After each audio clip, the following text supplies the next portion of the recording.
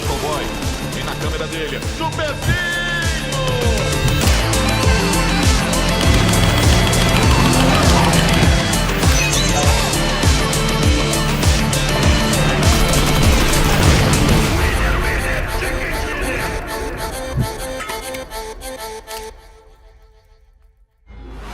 And welcome, ladies and gentlemen, to the 2024 PMSL Americas Fall Season Day number 8. We return to Sao Paulo, Brazil, where the players are rearing to go.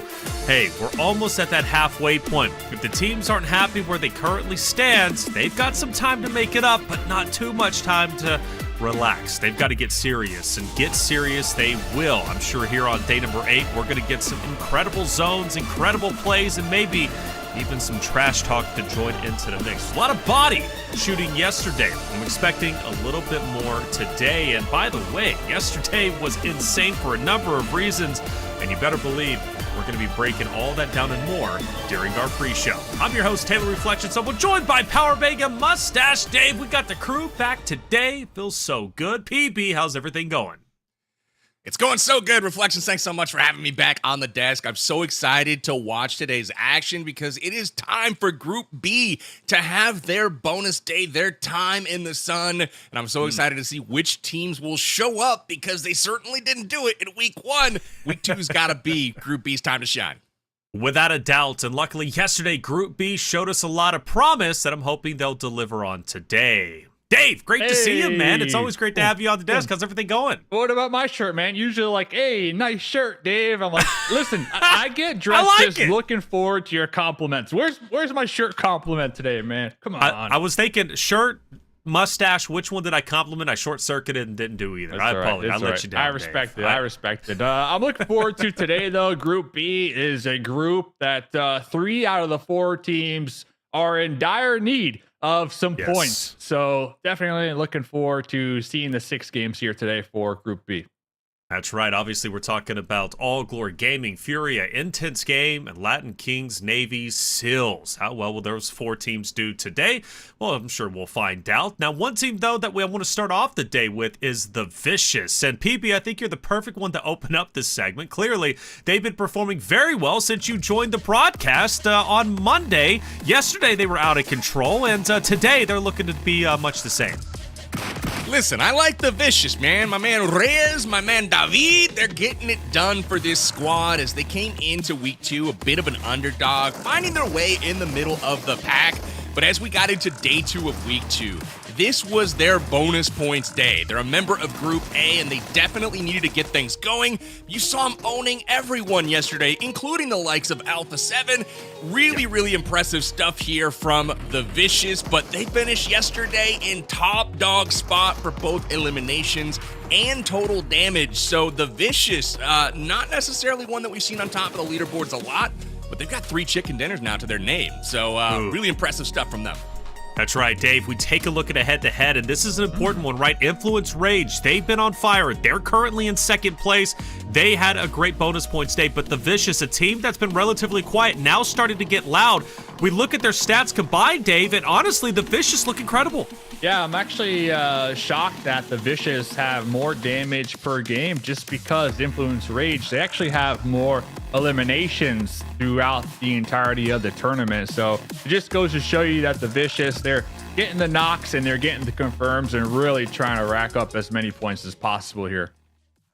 Well, they are on fire, and it excites me because each and every week there's been at least one roster who's been stepping up to the plate, and the Vicious is one of them. The fact that they currently sit in 5th place is a testament to how good yesterday was for them. I believe started the day off in 10th place, and they have jumped all the way up. Now, as far as Vicious goes, David has been one of the biggest talking points, without question. Sarpatch had a chance to sit down with the Vicious's David.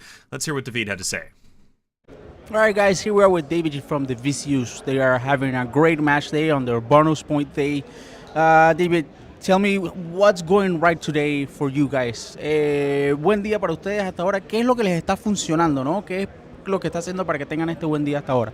Yo creo que la concentración del equipo y todo lo que nos ha hablado Bruno antes de entrar a las partidas.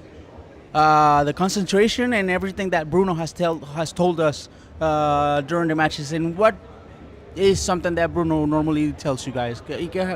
Dame un ejemplo de algo que te diga Bruno, que les diga Bruno. Pues no puedo decir mucho, pero siempre nos dice que cabeza fría, que si nos va mal en una partida hay que borrar esa partida y seguir adelante con las demás. He doesn't want to say too much, but what he says always is to have a cold mind.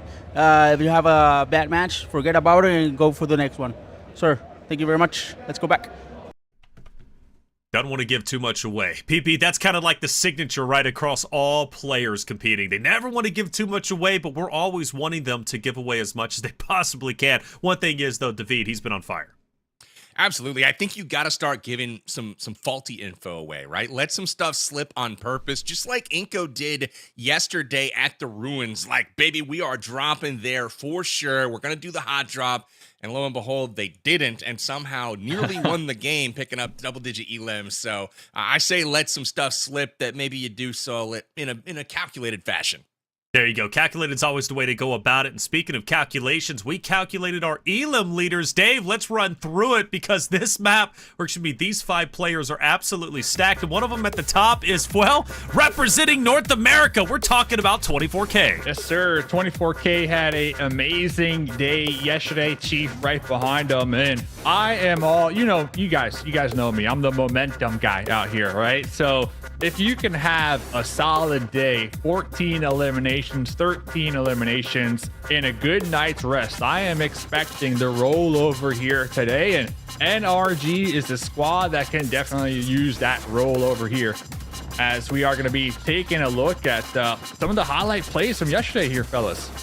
Yeah, 24K was on fire yesterday. Again, 14 eliminations. That's awesome. That's off the back of PP. We watched NRG get a 17 elim game, right? I mean, just absolutely tearing it up.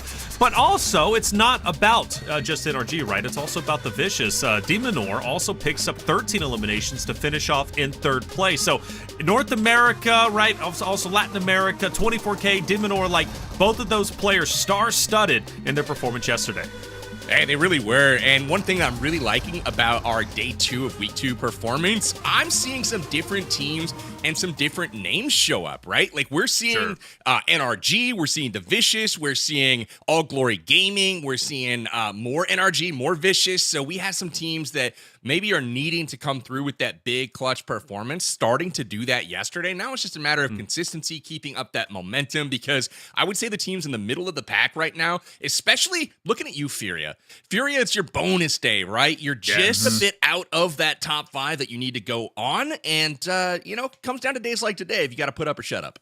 Well, let's start painting that picture a little more, Dave, right? Let's bring up our overall standings heading into game number 1. Furia, like PP said, Dave, just outside of the top 5. Furia in 7th place. They've got a little bit of a gap from them to number 5, which is the Vicious, but very doable, given the fact that today is their bonus day. Yeah, without a doubt, they are going to be the closest team from Group B within reach of that top 5. 20 points to be exact. And then when we look at the other teams on our next page, that's where things start to get a little scary, but fortunate for them, it is their double points day. So that means if you get the winner chicken dinner, it's doubled. If you get a elimination, it's doubled. And the Navy SEALs, they're 202 points behind. Intense Gaming, 199. AGG, 116. So it does sound like a really tall feat, right? But today's the day, and I feel like I said this last week as well, like today's the day, but today really is the day, because if they don't capitalize on week 2, we're at the halfway mark already, right? If they can't get within a fighting range for that top 5 after their bonus points today, then I'm truly, at least internally, I might be writing them off, right? So today is a crucial day for these squads. They're still there, Powerbank. For me, they're still in it, all right? That's so mean, Dave. But you know what? I'm going to do the exact same thing. I was going to make the same exact point. And today is it's the last chance, essentially, from Latin Kings, Navy SEALs, Intense Game, and All Glory Gaming. If they don't come today to play, it is over for them for this tournament. So I'll be watching them. All right, well, let's watch it, right? Game number 1, Erangel. We're heading into it for the fresh start of day number 8. Chat it loud. Let us know who you think is going to pop off of game number 1 and out of Group B. AGG, Furia, Intense Game, Latin Kings, or Navy SEALs. Will they be having the best day of the bonus points we've seen so far? Last week wasn't good. This week will be even better. Without further ado, PB, Dave, take it away. Dave, I'm so excited to be casting with you, man. This is going to be a fun one for sure. Lots of stuff on the line this week. And again, like we mentioned, Group B was the group that lagged behind all of the others. They had about half of the total bonus points that all other groups did last week, and so they really need to change that fortune this week. Let's take a look at, obviously Furia, we noticed they were 20 points out of the cutoff, right, for being able to qualify to the next round. Just think about yesterday alone, right? The Vicious had 57 bonus points in one day, and if Furia picks up anything even close to that, they're going to rocket into the top 5. Yeah, without a doubt. So Furia are definitely in the best spot when we're looking at the squads here today from Group B, looking to really capitalize and break into that top 5, especially like you mentioned, the Vicious yesterday on their amazing run. And well, hopefully for the Vicious, even though it's not their double points, hopefully they can kind of continue on with that newfound glory that they were able to pick up yesterday. And, we heard David on the interview. One thing that I heard that I really did enjoy, not only is his name David, but when they have a bad game, they let it roll off, right? They have a bad game, they don't let it tilt them. They don't even worry about it until the completion of the day. And that's the type of mentality that I love to hear. They come in every match and they just focus on one game at a time and give it their all. I love that too, Dave. And you know what I also don't love? Gliders? When I call out a team and I say they need to come to play this week and put up them bonus points, they're getting blown up out of gliders within 30 seconds of the game starting. What is going on here? This is already starting to be a clown fiesta, Dave. So Furia coming to pick Kioski here. They're going to try to get to safety. Little bit sketchy on the drop here, getting shot from the South Georgia Pole crates. Not the way they wanted to get things started. We talked a little bit about the Vicious, and with this extreme northern zone, we saw yesterday, or I believe it was the first day this week, we saw a Stallber circle way up north, and this one is lining up to be very much the same. And the Vicious, that's where they drop up there, right? So they're going to have a really good opportunity to get a great spot in zone. We can see them looting up here in Yasnaya Polyana, and they'll be one of the first teams to rotate out of this spot, along with Influence Rage. Yeah, they're big chilling both of those squads for the time being, and kind of going back to Furia. So it looks like they didn't appreciate those shots. We saw them scoop up their squad mate. They're going back to the crates, and they might be looking for a early fight up against IG. Hopefully not Alpha7 across the way, of course, but definitely going to keep tabs. Hopefully Furia, they can get the loot real quick, power bang, and then quickly go back to that little cube area and maybe gatekeep those squads. You have to assume these players, they're aware of who's in the general area, and they could really set up a nice little gatekeeping here based off of Circle 1, like you mentioned. Now, Yaz is always a drop spot where I get a kick out of it because there's always two teams that drop in Yaz, seemingly. One takes the west, one takes the east, and it's a good handshake agreement at the start of games. You don't see a lot of fights break out here as teams are honestly getting pretty close to one another. You can see it on the mini-map on the top right. They're right next to compounds where the other team actually exists, but hopefully, for both these squads' sake, they're down to just get some loot, try to get, kitted up for their team, and ultimately move out to wherever this zone is headed. But yeah, it's always one of those drop spots where you get that nice little gentleman's agreement to handshake up and, loot before we get into any serious action. Yeah, I mean, that's always been a thing, right? And I think when you are a team like in the middle of the pack, you might take that into consideration, how those two squads are probably going to be nice. They're going to be friendly. They're not going to take the fights. But if you're a middle of the pack team and you know that these squads drop in Yasnaya, they're probably not fighting, maybe look to third party them, right? Maybe look to be proactive. And I'm mainly bringing this up because we got X Factor. They drop over there in Lapopka, Mansion.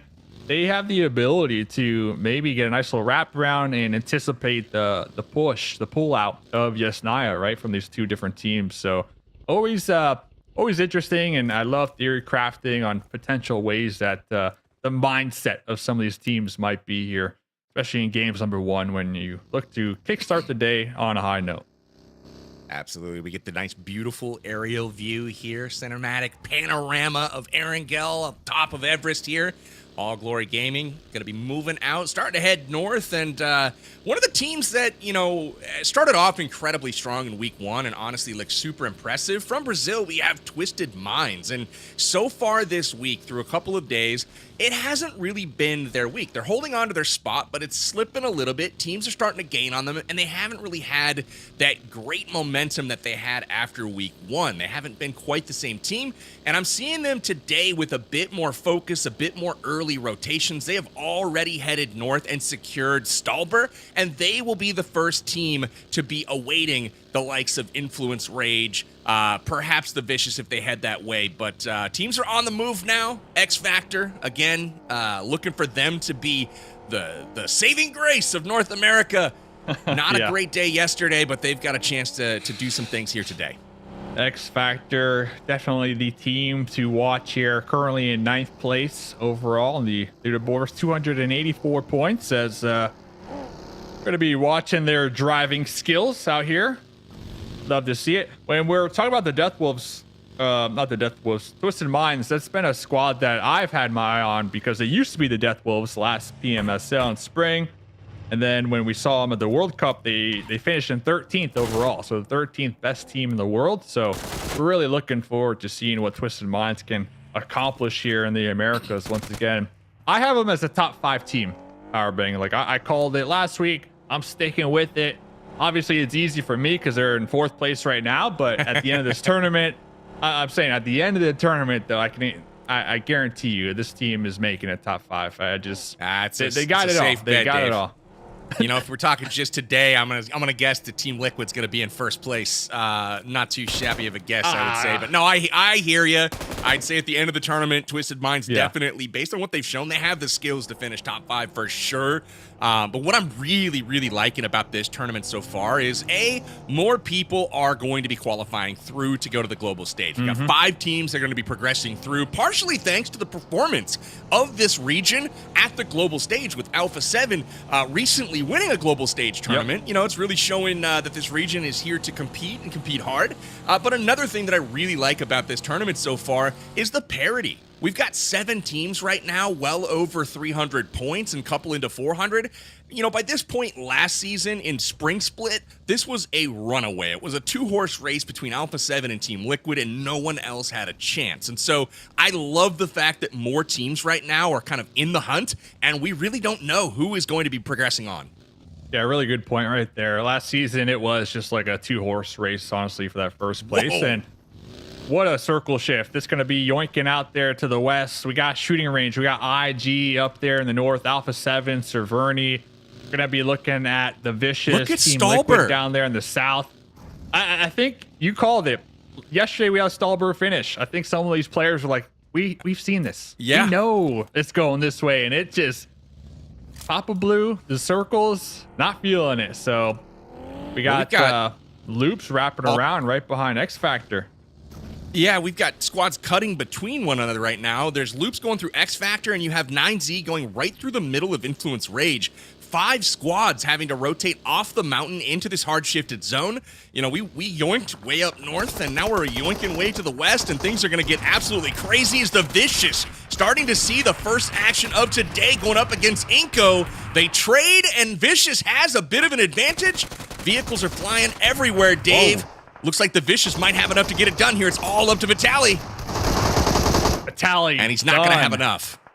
Done. Wow, the Vicious right there with a very interesting pull-up. And now they're going to be getting third-partied by AGG down the way.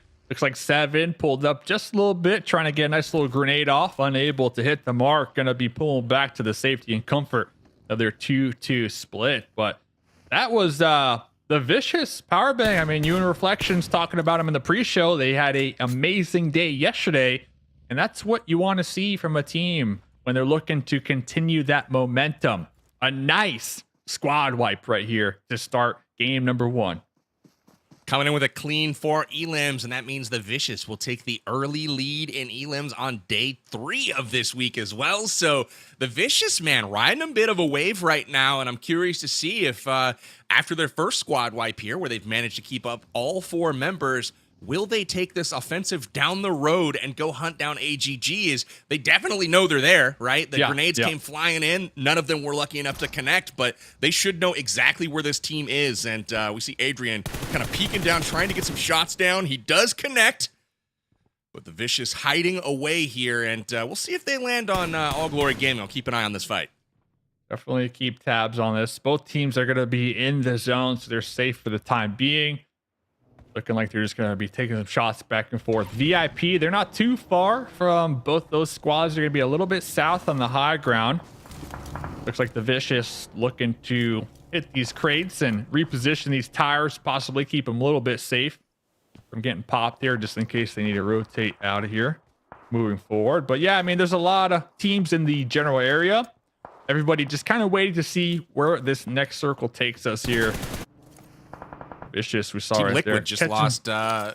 just lost Mythic to All Glory Gaming, taking some shots at a rotating Mythic, and Team Liquid will lose one, so they're shorthanded yet again today. I feel like that's been a trend today and yesterday. They're starting to lose one player early, and it doesn't impact their overall placement too much, but you would love to think that Team Liquid would obviously prefer to be at full strength heading into the later circles. Yeah, let's see if it's going to impact them here, because the Twisted Minds, they were being proactive, making the pull-up, circling around Team Liquid in the shacks, but it looks like one of the members from the Twisted Minds actually taken out in the process, and that's going to allow Team Liquid to reposition right now, as Twisted Minds, they just completely made a U-turn. They didn't want none of that smoke here.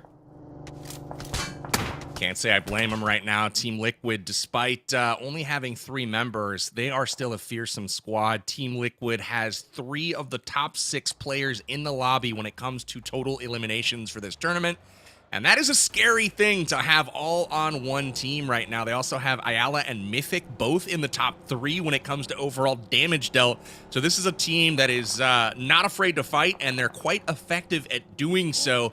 So Twisted Minds, I'm on their side here. They're going to try to rotate.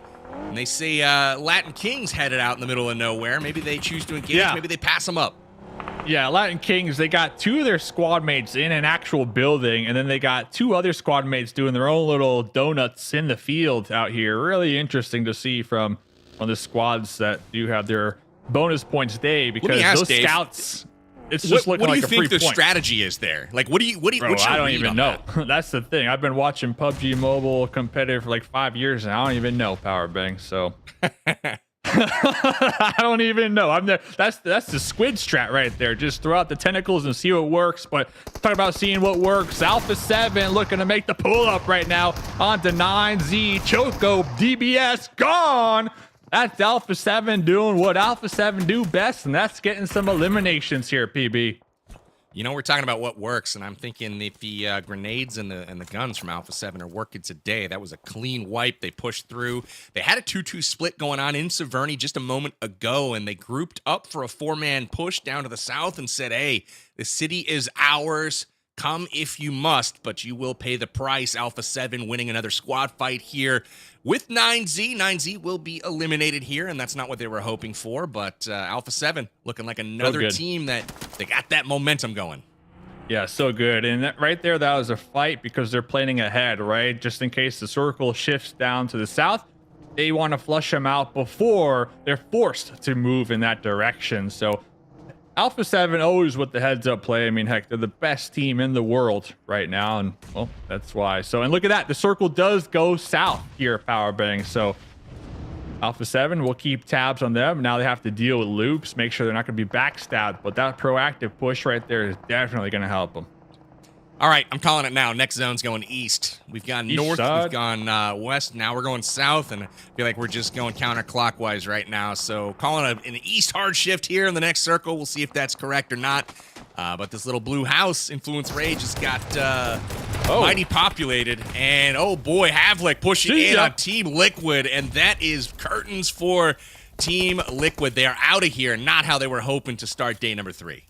Yeah, that's why you don't want to pile up in a shack right there. They're called the Death Shacks for a reason. Team Liquid, first place, they're going to be big chillin', but they are going to be eliminated. X Factor getting a couple eliminations going their way too, to be exact. FS hopefully get picked up. Baton out here, taking this one nice and slow, making sure nobody is going to be on the edge looking to backstab them. We're going to be going to the tunnels over here. Intense game in the tunnels here. Hopefully they don't get trapped by their own doing. I was just going to say, can they get by? You know, you see these teams pull these cars in here. They moved it. Okay. I was going to say, there's been so many times where I've seen teams pull these in and they trap themselves. And it's like, I understand the point of doing it, right? But I feel like it backfires so often. And you end up in a spot where you cannot escape the shelter. It is a very difficult spot to get out of. And, you know, teams on the outside obviously kind of cackle when they've got just, you know, it's like they're caged rats down there.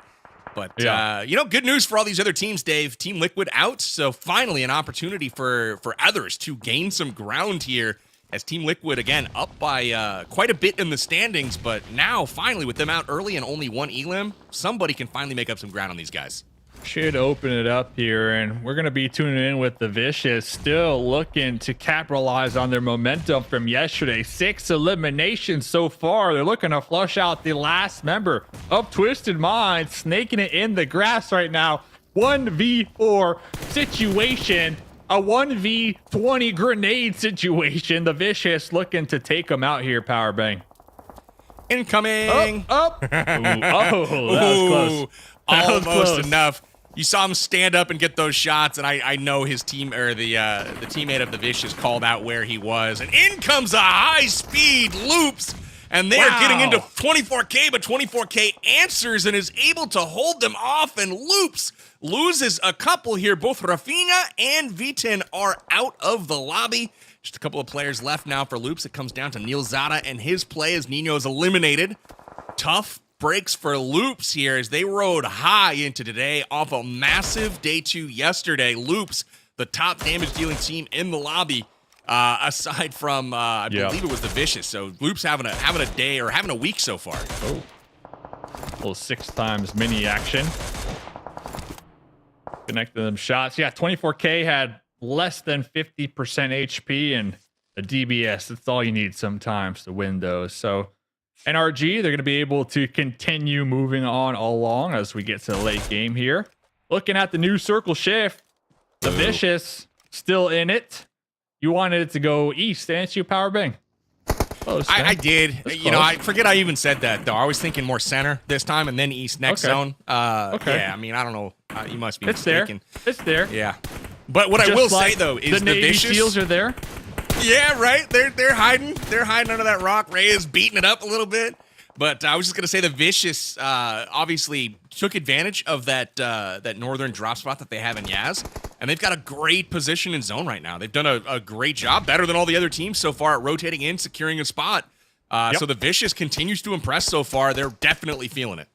Yeah, they're looking like they might get the winner wearing chicken dinner, but talking about the shelter area here, once again, not looking to get trapped.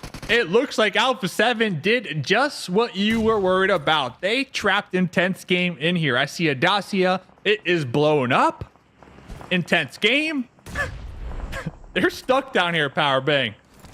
It's all right, you know, make a fire, get cozy, grab a book maybe, and s'mores. You know, get comfortable, because this is gonna be your probably your final tomb, and maybe some people can bring some final wares down there for you to take to the afterlife. Who knows what's going on? Alpha7's not trying to let them get out of there, though, as they go on to hopefully a really big game here. X Factor, though, absolutely decimated.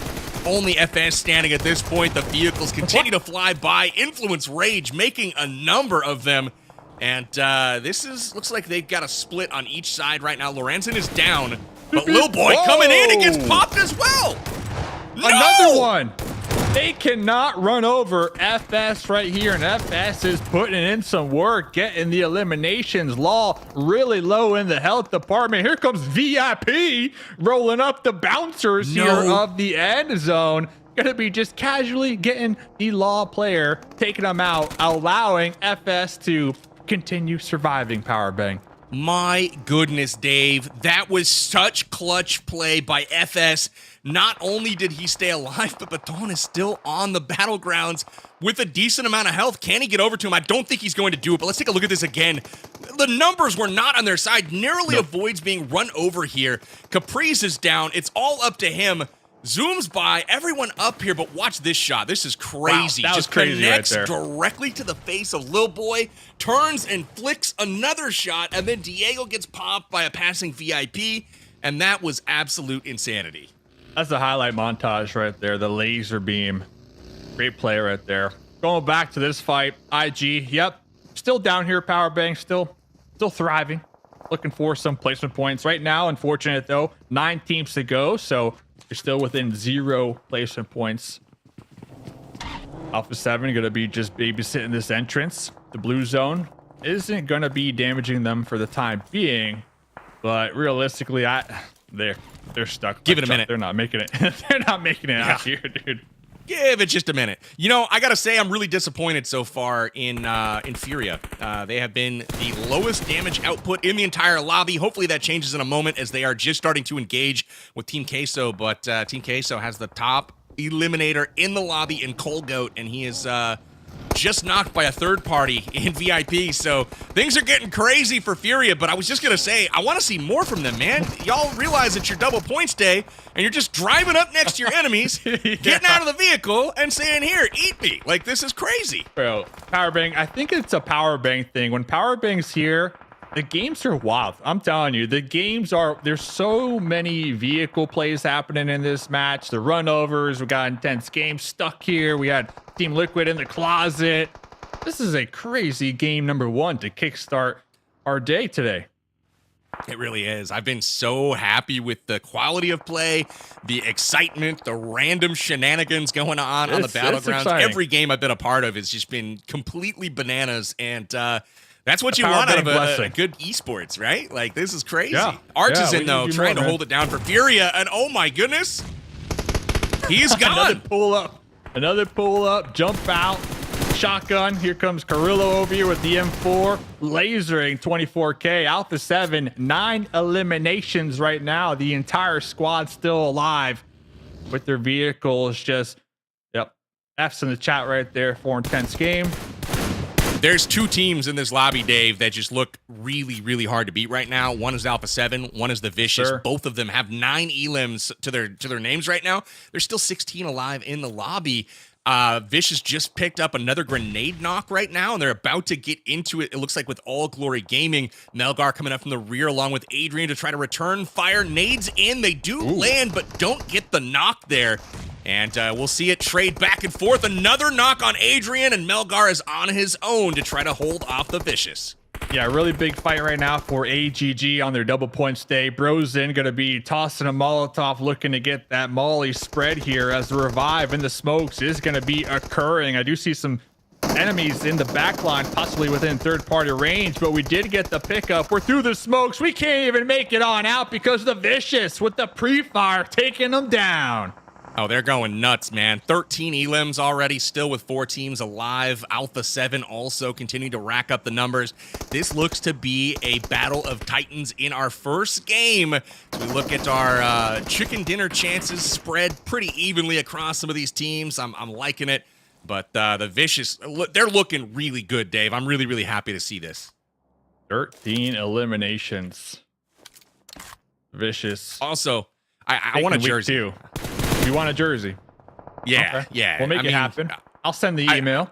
We'll get it done. After the first game yesterday, Dave, I had been on 7 total games. I haven't done the math since, but I've been on 7 games, and the Vicious had won 3 of them. They're showing up, man. It's the Power Bang blessing. I'm telling you. The aura here. Let's see if they get the circle shift. Let's see how. Oh, look at Revo. He's going for the Oh, I thought he was going for the crates. VIP, they're doing good too. 6 eliminations. Oh, interesting. Next circle. Look at that. The Vicious with the zone here. The Vicious with the zone. Let's see what VIP do down here in the south, because now we're going to start to see Alpha7 look to rotate in this direction. Use this plateau to possibly close out the game. I got to give huge props to FS from X Factor. He's still alive, still in this. He's made it through all the chaos, and not only that, he had to thwart off an entire caravan of a full squad by himself, and somehow, some way got it done. Unfortunately for him, though, he is spotted by the Vicious, who will give up his spot. Everyone sees kind of where they're shooting at. Yeah. And FS now He's got limited time remaining here as the zone continues to close. The good thing, though, is he does not have to move this circle. He just needs to stay hidden. Yeah, FS definitely with the highlight play. I gotta see it in slow motion. It was insane how he was able to hit that one vehicle and then immediately flick the wrist and get the other right in time. So let's see the winner chicken dinner percentage. Yeah, you mentioned it, kind of even between the two top teams in the lobby here. 33 to 33%. Both teams have 4 up. Here comes VIP, nice. just straight up sending it there. Can't pick the part. Oh, look at this. The Vicious connecting with probably 3 different Alpha7 players, but not enough to knock any of them. Alpha7, though, still in the process of shredding apart VIP. The Vicious will chip in as well to help finish the squad, and we're left with just 3 teams, including one solo of X Factor, and David knows exactly where he's at, and Alpha7 does as well. X Factor still hanging by a thread, though, Dave. 10 grenades. He has 10 grenades. He can really play spoiler on Alpha7 as they look to inch ever closer the compounds down there that the Vicious are holding on to. So definitely do not discount FS yet. As long as he doesn't blow up himself. Ah, man. Didn't even get to use those just 10 think if grenades. somebody can get down to his crate and actually pick up those 10 grenades, they would all of a sudden be some sort of, you know, potato shooter of grenades down there. That'd be pretty crazy. But the play zone is about to close. It looks like it's dead center 50-50 here, but I will say advantage is likely going to go to the Vicious due to this little outpost and ridge that they can hide behind. Whereas Alpha7, they've got to leave these trees, and it's nothing but open space, and Revo gets an early knock there. So Demenor takes down Revo, and that is not the player that you want on his knees if you're Alpha7. Looks like we're going to be looking to use this window, to try to get the off angle. There goes another knock onto McGrellin. Breeze is going to be in a great position as long as they don't get knocked themselves to really apply a lot of pressure onto Alpha7. That is a crazy angle that Reyes just took. I mean, the foresight to be able to see that you're going to have a little bit of cover there, and Reyes gets the knock on Revo. Once again, 2 players down now in McGrellin and Revo. Reyes is coming in. They smell blood in the water. The Vicious is not messing around. Up to 14 elims, 2 more knocks on the field. They are about to have themselves a day. The finish onto McGrellin. He's going to smoke out for his team, it looks like. This is really, really, really high-quality play from the Vicious. Mafioso really low is going to be able to get that last-minute heal off. Reyes right beneath them, looking to push up within grenade / Molotov range. Beautiful grenade. There goes the Molotov spread. Carrillo really low in the health department. Reyes is putting in work, now able to pick up the MG3, the Bob Barker. Let's see what he can do, but Mafioso with a nice trade in the back lines right now, PB. You know, he's losing his cover fire. Reyes here on the front line. His teammates are not doing him any favors right now as Alpha7 are hitting their shots. They are playing this tough. Carrillo is hanging in there along with Mafioso, and those are 2 of the best in the business right now. Mafioso picks up the clutch knock on Reyes, and it's now down to just Bruno's in. Can he get it done? Oh, this is trouble. Like we're just going to deny it. Can't deny it. Oh, so close for the Vicious, but Alpha7 will pick up the victory. Winner, chicken dinner goes to the patient champions of the world. And this is exactly what they were hoping for to start things off. But again, Vicious coming in, Dave, with so many elims and a second place. They're riding high as well. Yeah, beautiful game. And both those teams, Alpha7, the Vicious, the 2 teams combined eliminated 50% of the lobby themselves because Alpha7 had 15 and the Vicious had 16. 2 teams wiped out 50% of the lobby. That's crazy. It is. It's actually wild. Given the fact that Vicious started off yesterday with the 17 elimination game on Erangel, they come in today with 16 despite them getting a second place. That speaks volumes about the growth of this roster and why we've been harping on them so much. It's genuinely impressive. They've come, at least as far as I'm concerned, out of nowhere on that second page. Not really a conversation outside of maybe a couple of good plays to now being one of the star-studded rosters we're constantly talking about. At the beginning, they go against Inco. They wiped them out, PB. I mean, almost instantly. That was the start of their heroic run. You saw the heroic run from the Vicious, and Alpha7 started off hot and heavy as well here, just absolutely mowing through 9Z and Severny. Both of these squads just pedal to the metal the whole game long, and it really came down to a 50-50 circle and a 50-50 fight at the very end to ultimately crown Alpha7 champs of the lobby. Impressive all the way around, though. But one interesting thing that I'm seeing from a damage perspective, Taylor, these two teams, I mean, if you can get 2,000 damage in a game, that's a lot for a team to be putting up. Alpha7 had 3,700 damage, and the Vicious had 3,200. Both of these teams absolutely crushed at this game. But Dave, this X Factor play, talk to me about it. Shout out to the replay team right there, capturing it in slow motion. That's what you love to see. FS having a great montage. The quick flick of the wrist, able to get one, but not two opponents, trying to make them roadkill. FS, the game sense just on point here in game number 1. Get down towards the end. Obviously, Vicious is still slaying out, doing their thing, but I want to talk about this end game, PB. I felt Vicious was going to take this end game. I think they had A7 dead to rights. I love their positioning. I see a car right going for the off angle, but A7 fights back. Is there an opportunity that you think was lost from the Vicious's perspective where they didn't capitalize on taking down A7 when they probably could have? Absolutely. It was when Reyes kind of went to the flank, right? They took down one of the Alpha7 players and then got a second knock. That's when two of the other players from Vicious, being full strength, should have joined Reyes on that front line, and they should have left one in the back to cover their progression. That did not happen. They left 3 back, and as they continued to get picked off from range, unfortunately, Reyes had no cover, and he was a sitting duck out in the open, and once he went down, it was all Alpha7 to basically show off their superior gun skills from that range. And that's where I want to see Vicious get better, because that's what's going to make them a championship roster. It's an impressive game. They've already showed impressive feats, not only from Monday, yesterday, but also in game number 1 today with a 22-point place.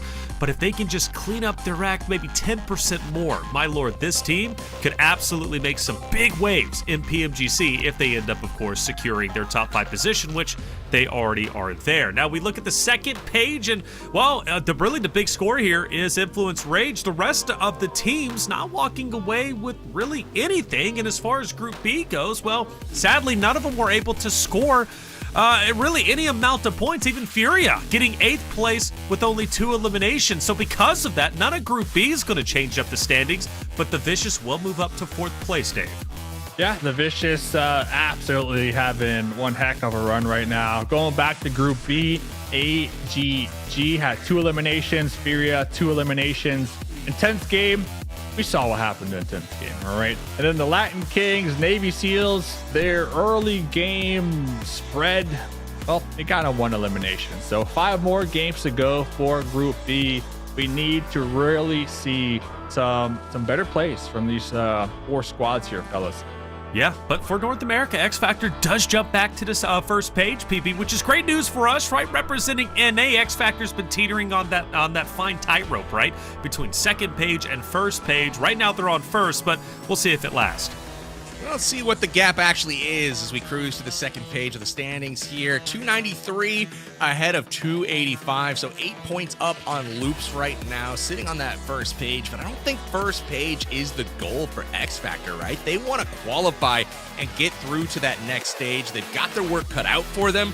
But man, I saw on that first page, Alpha7 has closed the gap, right? Remember Influence Rage? They did okay that game, 6 points, but Team Liquid, they got 1. That was it, and Alpha7 put up a monster score this first game, and that gap is closing tremendously, and also the Vicious are catching up. So this is, for me, this is starting to get super, super interesting. It is for a number of reasons. With Group B today, just to harp on them one more time, this is their second bonus points day. They only get 2 more. As far as I'm concerned, especially for intense game, Navy SEALs at 15 and 16 respectively. If they do not step it up in the next 5 games, I don't think they have a chance to even make it the top page by the end of day 20. Today is the day to turn things around. I don't know how they're going to do it. I don't care how they do it, but they must do it if they want to have an impact during the PMSL America's fall season. But it's up to them to decide. Chat, maybe get a conversation going. What can those 2 rosters specifically do better in order to make an impact on the standings. Game 1's done. Game number 2 is just around the corner. We'll be hopping into Miramar. We're going to take a quick break. When we come back, Game 2 coming your way.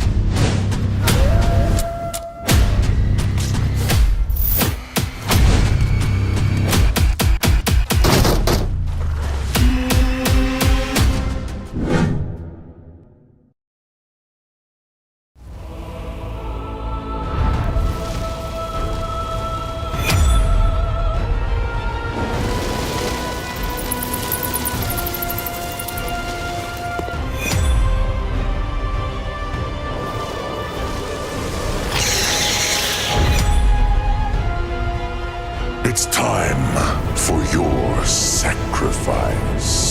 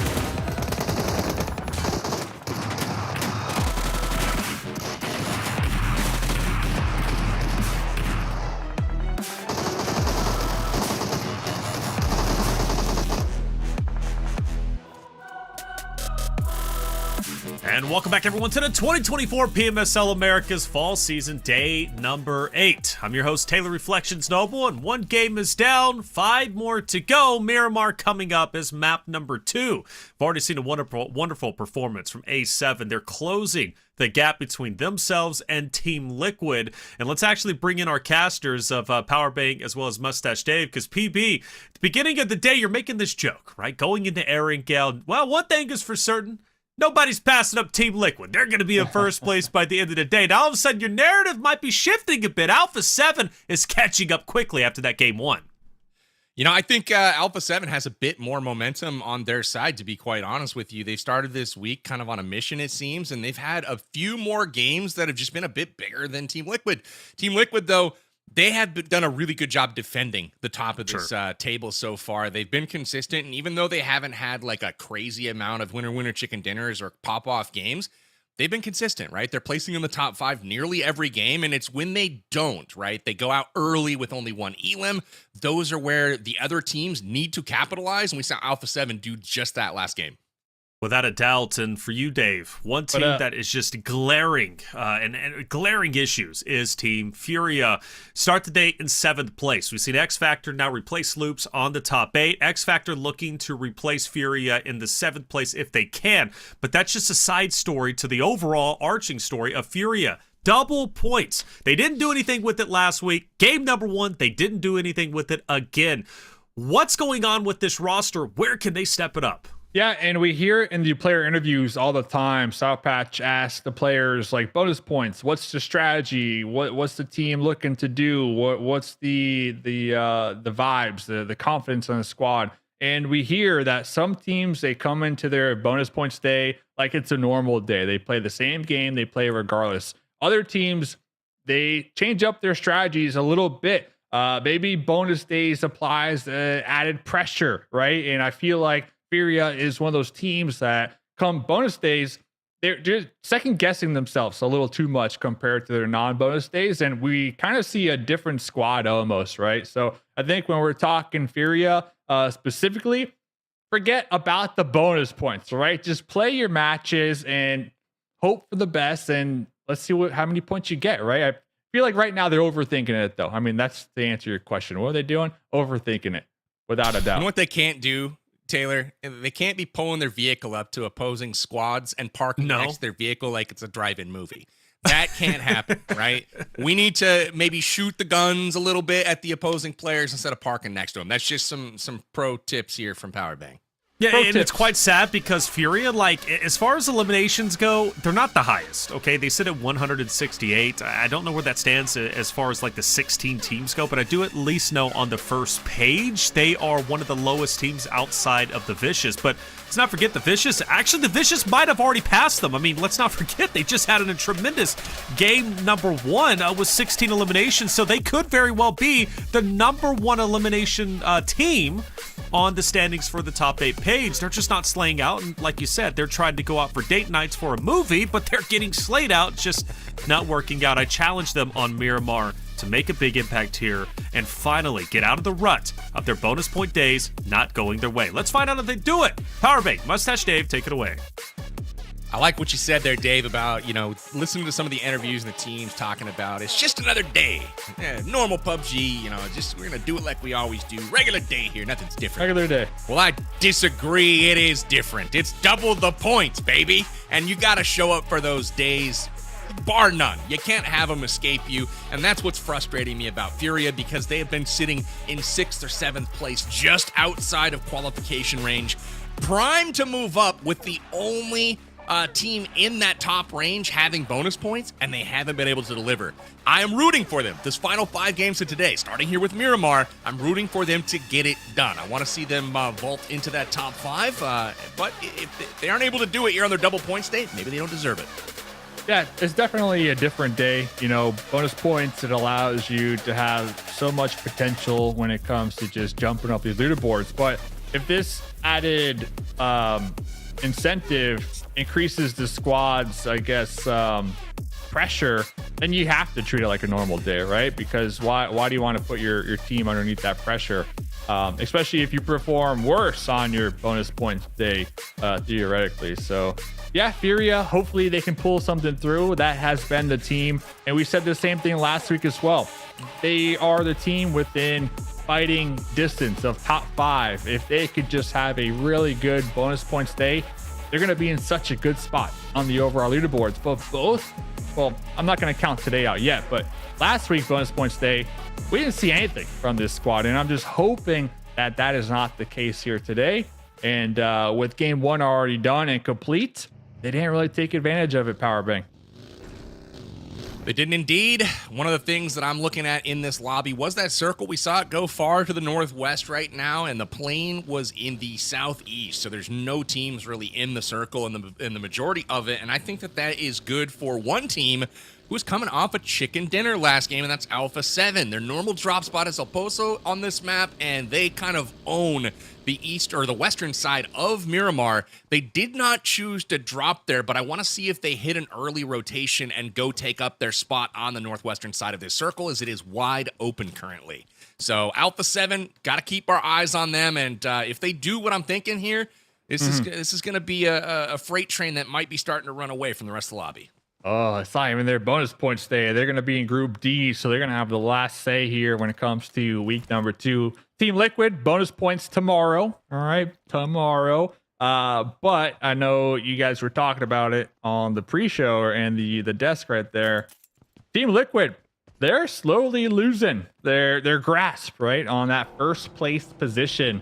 Although they have 5 chickens, Alpha7 now with 6 chickens overall. So Alpha7 being the best team in the world. I'm sure they're looking and gunning for that number 1 spot here, Powerbang. You know who else has 6 chicken dinners, Dave? Tied for the lead, or I guess one behind the lead now with Alpha7 picking up I see their who. 7th.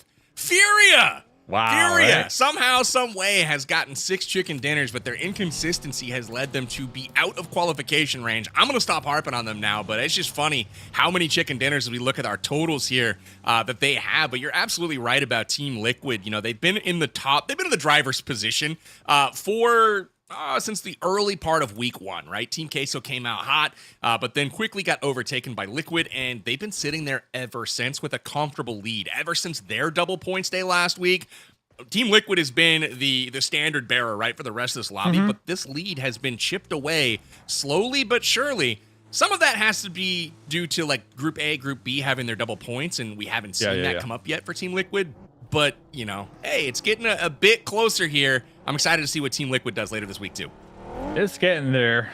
Furia, I'm gonna. Can I chirp on them though today? Powerbang, I know you said Chirp all you want, Dave. You do. All right, You do chirp. you, baby. Let me chirp on them. So they started the day 20 points behind 5th place. Right now they're 32 points behind 5th place. So they're going the wrong way on the overall leaderboard. So it's their double points day. Like you said, they have 6 chicken dinners, which is amazing in its own right, and still not within the top 5. And I think it really comes down to their lack of elimination points compared to the top 5 dogs in the lobby.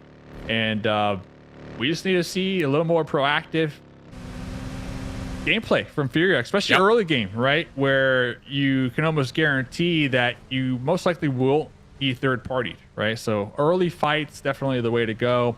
Tighten up your rotations. We saw last game they were just pulling up, going all over the place, not really scouting, right? Losing a member here, losing one there, trying to go for run over plays. Like, you can't shoot your gun if you're driving the car, number 1. So I think they just need to tighten up their team play and their team fights here, and they should be good to go. That's fair. We got All Glory Gaming spotted out here by Influence Rage. Influence Rage chooses not to take the fight. They don't chase. They're not going to take that bait and slide into a trap here. Loop, seeing Team Queso on the horizon as well, firing off some shots. Unable to connect at this range, but they're actually going to pursue a little bit here, maybe drive a fight, and Influence Rage also running into VIP Esports. So teams starting to converge here on this rotation. And I'm watching that map as well, and it looks as though Alpha7 is indeed doing that rotation I was kind of looking for from them. They're going to be having a very optimal position in that circle here shortly. You know, another team, Dave, we haven't seen them yet this game, but they're trending, I wouldn't say bad, but in the wrong direction, and that is Twisted Minds. They got overtaken by the Vicious, who is definitely on the upswing, but Twisted Minds now is the cutoff. They're sitting in 5th position with Team Queso breathing down their necks, just 19 points back. Yeah, it's definitely getting close, and we've seen Team Queso be able to just pop off. Team Queso, their squad, they take some time to get it going, right? To warm up, but once when they're warmed up, there is just no stopping them. So hopefully for Twisted Minds' case, that does not happen today, because they can easily be getting bumped out of that top 5 position on the overall, as we're going to be looking at one Loops player out here in the shack, receiving some damage from the Navy SEALs down there. There's about 10 smokes over there blocking that vehicle. I believe one of the SEALs were trying to pick up that car and park it between the vehicle and the building to keep those tires safe, but they weren't able to get out there. Not in time, at least. Okay, now I hear it. Now, okay, so those 20 smokes worth it. Dang. Inco getting into it with 9Z. Gotta Looks save like those tires. inactive taking out Cinetexa there. So nice work from Inco, getting 1 point early in this one. I will say I can't wait to look at the map here in a moment, because this zone it's not like an extreme zone by any means, right? It's fairly central, but all of these teams, very few teams are edging in right now. They're all going central zone and trying to secure position. And so we have 13 squads basically on top of each other right now. So we're going to see a lot of fighting early on in this one as teams, you know, jockey for position. Look at this. This is a mess, right? In that central area of the circle. Which way will it go? And as you can see in the top left now, Alpha7 has swapped sides. They own this whole half of the circle. So if it goes to the northwest, and it does, this is going to be really interesting for these other teams. The BM, by the way, we saw Rafina ended up popping those tires after all, power bank. So all the smokes from the Navy SEALs, they moved the vehicle. They thought it was safe. Rafina got the off angle, popped the tires, and now we see Loops just driving off into the sunset, into the new play zone. So vicious. Oh no. You know, All Glory Gaming has been wanting a piece of the Vicious for a while now, and they finally get one here. But I think that that might come back to bite them. No shots land, though, for David. I thought he had a great little counter there, but unfortunately not able to land as the grenades come in, and Reyes is going to be in trouble here. Here goes a 4v3. Vicious looking to get the revenge for AGG taking out their squad mate. They're looking for the opening knock right now with the grenade. Reyes in the front line. 4 grenades to their name. Seeing a lot of grenades getting tossed back and forth here. This is going to be in the northeast right now. No team is in the area right now to third party. They have some time to really play this one out. Both teams kind of playing fairly passive at the moment, given their position. This is not a big compound by any means. The Vicious already down 1 member, but All Glory Gaming playing it very passively, not wanting to make any mistakes. And sometimes that will come back to bite you if you're too tentative. Gives the Vicious a chance to actually leave the compound, and they do it pretty much free of charge. Will they pursue, though? Adrian on foot going up, and he's going to stop. Okay, I was going to say, he might get a little too far extended here. Wow. And it looks like intense game going out of here with Liquid. Yeah, they're out of here. They're going to be doubling back, looking for the high ground possibly, or even just ejecting altogether because they did lose one early on. Intense game. Poppy Sour with the M4 3 times, taking some shots up there, saying, hey, that's my squad mate, Hayuya. You are not going to get the thirst, at least not on my watch. We'll stay tuned with that because 24K in the blue. In the closet, 1 grenade. You're gonna be wasting that one. But here comes the Navy SEALs knocking on their door. Double points day. Navy SEALs looking to get as many points as possible here today. 24K. Ooh, connected, traded on right now, leaving just Casper versus the Navy SEALs. Should be a kill for Casper here. He's got him down to no health, forcing him to try to heal. And he gets the wipe, but now he gets another, and there's one more at his back. Can he complete the clutch? He does. Casper going 1, 2, 3, and the Navy SEALs are out of here.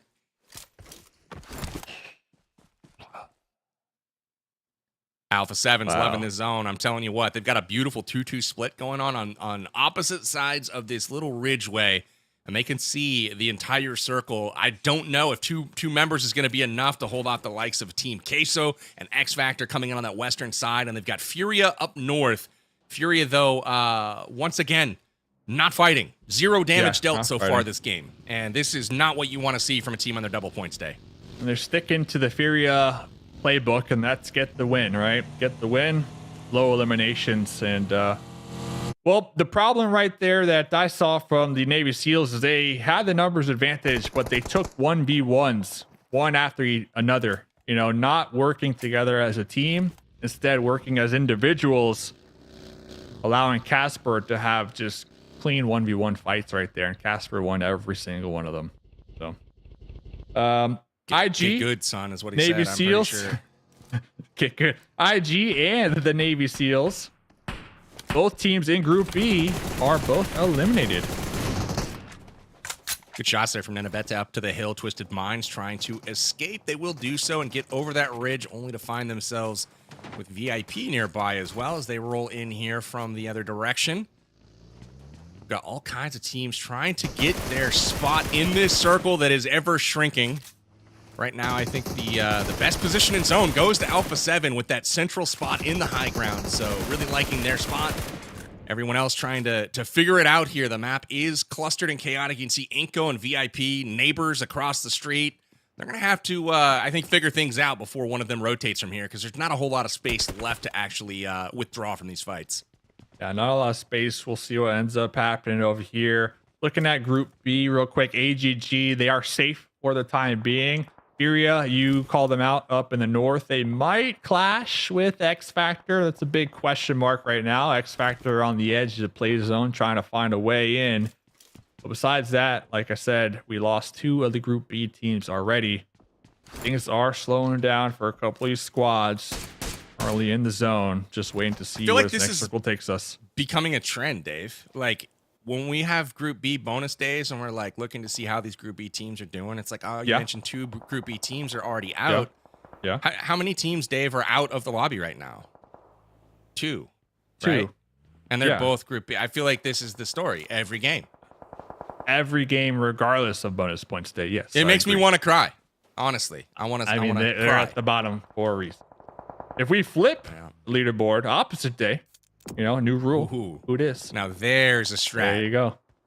You never know. Maybe horses right as before well. the tournament starts, we can just be like, "Yo, it's today's opposite day. It's golf scores, baby. You want to get low." There you go. Changing it all up. You heard it here first. The 200 IQ. Furia. The hard shift zone. to the left. Look at that. So, okay, power bang. If Furia, if they don't get a lot of eliminations, but still the winner chicken dinner, that win is 20 points, right? So Furia in a good position right now. Hey, they'll take it, man. If they can win, I think that's huge. And then they have probably, you know, tied for the best position in the zone right now due to control of that northern side. And I think Alpha7 here has the best spot in the zone. They have the high ground and they have angles on everyone. So you could see them kind of split 3-1 in this high ground, just making it really hard on all of these other teams. They should be able to pick off quite a few players from up here. Again, no elims yet for Alpha7, but I have a hard time seeing how anyone's going to kick them off of this perch. Yeah, Alpha7 definitely in the best position to rack up the eliminations, especially with the new circle shift. As long as McGrellin could just be cautious over there on their own and make sure not to get knocked out, essentially, right? But we've seen in game number 1, McGrellin knows how to hit them shots. Going to be taking some shots down range with the M4 3 times onto Team Liquid. Holy cow. I am, every single time we look at Alpha7, I am just impressed with their in-game skills, Powerbang. Get up. Oh, that's what he couldn't have happen. Is he going to get wiped? The smokes, maybe not. Oh, he is going to get wiped. That was unfortunate. He just extended himself too far. He tried to get that finish, and honestly, Alpha7 right now, I don't think they play for elims. At least that's my personal opinion, IGL here. I think you try to make it hard for these other teams to get in. Let them take care of each other, right? Like, if you have the opportunity to get a flush, great, but don't overextend and put your own safety at risk due to the position that they have. Now, if the zone goes away from them, right? If it's not dead center on top of them, which it is right now, then absolutely go for some of those elims because you're going to have to move anyways, and obviously it's going to be difficult to get down from this high position without being taken out. But as for now, they have been gifted this circle. They did work for it to put themselves here early, but it's continuing to pay dividends each and every circle that goes by. Yeah, I couldn't agree more. Mafioso was doing just that and then got a little too thirsty, right? A little too aggressive, out of position, paying the price of their life. So looking around here, we see a couple other squads finally able to break into the play zone. Furia now with their own little 3-1 split still in the north. We got Kowski looking over Team Queso keeping tabs on them, but also his 3 squad mates making sure that the Vicious don't push over that hilltop. So we'll keep tabs on that engagement here as Team Liquid down to just Chief, a Bush. We're going to be getting the pickup here, hoping to avoid the sightlines of Alpha7. Wasn't able to do that. So Chief going to be the last one alive. So another game, Power Bang, that Team Liquid, not the most points on the overall leaderboard. Revo gets knocked as well. 7 takes him down, but I don't think he has been finished. It looks like he will be able to get picked up. And you're absolutely right. One of the things I'm also keying on as well is Rataboy has a Car 98. Car 98? You don't see that sniper rifle. ever. No, it's not often, but bolt actions on Miramar is my absolute favorite. So I'm hoping to see more of it here from Rataboy. Got the scope on there too. Going for some shots. Okay. Well, pay attention to the elimination feed. See how that unfolds as Loops on the side of the hill right now up against 9Z. Rafina, one of the top damage dealers in the lobby, going to be chucking a grenade with the fadeaway, but also has a member from X Factor above them, so they need to be cautious of their angles. Their angles are ever so slight right there, able to have just a hair of cover, it seems like. But Rafina, one of the top players of this week so far, trying to keep his team in the mix here. Loops riding high coming into today. Had a little bit of a struggle in game 1, but we're hoping to turn the fortunes around here. 9Z getting rolled up on by VIP. Nades are out, and they team nade. Oh my god, this is not what you want to see. VIP, I immediately want to use the words train wreck, but that was more of a car crash. I got to give props, though, to VIP, at least looking at their game 1. And now right now, they are being a lot more aggressive compared to what we saw in week number 2. So they're trying Power Bang, and you got to give it to them. They got 2 eliminations so far. They should be able to get the pickup and at least have a duo here in the late game. Oh, man. I felt like I saw that one in slow motion where, you know, he throws the grenade. I was like, I'm pretty sure there's a buggy rolling by right then, and it just perfectly timed right on his own teammate. So, unfortunately for them, the car doesn't explode and take out the enemies as well. They're all back in the fight. Choco and Pedrinho trying to take down Strap. Nade just a bit too far, but we'll see if he's able to adjust here on this next one. Mollies are about to come out. And Myth trying to get into a spot where he can support. Molly does indeed flush Strap, and that's a great Molly. Look at that. Yeah, yep. Kind of going back and forth right there. The indecision on whether or not to move or not to move. And we did see in the elimination feed, AGG, All Glory Gaming, getting picked apart. A Group B team on their double points. They are getting shot up from the Vicious. They're getting shot up from Furia, Twisted Minds, A7. They're just in a bad spot right now, but we're going to be looking at Myth. 4 more grenades to go. It's going to be Team VIP. Still looking to get some eliminations here on this Miramar game. Rivas picks up another on the Vicious. He takes down David, and that's going to be All Glory Gaming's 4th elim of the match. You know, they're down to just 1 member, but at least they've got a little something to show for it, right? 4 elims on their double points day. They'll end up working out to 8 points. That's a grenade. Incoming grenade. Yeah, I don't see anything in the feed, grenade. So it was close. It was close for sure. Rivas trying to get position in circle right now. And you'll notice Alpha7 start to turtle up a little bit more up top. They still have the circle. The zone is about to shift. We're 10 seconds away from knowing where this circle will wrap up. Rhea is the last one alive for the Vicious right now. Not looking to snake it out, looking to be proactive. We saw him taking shots a little bit earlier up against Twisted Minds. Next circle goes up, does not favor him anymore. Still looking at the Furia up there in the north, 4 strong. We'll get back to that because remember, Caprice has been here for some time. Finally going to be springing the trap onto Myth. And there's a point right there for X Factor. He's lucky that Lorenzen's trying to stay quiet out there for Influence Rage. I think he has angles onto Caprice. He chose not to take the shots, though.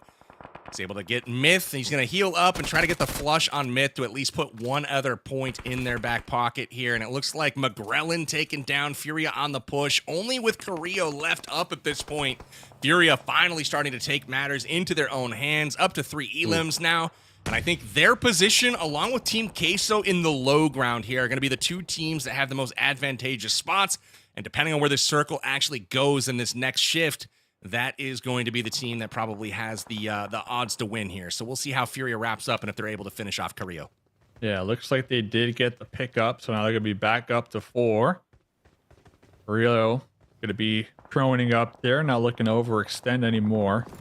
Furia overlooking Twisted Minds. Let's see if they can get some additional elimination points here. 3 so far from the squad, but I believe these angles, they're going to be blocking Twisted Minds for the time being. But intel is everything, so they're aware there's a couple opponents downrange. Furia better be careful, though.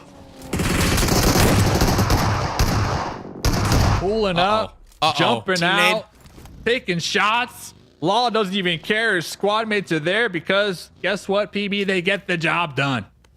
How did they not die on that entry? That was bananas. He was back to 2 opponents, and somehow they got it done. Influence Rage. Pretty impressive stuff to crash and succeed in that manner, but I'll take it, man. I'm sure they will as well, as they're up to 5 elims in this lobby. One of the things I was going to mention up above, though, Dave, is Furia's got to watch out. They have 3 players all standing directly on top of each other. Now, if Carrillo has any grenades left, and I can't imagine they've thrown a whole lot from that high ground up there, he has any grenades left, that is a fight that he could actually win 1v4 if he's able to connect with a lucky nade. Yeah, you'd be done. You'd be done. So, Carrillo, the last one alive for Alpha7 here. Just going to be chilling. Does have a buggy, but I believe that tire is going to be popped. So, it'd be challenging for Big Homie to make it off of this hilltop. 3 grenades. All right, so we do have 3 grenades. Still going to be in the zone. Okay. Opting to possibly use 1. Furia, you called it. They are right on top of each other. And bro, is Alpha7 in my close. microphone? Like that all game long, they've been doing exactly what I've called out. Like right ahead. This is crazy. If that would have gotten 3 knocks, I would have been like, okay, I'm not saying anything for the rest of the game. This is too much. Look at how close they are, though. I mean, can you imagine a nade landing there? I can. Yes. And, well, that'd be Furia. Out. Here we go. They're going to be throwing some grenades themselves, but going to be missing the mark just a little bit. Next circle does pop, so their position not in the next play zone. That should have been a good one. But that was close. Silence falling down the hill right there, bleeding on out, and just like that, Furia losing 2 squad mates, PB. Not what they were hoping for. They tried to take the early rotation here to get off this ridge side. Again, playing with 4, hoping to make it into the circle, and unfortunately for them, not able to do so. Down to just 2 members at this point. And, you know, Team Queso, Team Liquid on the bottom there. Again, Liquid's only got 1 player, but they have eyes on this hillside, and it's going to be very difficult for people to get down. Carrillo, a bit closer to circle. You can see he's just 3 meters out of zone right now where he's standing, so he may not even have to come down. We'll see exactly where he ends up posting up. Yeah, they're going to be prioritizing on getting these eliminations here onto Influence. Okay. Yes, sir. This is how you send it. This is how you send it. Double points day, baby. And we're still alive. We're safe. We're in. Oh, what? Round 2. Round 2. Send it. Wow, that was impressive. That was some tricks right there. Everybody just straight up sending it with their vehicles. Capris across the way, did the same thing. Yeah, this is normal. Everything is all right. This is fine. This is fine. That's the meme I was looking for. Yeah, this is fine. 9Z taken out in 7th place. Hey, they got 5 elims, though. Not a bad showing from them. Havlik is going to pose problems for Carrillo pretty much over here if he's having to stay in circle, and it looks like he is also just 3 meters out of zone, and it likely means he will be able to find some safe area to play up on that rock. These players right here are the ones that are a danger to Carrillo, because ultimately, if they can reach him with grenades from down there, that is not ideal. Might be close. Looking for some crates, looking for some grenades and some ammo up there above. So, little boy putting in work. The last one alive now for Influence. So we got a decent amount of solo players here. Oh, right there on the edge. Okay. UMP long range. He's got to fight it. He has no way to not be in the zone and still have cover. It's that player, Havlik, the exact person that I just called out. Is the only one that could really reach him there. And with the UMP from Rage, that is not the gun that you want to be fighting across the valley. That's tough. Havlik, though, look at that. Barely any ammunition left on that M4. Going for that last spray down. 13 bullets to be exact here. Let's still have their squad mates alive. Yep, they're still alive. But Havlik up there with no ammo, pretty much useless here, Powerbang. No ammo, but as long as he can get a few shots off and at least provide that distraction, teams are going to rush their shots. They're going to feel like, oh, this guy's got that eye in the sky on me. And Caprice really needs to get picked back up and put back into the action. Chief is a solo. Milo's a solo. This is time for X Factor to shine. They've got 2 players right now, and definitely a numbers advantage. Milos gets the finish on Chief, and it's down to just this X Factor versus Team Queso. And you got to love X Factor to win this one. They just need to get patched up here, try to get back in this fight. Yeah, definitely looking for X Factor. They're going to be up there on the high ground. 2 teams to go. A 2v2 situation. Capri's already with the M4 taking some shots, at least spotting out one of the members, Poppy Pocho from Team Queso. And now here comes the push. Oh, look at that grenade. Okay, they're gone. So 2v1. Wow. That was an incredible throw. That went so far. Yeah, that's a... You know, luckily for Milos down there, he was able to pick up a brand new set of armor from that. Oh, look at this. Oh, doesn't even matter. We'll take that. Milo's still in the crate looting, by the way. What was... Milo picked up the armor and the MG3. X Factor North America. A Miramar winner, chicken dinner, PB. Hey, I love to see it. North America coming to shine here on Miramar. They're dapping each other up, saying congrats and giving the hearts here for the people at home. Love to see it, though. Really, really well played from them. Taking that high ground in the middle of the map. So important. And you saw the difference in the way Havlik played it, playing very passively and only popping to like hold that position, put pressure on other teams versus how Alpha7 played it, where they were fragging, right? They were hanging up, running down half the hillside, and ultimately it comes back to bite them. It does, but still a decent finish, especially in comparison to their first game. Look, first and second, that's great for me as far as I'm concerned. Alpha7 still making great headway to catch up to Team Liquid, albeit though Team Liquid does finish third with 5 eliminations. Super happy with X Factor getting that winner chicken dinner. They started off game number 1 with a 3rd place finish, 4 eliminations. Now they get 11. They broke in to that first page, finishing off an 8th, knocking loops down to the 2nd page, and now they're going to continue to go up. Top 5 is on their mind. PV said it best, right? They're not going for top page. They're going for top 5 for PMGC, something that was once thought impossible, making it to the PMGC stage, but I believe this X Factor roster can absolutely do it. So good news for them. They're tearing it up, and I'm liking what I'm seeing. Now, bad news for Intense Game, Navy SEALs down at the bottom, right? They've got to get something going, Dave. They're not starting strong today, and it just seems like every single game that goes by puts them further and further and further away from accomplishing anything during this fall season.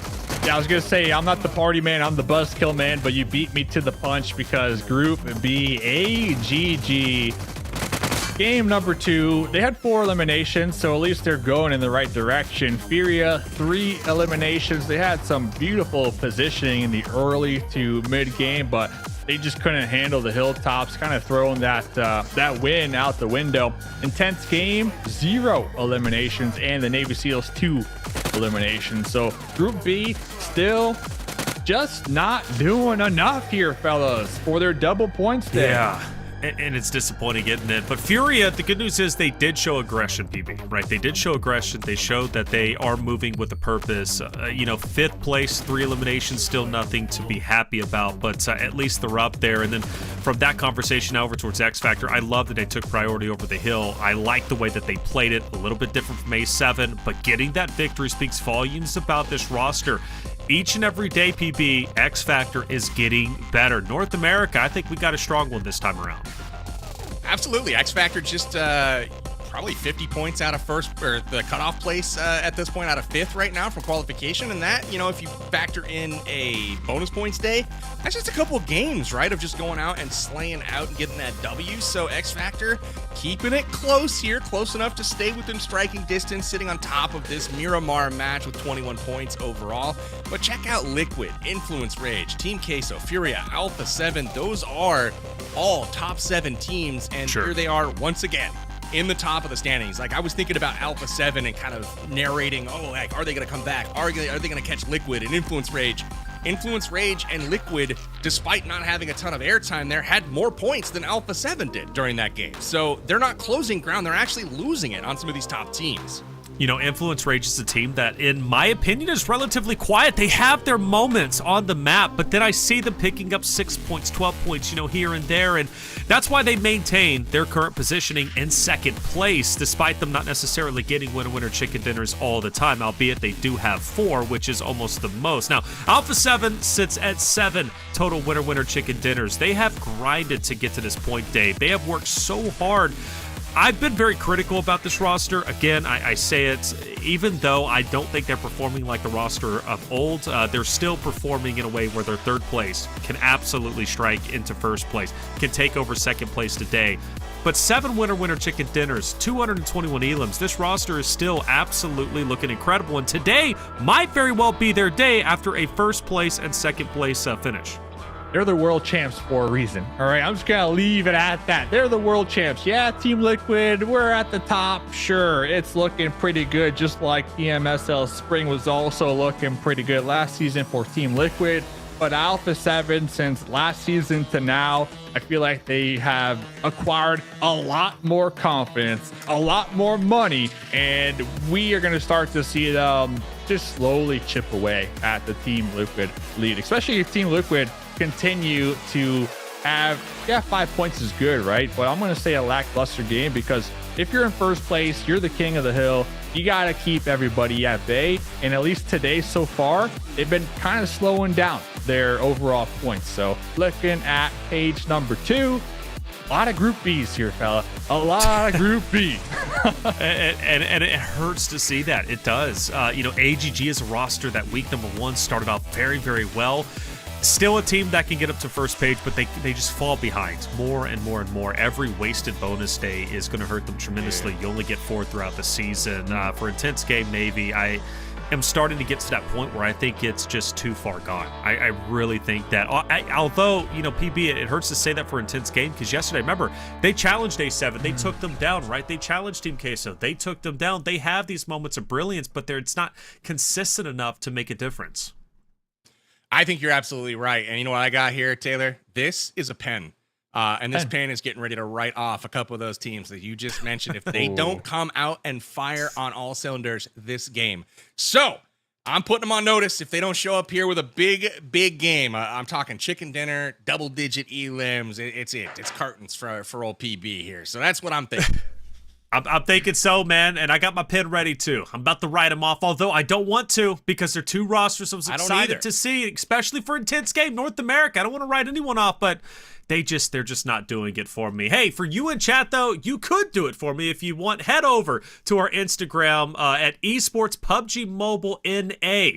At Esports PUBG Mobile NA on Instagram, and reply to our story, which we just posted, with your questions for the North American teams. Now, the good news is your question might be used in an official post. So get your questions in. We want to hear what you have to ask, and more importantly, we want to feature you on one of our content pieces in the future. Once again, head over to Instagram at Esports PUBG Mobile NA. Get your question in.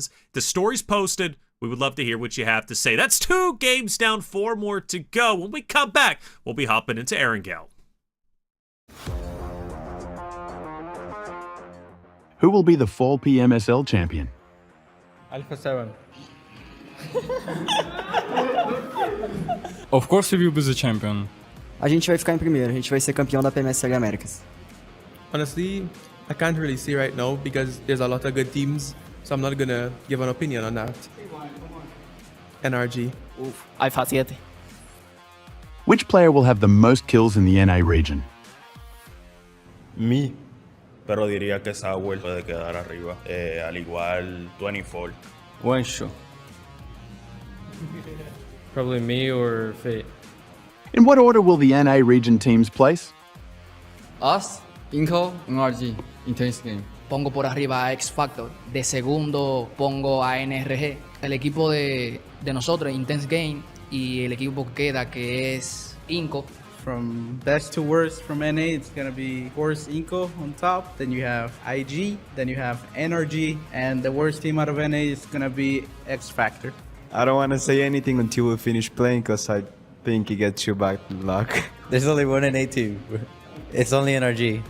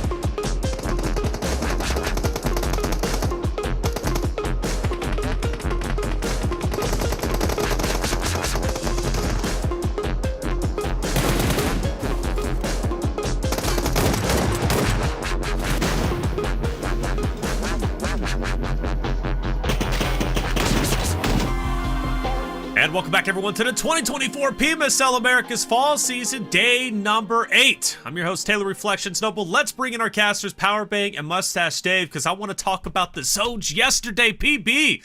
It was all bridge. Remember that final game? The first time we've really, truly seen a bridge game, or bridge ending, I should say, during the fall season. I don't even think we got one during the spring season. It was exciting, it was intense, and it was a good one for a lot of different reasons. Twisted Minds, though, took the victory. I want a repeat of that bridge zone. I do, because it was exciting to watch. Well, it's a good thing you got old Powerbang on the desk, because with That's me, right. I bring chaos. I sow discord, and I make random things on the battlegrounds happen. And we're going to see more of that in Game 3, so hopefully none of you guys went anywhere, and you've kept it locked right here, because you're absolutely right. Bridge circles are cool. Island circles are great. Half and half, 50-50 river zones are chaos, so we're going to see something like that here in Game 3, Taylor. And not only did we see the bridge zones, Dave, yesterday, Team Liquid makes it audible. They've been going military since as long as I can remember, but they don't go military this time around. They land up towards shelter and prison. They switch it up, which ends up paying off for them, but they do have a tussle with the muscle, and that was X Factor at one point as they were trying to transition down to military, or at least thinking about it, but X Factor tried to cut them off. Yeah, X Factor have been having a pretty decent day. Of course, after their last winner chicken dinner, definitely have to keep our eyes on them here. And by the way, Powerbang, also the guy you want to DM for free UC is what I heard. So he's got it all going on. And you two, we're in game. I was going to say, you two got the pens, I got the tissues. So when we do write off those two bottom teams, I got them. You know, they're got a little tear in the eye. I got you. So, got the tissue for the issue. Tissue for the issue. So, yep. Hey, what a gentleman you are. I'm a team player. What a gentleman, team player, just overall scholar. Dave, I don't know about scholar, but I got heart. I got that heart. That is pushing it. Right? You do have a lot of heart. Let's say you're a nice guy. Okay, there you go, Dave. I love working with you too. Hey, I really do hope that we have a good game here, sincerely, and I want to see where Team Liquid goes because that's the big one on my mind. Do they go back to military, or are we going back to mainland? Well, let's find all that out and more. Let's send it to game number 3. PB Mustache Dave, take it away. Military it is. They're out of the plane already and floating right towards Sosnovka military base. Acknowledged. Dave, guess what? What? My DMs are closed for the next 2 weeks. My postal mail is closed for the next 2 weeks. Don't email me, don't write, and do not call because I am not answering any UC requests. Just wanted to make that clear for the viewers at home before I get blown up with those DMs. You're the UC guy, though. I mean, you've given me so much UC. Thanks, Powerbang. Why can't we spread it, man? Spread the UC out here. Spread it. Well, spread it. How about this? You'll open up the DMs once again. All right. If Intense or Navy finish top 2, DMs open if they finish top 2 in this match. If they don't, fair enough. DMs still closed. I'll do a personal giveaway if Intense Game can win this one. Hey, they were Dolphins in yesterday's bridge game, right? They got second place in that one. So, we see a nice Southern zone here. Team Liquid's got to be licking their chops at that one as they do indeed choose to go back to Military Island down there and secure their spot at the military base. And with only 2 teams in the southern part of the zone right now, I would imagine that bridge on the eastern side of this circle is going to be hot relatively quickly because everyone's going to be trying to use it very, very shortly here. Yeah, without a doubt. And it already does look like 9Z. I see them in some vehicles. They might be thinking about just sending it over the bridge as soon as possible to get to military base. There's a lot of teams up there in the north. Also in vehicles, kind of scrambling right now. They're like, yeah, we dropped just now. Yeah, we dropped Rozhawk, but zone's all the way down there, fellas. So it's going to be interesting to see what ends up unfolding. Actually, looks like Twisted Minds. Okay, so Twisted Minds will be beating 9Z to the punch. 9Z, we only got 1 squad mate over here on the bridge. Meanwhile, Twisted Minds got the entirety of the squad across the road. So both teams. I thought 9Z was going to get this first, Dave. They were here first, but they slowed down just a little bit. They slowed down. We'll have to see what ends up unfolding. Yep. They don't know Senatex is there, and so they probably think they're being sneaky, like setting up this bridge camp. I'm waiting for the script about to get flipped right now. Senatex has been just camped over there waiting. Senatex's squad mates. Oh, Senatex popping up. Wow, taking some shots, almost getting one of the squad mates from Twisted Minds knocked out of their vehicle. But Senatex, a solid squad mates in vehicles, looking to approach, looking to provide the support, but Senatex kind of giving away their position a little early right there, PB. Absolutely. I was surprised he went for the first person and not like one of the stragglers after, their cover fire is already left, right? Maybe taking out one of the guys in the rear, because at the end of the day, you're not going to win this fight solo, right? One versus the squad, and the team's continuing to loot up here. Choco in the rear, and it looks like Aragod and who is that? Pedrinho also nearby. But yeah, man, I was surprised that they didn't get to that bridge first, and we'll see if Twisted Minds, I was reading literally Obscure's name. We'll see if they camp this on the other side. My hunch is they go to get more loot, but it'll be curious to see if that bridge does see some more action. Yeah, so that was a great replay right there. Senatex got a confirm onto Twisted Minds, actually, right? So kind of hurting Twisted Minds just a little bit there, forcing Twisted Minds off their bridge camp, as we saw right there. They rotated across the bridge, so kind of taking a mini W almost right there. I feel like it could have been a lot more, though. I definitely agree with you. Senatex had his squad mates in vehicles quickly approaching. If he could have just waited a little longer, I definitely feel like with Santa Texas' position, 9Z could have caught Twisted Minds off guard and had a nice little, 2 to 3 points early game, but it is what it is. Absolutely. Well, I mean, you saw what happened with the, the delay and the wait there. He did get the last guy that was going across the bridge, but, he probably could have bisected that squad, cut him in half, and maybe got some support from his team. That was just a solo effort, but hey, I think if that was the plan, just to send him out to disrupt, that's a pretty good trade, right? Send him out, take a little bit of damage, but ultimately secure a point and get the momentum going. So I'll take it. And Santa Texa did a nice job for his team there. UC for Santa Texa confirmed. They didn't win. Taylor reflections, not from you, from Taylor. Taylor just DM'd me. Yeah. There He's we go. getting in on the mix too. I bet he is. So like, sign me up. Sign me up. VIP gonna be taking a boat across the way, avoiding the bridge at all costs. Talking about bridges, Team Queso on the West Bridge, by the way. So we got Team Queso on the West Bridge and Influence Rage Diego on the East Bridge. So both bridges currently with at least 1 or 2 people occupying them for the time being. Looking up in the north, Georgia Pool, Alpha7 still out there looting, big chillin'. AGG, they might be looking for a interesting boat date from Primorsk. Gonna be scooping up one of those boats and sending it in the south area most likely. But look who landed in the south, Twisted Minds. So they lost one early on the bridge. They pulled off the bridge camp, and now they're anticipating a squad to take the south boat date. That's a heads up play for me, Powerbang. I love to see it. 9Z getting ready to take a run at the bridge themselves, getting looted up in Milta. And on the other side, we have TQ and Papi Potro camping out the bridge on this side. I like this solo camp job they've got going on with the different layers now available on bridge. I mean, it's been in the game for quite some time, but with these ledges and stairways on the sides, it gives so much more playable area and so much more dynamic gameplay. We saw it in the bridge finish yesterday. In the last game of the day, there was teams, multi-stacked, different verticalities, just all kinds of support that you can now do on the bridge. So this is just so much more dynamic than it used to be, and it allows you to actually camp the bridge with, you don't need the full squad anymore necessarily, because you can actually get away. It's like an onion, all the layers. That's that. Looking over here, X Factor making a pull up onto IG. This is going to be in the zone, just a little east of Milta Power. Oh, IG, they were set up for this one. They're going to be getting one knock their way, but Baton with the support from his squad mate on the hilltop, just too strong. Guapo, shotgun in hand, has the rock top. Boom, baby. There's Guapo for one. FS, let's see how can we retaliate. Guapo getting a knock right there. And almost getting 2 knocks going their way. But where's the support? Where's the support?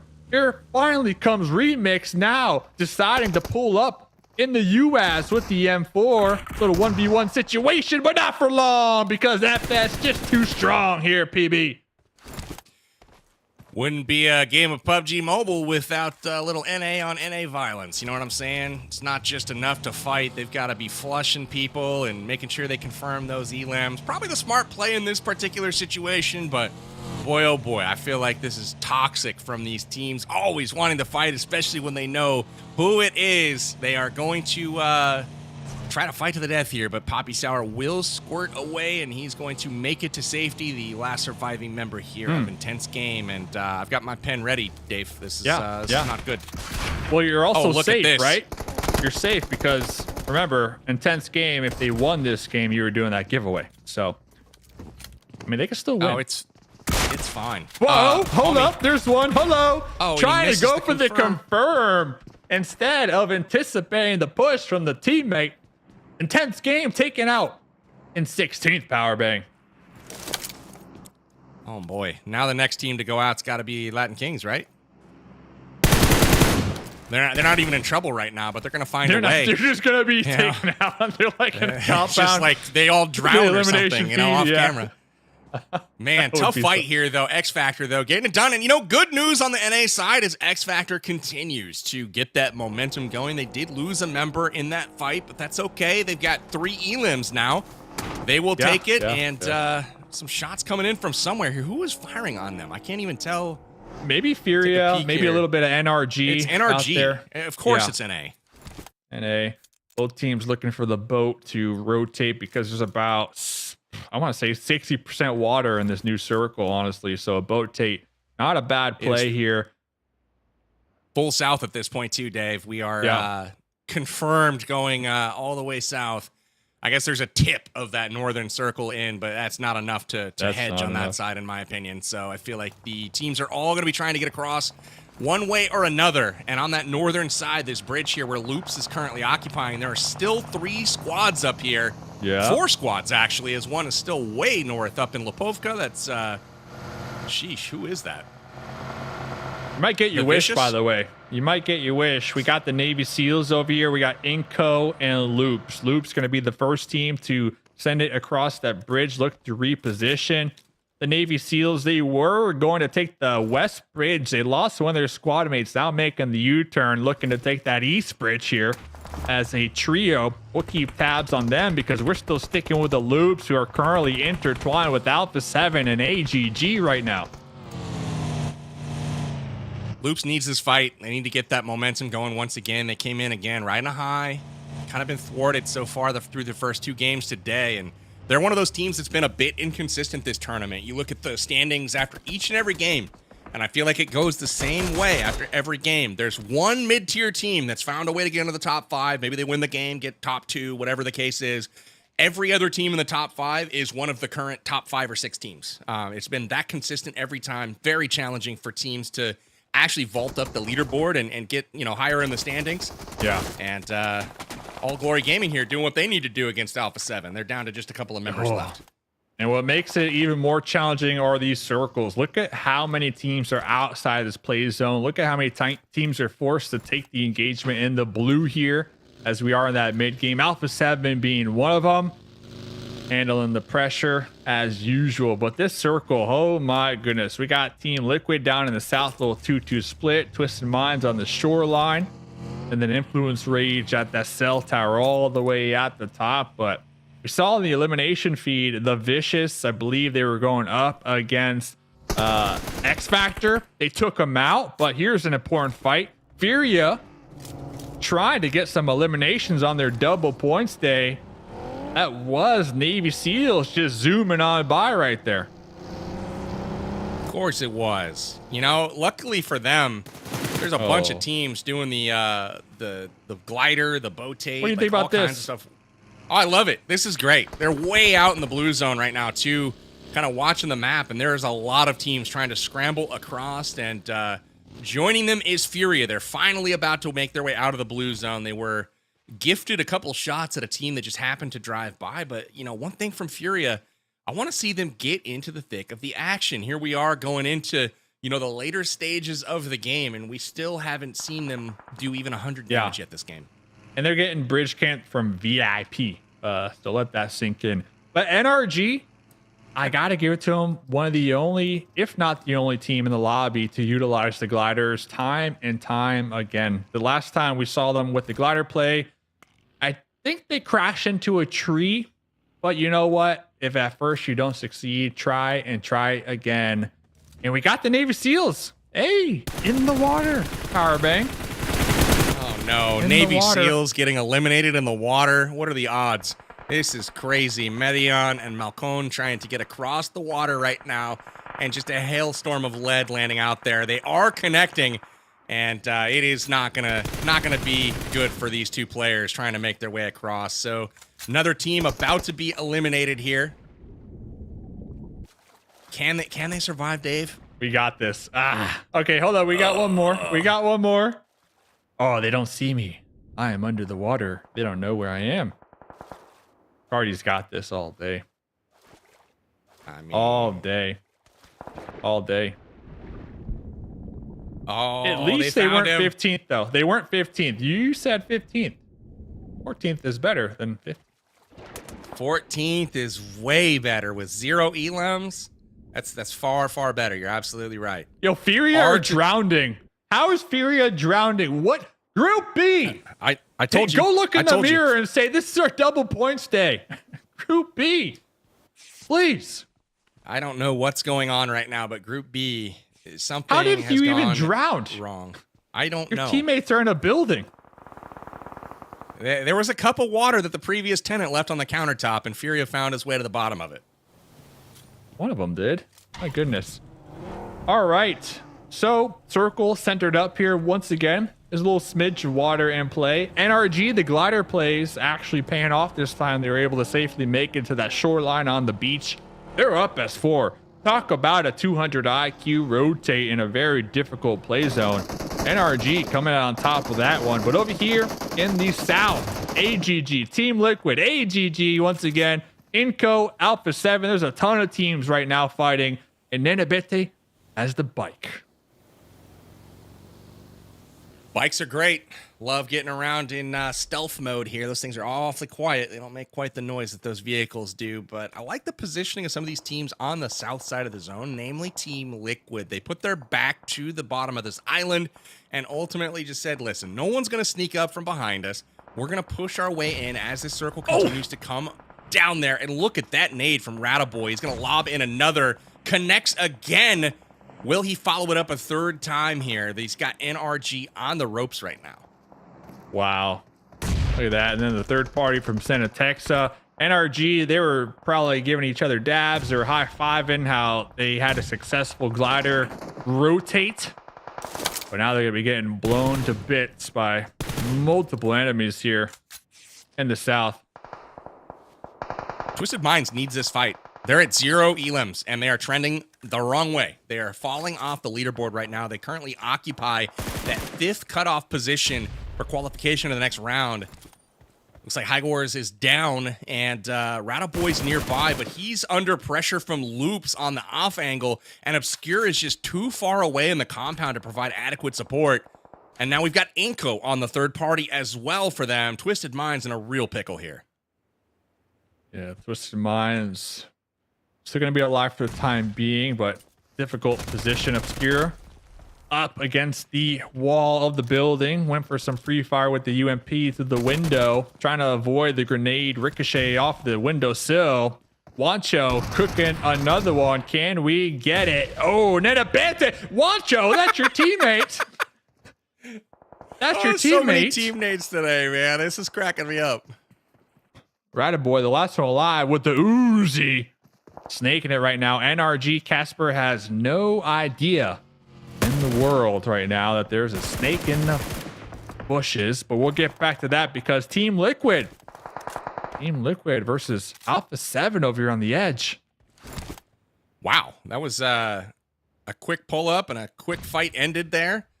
Carrillo down and Alpha7 is hanging by a thread here. Revo's trying to get it done, takes down one from Influence Rage. He's got another on his hands to deal with, but not enough. Alpha7 goes out in 12th. They'll only pick up 1 elim here, so finally their first cold game of the day. And remember how we saw 9Z early on in this game, kind of Senetexa guarding the bridge? Well, they have pretty prime position right now in this circle as it shrinks right on top of them. And this is looking really good for 9Z, but do they have the cover to hold off these other teams? Yeah, prime position right now with 4 up as well, so we'll have to keep tabs on them. They're going to be in a great spot to also gatekeep Furia, one of our Group B teams. So we'll have to pay attention because now we got Influence. They were looking to take the fight with Team Liquid, pull off that, double and back, going to be going towards the north. Meanwhile, Team Liquid going to be heading towards the south, towards at least 2 members of Inco. I want to note, Rataboy's still alive, by the way, prone in the grass between the trio of NRG. My dude has not moved a muscle with that Uzi, as we're going to be looking at Team Liquid slowly making their way to the new play zone. Really good trigger discipline from Rataboy there. You know, they took down Hygors, who was pushed up with him, and I think that NRG thought, oh, that was the guy that was nading us, and we got him. The area is clear, but Rataboy is still ratting it out right near them, and we'll see if he can get the 2-for-1 here, as Fate and teammate are literally right on top of him. So keep an eye on that. They passed them. Actually crazy. Furia pulling up, and pulling out. on their rotations. Once again, they're too slow to rotate. They're reactive. Their play style is reactive. We'll react to the play zone instead of being proactive here. At least when they do not get the play zones, they're always a little too slow to the punch, and can't put too much shade on them because they are one of the top teams when it does come to winner chicken dinners. But a lot of that comes from they get the spot early and the zones continue to favor them. When the zones don't favor them, kind of split apart at the seams. But replay right there. Radaboy actually did pop up with the Uzi, got a knock, but third party there, Powerbang. Unfortunate for him, not able to do what he was hoping to there. Twisted Minds will go out. That is not what they were hoping for, as they only have one elim. So that's just 1 point that'll be going towards their total today. Influence Rage starting to pick up some momentum along with Team Liquid here. So both these teams in a big fight right now. Liquid has one player down, and Diego taken down from a nade. But the trading is about to happen here. Looks like Lil Boy just misses, or Law just misses with his grenade. Yeah, Halal tossing a grenade with the fadeaway, jumping in the vehicle, looking to double back right there. Their squad mate just left to bleed out and get confirmed from Team Liquid. Team Liquid still tossing the grenade, still taking shots. Law's vehicle is on fire. We are burning. We are sending it. One last push to the loops. Shaq, not successful. There goes Tough Influence breaks Rage. for Influence Rage, Dave. You know, I want to compliment them, though, on getting out of that fight with Team Liquid. It was a lost fight, and the speed that they were able to disengage, find a vehicle, and rotate was all in the span of one nade being primed from Team Liquid. So really heads-up play. Unfortunately for them, the circle's just too small at this point with not enough cover to find somewhere that's unoccupied. They run right into Loops, who just takes them apart like a buzzsaw.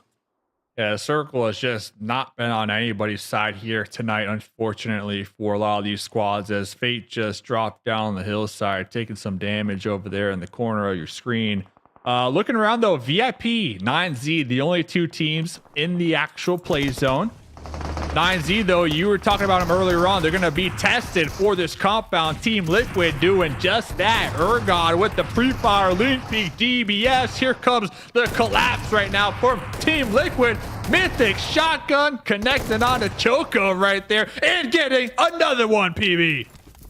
Team Liquid is just unbelievable at these house pushes. Got him! Coming in and taking apart, but they are not going to get away alive. It looks like Inco and VIP both crash on this compound.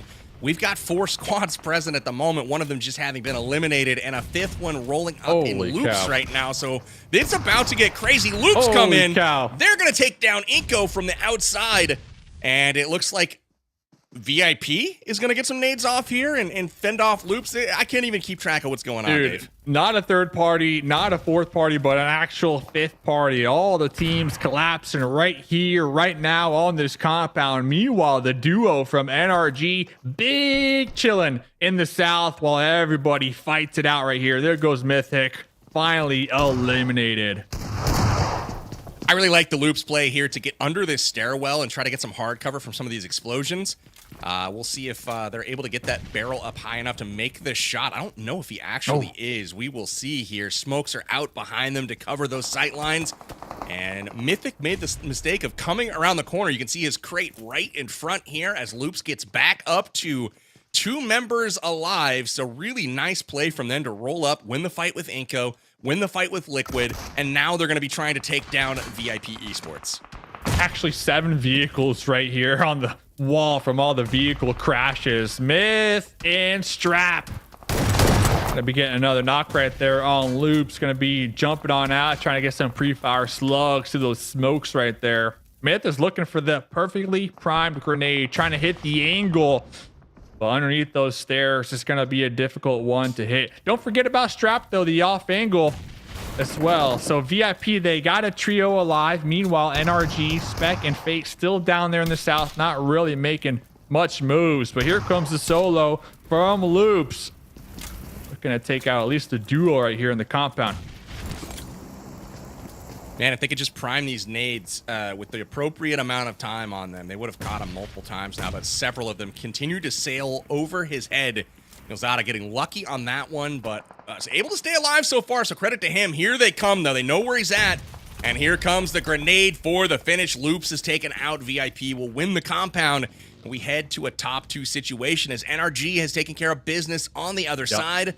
It is a 3v2. NRG has had a pretty good game right now. They've been out in that open field pretty quiet. Only 1 elim right now to their total. And that was none other than, what was it? Who was hiding in the grass? It was Twisted Minds? Rataboy. Yeah, Twisted Minds. Yep. And I don't even know if they got credit for that one because he got third-partied. So, been pretty quiet, though, for NRG. I'm surprised how quiet they have been over the last 2 minutes, considering how much action, right, was up in the north. The third-party potential is definitely there, but it looks like they're going to be setting up for the winner chicken dinner, like you mentioned, playing this one nice and slow. So Fate's position, it was spotted, it was compromised. There's a couple care packages over here. I'm very curious if they have been looted. I mean, that one's a brand new one right there. So that level 3 gear, looks like Fate already has some. Maybe his squad mate can use it, but look at this. VIP looking to get some runovers here. Myth in the front line, throwing that one away. Let's see if Myth's squad mate can retaliate. No, they cannot. Strap now the last one alive. The last NRG's got this in the bag, VIP. baby.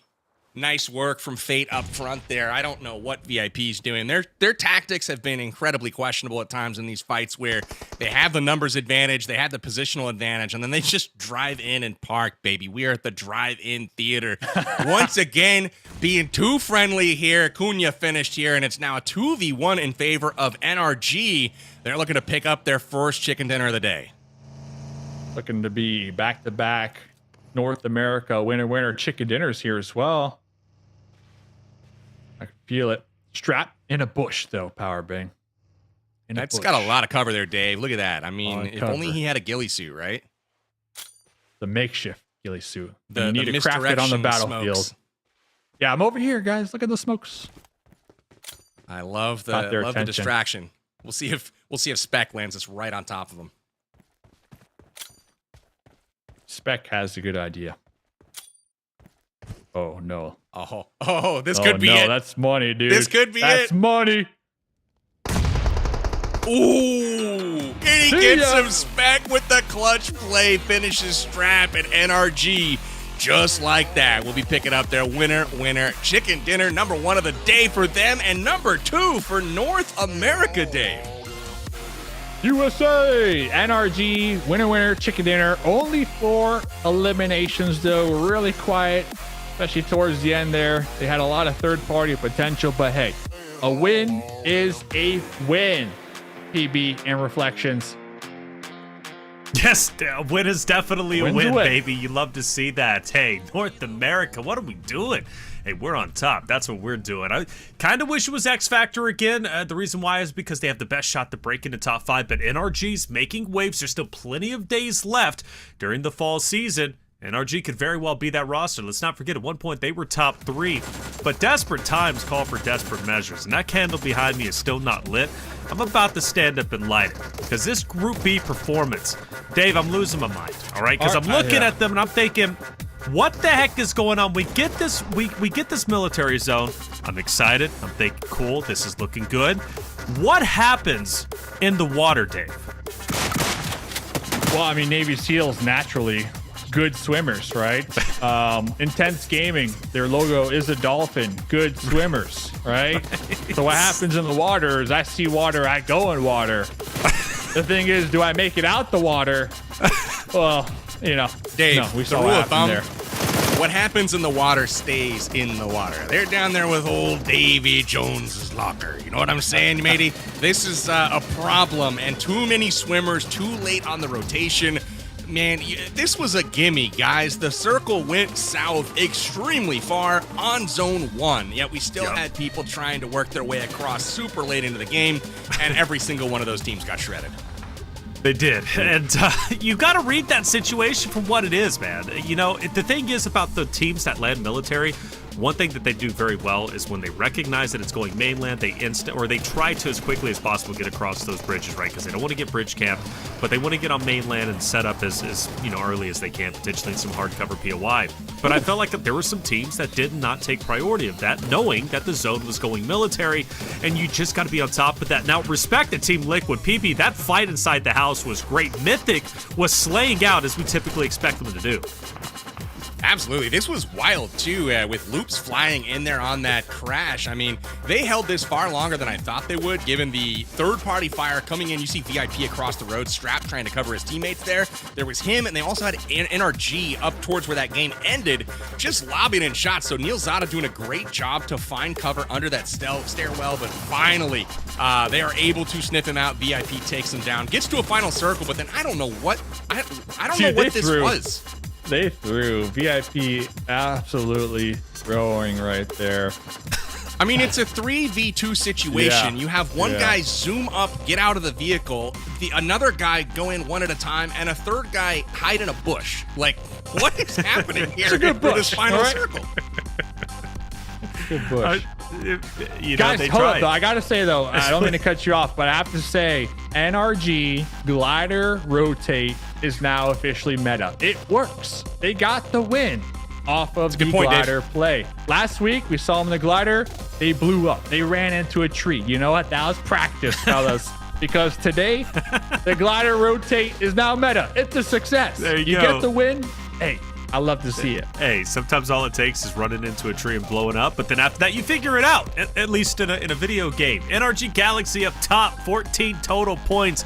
Very well done. Team Liquid, though, big news. They continue to stay consistent. I mean, my goodness, Team Liquid is just such a great team this season. They're on fire, and one of them, the roster really to beat. For Alpha7, well, they had 2 great games. This game, they said, well, let's take a little bit of a day off. They get 12th place, 1 elimination. They're going to have to step it back up whenever it comes to game number 2. But AGG, Navy, Intense Game, Furia, all on this page. Furia taking the most for Group B with 4 total points. It's not going to be enough. Furia, you're in 7th place. You started the day in 7th place. You should already be in top 5. You are not doing what you need to do, but do not fear if you're a Furia fan like PB is. Hey, there's 3 more games to go. PB, they can still do it. I hate that you put me on the spot because I'm not seeing what I need to see from this team. They can do it. Twice. It's been the moment for them to shine. Twice now. They've had striking distance on that 5th position, and twice now they have failed to put forth the effort necessary to claw those points back. And it's not just that they're not getting the results or not winning the fights. They're not even taking the fights. Every single game so far, I've been watching their damage output, watching the fights that they take. They're hanging out in the blue zone. They're slow to rotate. They're not taking fights until they absolutely have to, and the blue zone is forcing them into another squad late in stage 4 and 5. Want to see more from Furia as we take a peek at this bottom page, which, again, I got my pen ready for this one. Yep. Hey, look, there's 3 Group Bs. AGG, Intense Game, Navy. And Intense Game and Navy, you've got to step it up. Look, you are 50 points away, more than 50 points away, for even going to 14th, which is where Inco Gaming currently sits. Now, granted, good news, though, NRG does move up, and they had a great game. They will continue to strive for excellence, which is that top 5. Always a chance for that roster, but yeah, 3 teams from Group B. They had the lowest points out of all bonus points groups, and they're looking to repeat the process. But good news, we're lighting the candle. We're lighting the candle for Group B as a whole, more specifically for Furia, but Group B, this candle is for you, and there's 3 wicks. So you 3 of the 4 teams decide who wants to have a wick. Wow. Or you guys decided on the desk. That's interesting. Well, while you're lighting the candle down there, I'm going to be getting my pen ready because I've got a counterpoint for you there, Mr. Taylor. I do appreciate your very pixelated fingertips right now as you try to light these 3 wicks. Hey, there we go. We're lit up. It's official. Whose flame will go out first? That is the question. But I think I might have the answer. We'll see. I'm checking this out. So I get a little pen. I'm gonna write this real quick here. What are you writing down? All right. On this old receipt. There we go. It's official. We're writing them off. Oh, no. They're gone. This is a sad face, and no. also an honorary glider over here. So, Okay. boom. You know, this is a glider. This is them. Oh, that's a, I was that's a drawing good that last glider, game. actually. Yeah. Not bad, right? So That's how you take notes. Candleform, Glider and Stickman. That happened this game. I like that. 100%. I like that. Well, we just lit calling the it like I see it, guys. Oh, that's fair, but we lit the candle for them. There's still hope. There's 3 games left, and they may be 200 points away from top 5, but my goodness, they're shooting for the stars.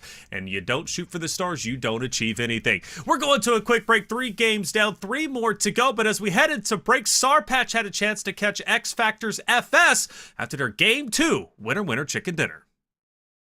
All right, guys, here we are after match 2 with FS from X Factor. Congratulations on the match.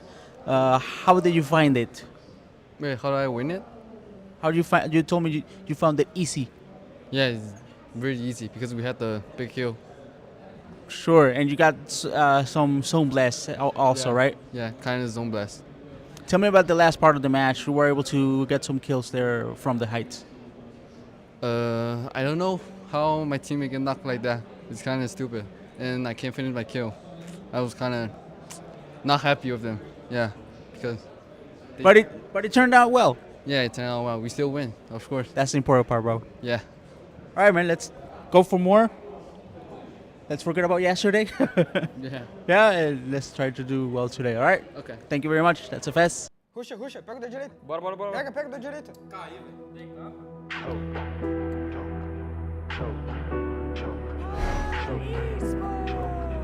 Sempre a mesma desculpa. Já chega.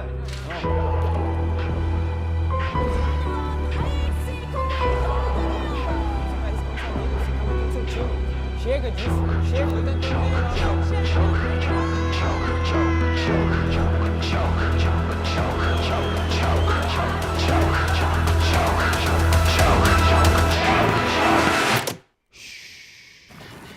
This is how we train, and you know the story.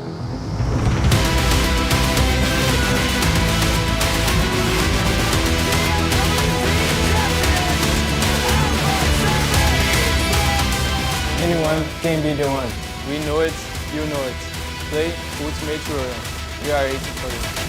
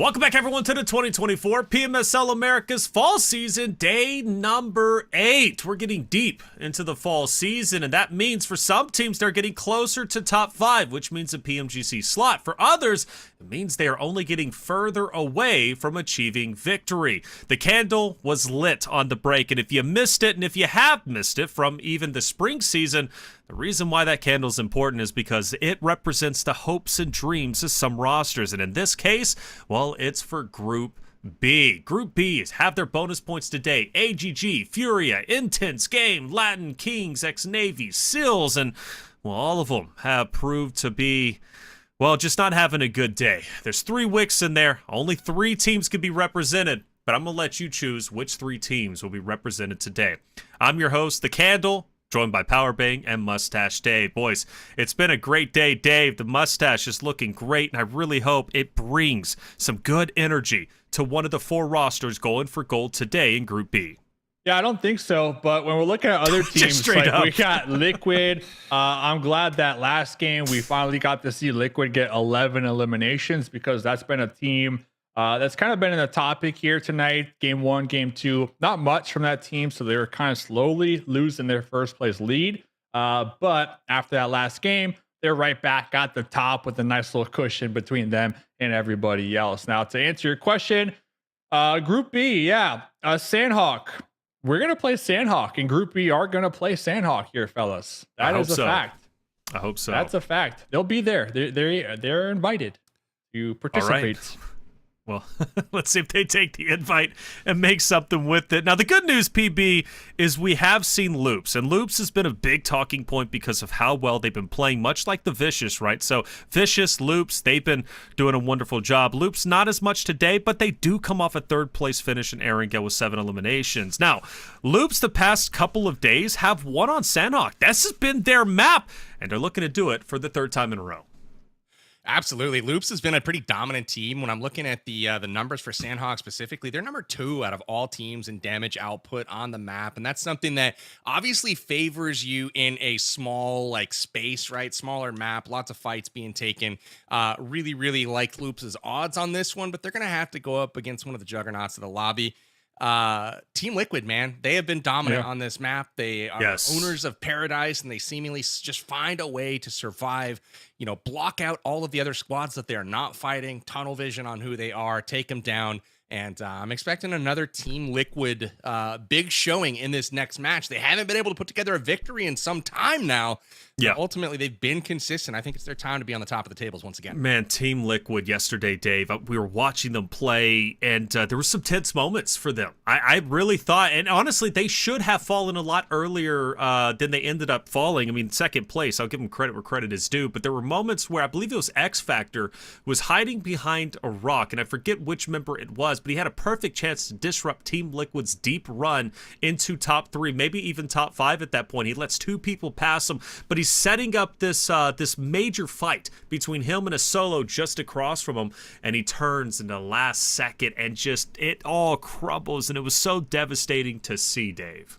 It happens, and we almost saw that last game, right, with Twisted Minds and Rataboy.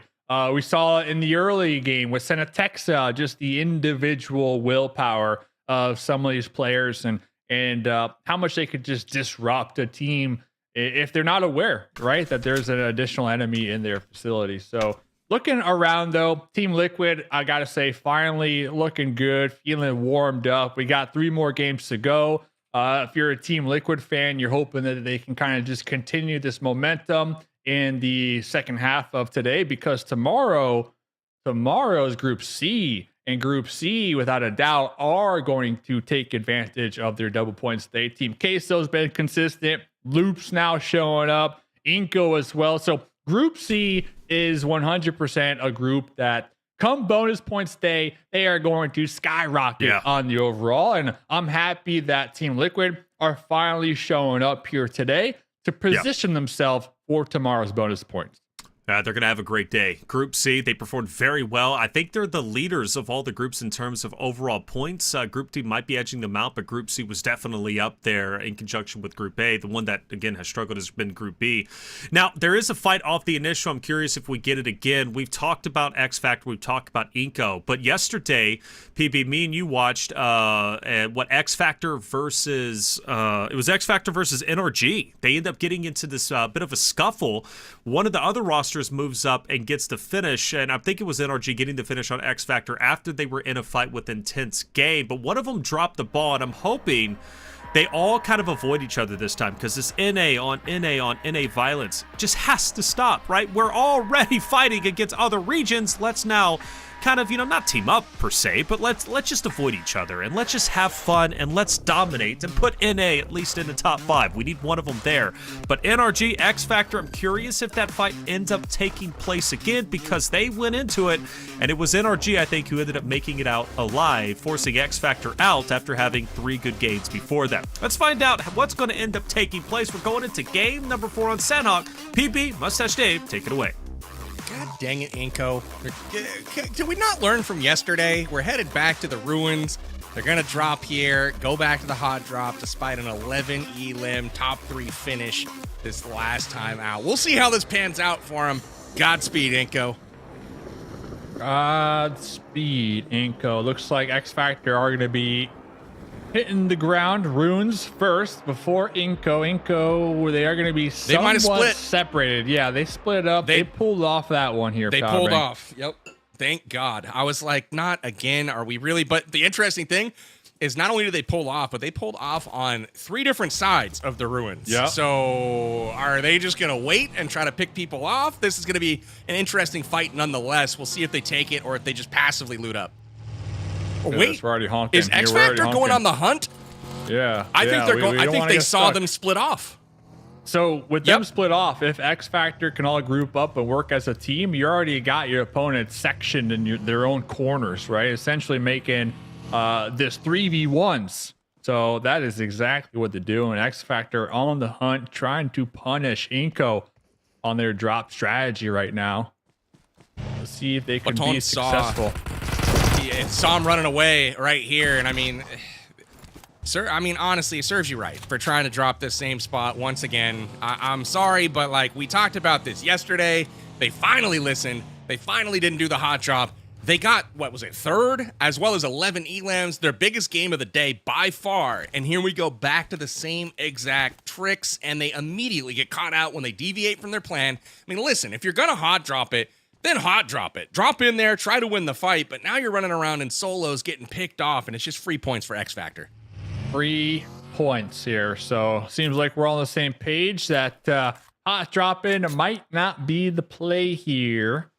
And if you are, you got a full commit, because right now Inco are going to be getting picked apart because they pulled off the last moment. Now they're going to be just pretty much looking for whatever type of loot they can, and hoping that they could group up in time, because that duo from X Factor, they're still in the vehicle. They are still trying to hunt down these individual players who are by themselves, essentially, right here, as we're going to be looking at Havlek, Caprice, Baton, circling the compounds here.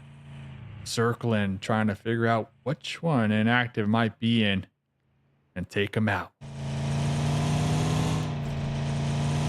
Zoom, zoom. I will say X Factor is doing a lot of driving, not a lot of looting. So we'll see if, an Uzi and a DBS is going to suit these guys. I would guess that more than 39 bullets will be needed as they kind of figure this out. They're still, to me, it's like they got that initial pick, but they don't have any clue where these other players are. And for me, this is ego at this point, trying to get the better of them. And I think they've got to really focus on looting, positioning, and really kind of going up against the rest of the lobby as well, because you can be dang sure everyone else here is getting a pretty sweet kit by this point. Talking about the rest of the lobby, we got Influence going to be dead center at their boot camp position. It looks like 3 of their squad mates are already getting the optimal loot. They're going to be pulling out, go a little south, looking to possibly gatekeep the duo from Inco, who's now on the move, trying to avoid the X Factor crosshairs, essentially. We got Team Liquid not too far beneath them, south of boot camp, and then VIP. So a couple teams going to be finding some compounds to call home for the time being, and just anticipating the next fight, the next circle, sort of say. Looking around, Twisted Minds out there, Camp Bravo. We got AGG to the north, so kind of quiet for the time being on the edge, but we are going to hear some shots ringing out. It's going to be Loops trying to pick apart a couple of the members from IG here. Tag them in the back line. IG, they were making their way up this hilltop. Loops caught a whiff of it. And now they're looking for an early game team fight.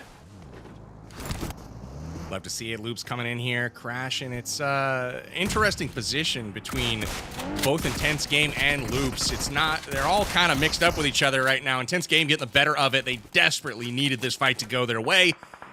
Might be too little too late, but Loops is not willing to let it go. V-Teen coming in here to see if he can pick up the scraps. Jesus, it's coming down to just this. Loops, they have the advantage. Throwing that out the window. But just complimenting Loops. Loops looking to have a solid rest of their day here as we break into the second half of day 8. They're going to be on their bonus points come tomorrow. But Intense Game, they are on their double points. No. Remix pulling up to the boulder. Hello, there's a DBS. There's a guy in a bush. Getting the quick confirm right there. What can Hayuya do?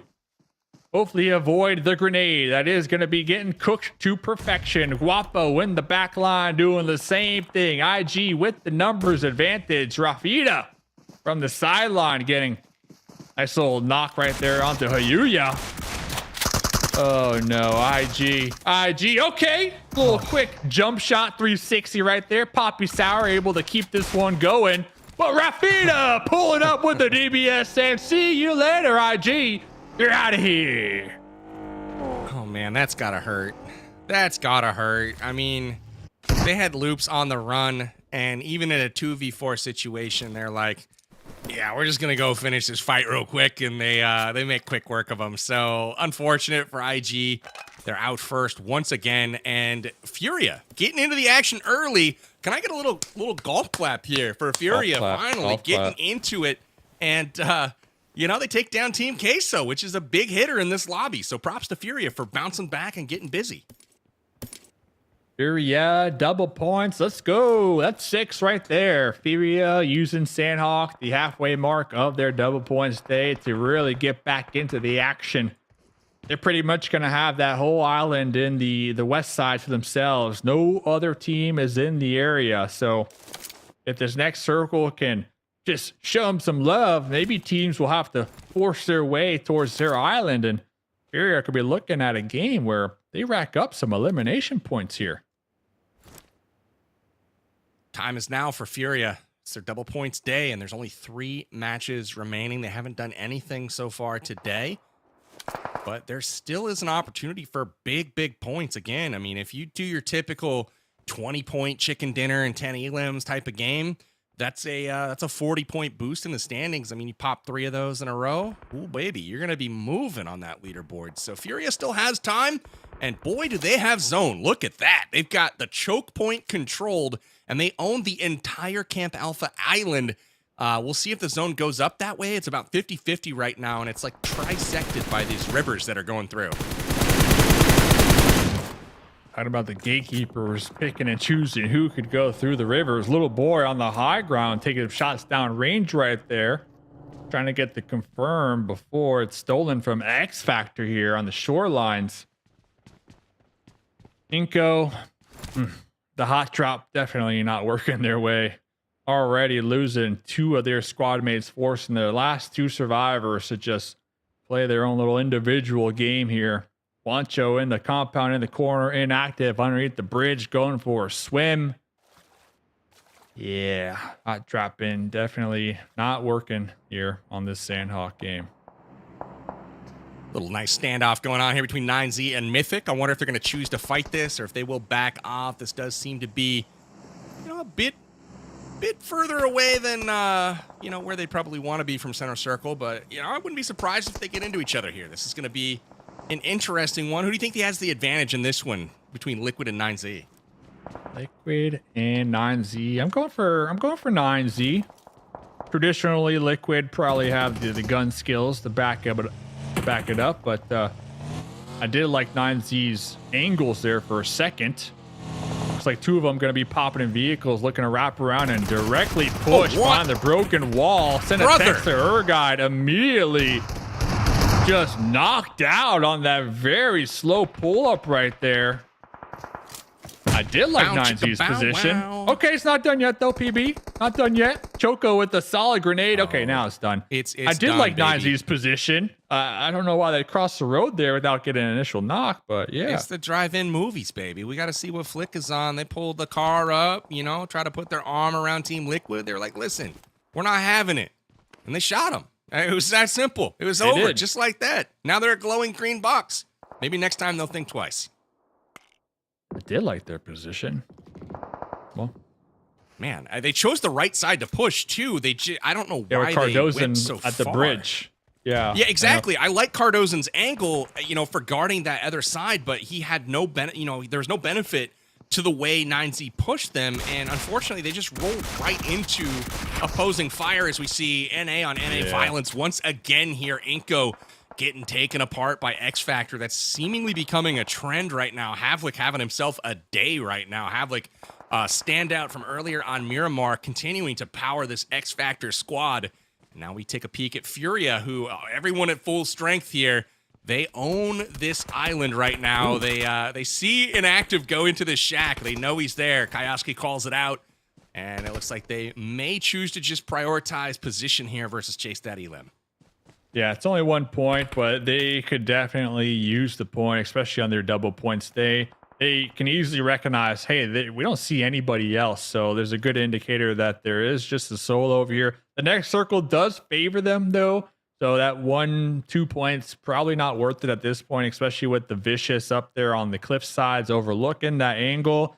So Furia probably going to be hunkering down and hopefully using their windows to their advantage, as we are definitely going to see other teams in the south look to head this direction here very shortly. It's going to be exciting. I hope X Factor's ready. They're sitting in prime position to get crashed on right now by multiple other squads. NRG headed that way right now. They're on the drive-by, headed right for this position that we're looking at in Inactive. You can see him in the background there. Furia looking out the window. Here comes NRG, headed across the river. They do make it across, and we take our attention to Alpha7 and Influence Rage, with Law winning the better of that fight, and Alpha7 seemingly losing some of these 1v1 situations. After that first game, I don't want to say they've fallen off, but it's just not quite the same here as Influence Rage eliminates Alpha7 with 0 elims. This is really tough going for Alpha7 in the latter half of this day. Yeah, talk about a full center right there, just straight up committing to that one. Oh, talking about committing. Inactive, though. Thanks the for the solo karma, dude. from Inco. Yes, sir. The solo from Inco. At least we got one, PB. We got one for driving off into the sunset right there. And I'll take that. I'll take that. Absolutely. I mean, that one elim is worth, I mean, you'd have to get up to 6th place in the lobby if you're going to make that point up, more than just trading it for an elim right there. So I like the play. He almost got away, but unfortunately for them, as soon as he was there solo, it was not his day at that point. But looks like Loops goes out as well. They do get that squad wipe a bit earlier against Intense Game. And that is all of the elims that they will take home here. Loops is eliminated, and this lobby starting to shape up, Dave. Starting to shape up. That's what you love to see. And talking about shaping up, double points day, AGG looking to get some points up against Twisted Minds, one of the strongest teams in the lobby. There goes Adrian right there with a nice little spray through the window, M4. Let's see if AGG can wrap this one up. There's still 3 other squad mates on to Twisted Minds. Rider Boy cooking a grenade, anticipating the push through the doorway right there. Not able to hit the mark, but this is a big fight for AGG to potentially win here. I love the preemptive smoke on this vehicle. They're going to try to take that car and steal it and go to zone. They just need to clear out Melgar here, who's, or not Melgar rather, but Rataboy, who was guarding this vehicle. They do get him. Shot in the back though is Melgar. Twisted Minds not letting this fight go. And it looks like both teams are going to fight to the death here at their detriment. But, you know, it is kind of late on into this game. Circles are closing. Not a lot of spots to hide. And these teams are just going to try to pick up these elim points and see who's best. Yeah, see who's best. AGG definitely need to win this fight, though. Only one more squad mate alive for Twisted Minds. A shotgun. And the desire to live with the blue zone. The blue zone. Papa Blue with the final laugh here, PB. That's a tough one, man. You know, I'm thinking, you mentioned AGG needs to win that. They do. Also needing to win that, though, is Twisted Minds. Remember, they are sitting on 5th position right now. They're only 6 points ahead of Team Queso coming into today. So for the first time in this tournament, Twisted Minds might see themselves on the outside looking in once this game comes to a close. We'll have to see. We got Ayala, Team Liquid. Oh, we are out of here. Team Liquid, 5 eliminations going their way before punching their ticket on this Sandhawk map. X Factor, feeling good here today. They heard North America is getting some dubs, getting some chicken on the battlefield. So they got 7 eliminations right now. They are looking good. They're going to be on the edge of the play zone near NRG. So we might have 2 North America teams clashing for a slice of the pie over there.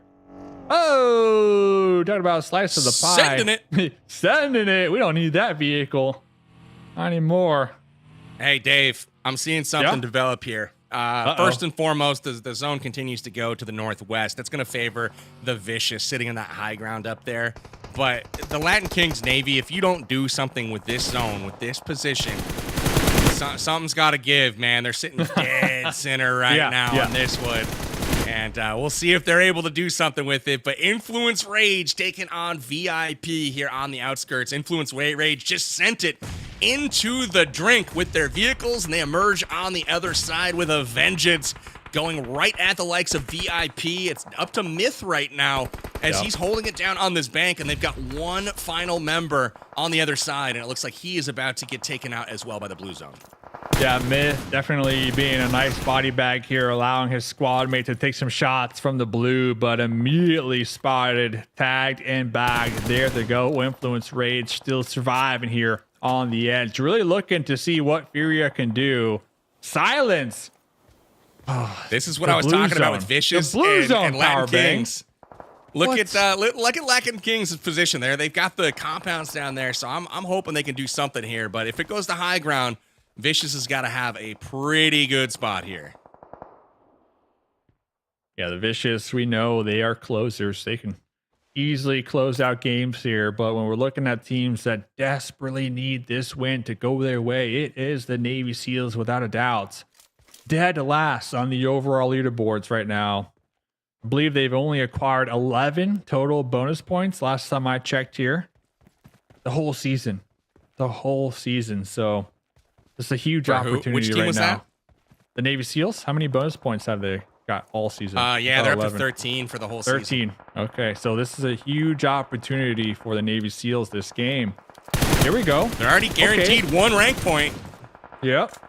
They're taking shots onto Influence. They need to hold them out. They're not hitting any of them, though, is the problem. I see all of these teams driving in, and they all have full health, which is unfortunate. And they are being pushed by Furia. Here is the fight we've been waiting for. Malcone goes down. Gusta gets another 3 players down on TKS now, and it is down to just one member. Wow, that is quick work here as it's just Cardiac once again. Throws the molly through the door. Doesn't connect, but he's able to light himself on fire at least. Both teams, Furia and the Latin Kings, Navy SEALs, Group B. Gusta looking for the revive here. Cardi in the building. Has an idea.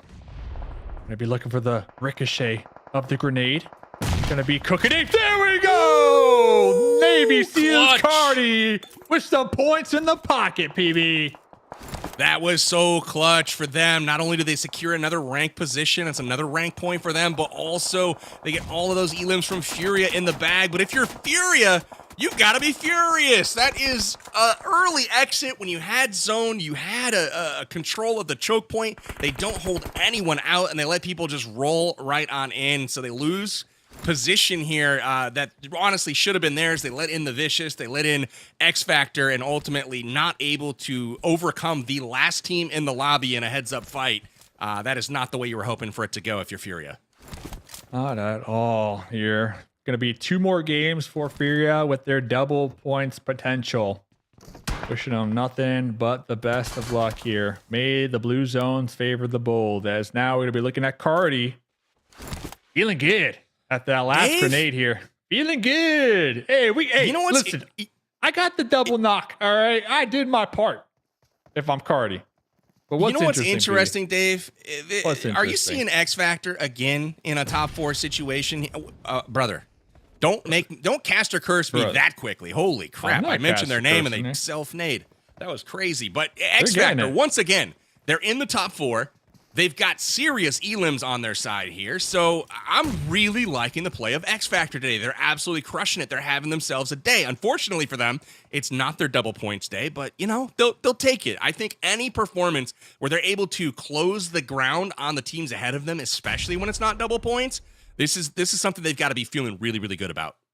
Yeah, they really need to take out Reyes, though, one of the key players for the Vicious. The Vicious, a team that has definitely gained a lot of respect this season. So right now, Vicious on the high ground, the roadblock for their winner chicken dinner. We do see a couple of the X Factor members trying to work their way around this cliff side, get that angle, and really flush out the Vicious here.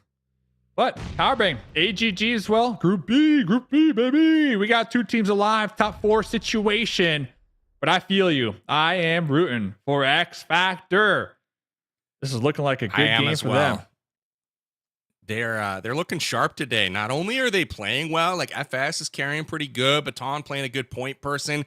We got Havlik is crushing today. Like he's had a heck of a day as well. So again, X Factor, I think firing on all cylinders. Multiple top 3s today. So again, I like what I'm seeing from them. Havlik has been playing this Overwatch position really, really well today, and he's doing it again here. He's looking down upon All Glory Gaming and Latin Kings, who are fighting it out right now, and the winner plays against Havlik. So the blue zone closes, and there is the Overwatch coming in. Here's Havlik getting ready to fire, but All Glory Gaming, you got to give yourself up to zone here, do you not? Yeah, deny the points right there. I can only imagine both those players, they're prepping a grenade. They went through the doorway. They both saw each other holding a grenade. It's like, I'm going to throw mine first right there. But let's see. Top 2 situation. The Vicious versus X Factor for the Sandhawk. Winner, chicken dinner. 4v4.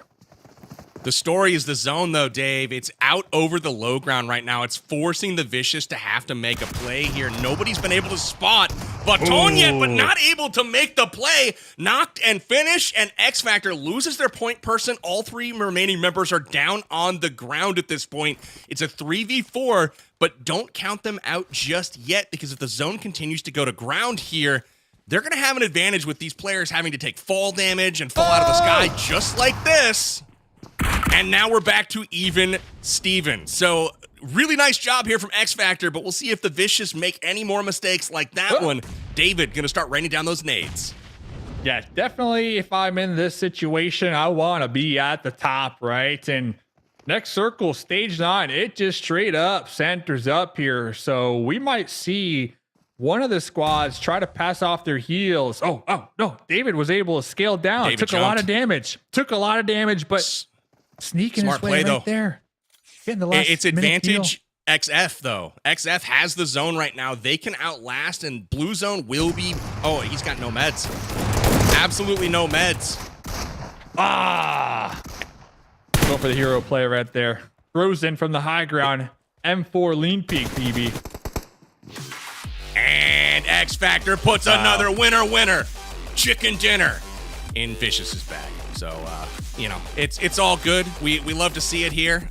Really nice plays overall. Who actually won that game, Dave? X Factor, right? Yeah, 15 eliminations. I saw the Vicious Yes, on screen. sir. I was like, did I see that wrong? No worries at all. But hey, X Factor getting it done. NA with another victory here. We will take it. So I loved their play there. The zone recognition to be like, oh, this actually favors us. Let's just hug this cliff and we'll wait. We will wait. So 3 in a row for NA. We're popping off today, baby. Hey, we're having a good day, aren't we? A7's the only outlier. A7 wins game 1, but game 2, 3, and 4 has been all North America. Okay, we're talking about X Factor twice now in the same day. The first time they've been able to do so, and then NRG just a game previously. X Factor, though, hey, look, and the candle is real. The candle hype is real. I want to make that very clear. Not only for North America, but also for our Group B teams. Finally, Dave, some life is shown. Now, for Intense Game, they're finished off first. But they do get 3 eliminations, which is great because that's the most we've seen them get in quite some time. Now, also for AGG. AGG finishes in 3rd place, gets 4 eliminations, so much better. Navy SEALs, best we've seen them look so far. They get some big wins. That includes Cardiac staying the last alive, taking down the remaining members of Furia. And then you also have, of course, Furia. 7th place, but 7 eliminations. Finally, Group B wakes up, Dave. Group B waking up, but is it in time? That's my question. They already used half of their games for their double points. Hey, Furia, though, definitely having the best game out of all those squads in Group B with their double points. They had 7 eliminations, so times that by 2. Bada bang, bada boom. Furia feeling pretty good with 2 more games to go.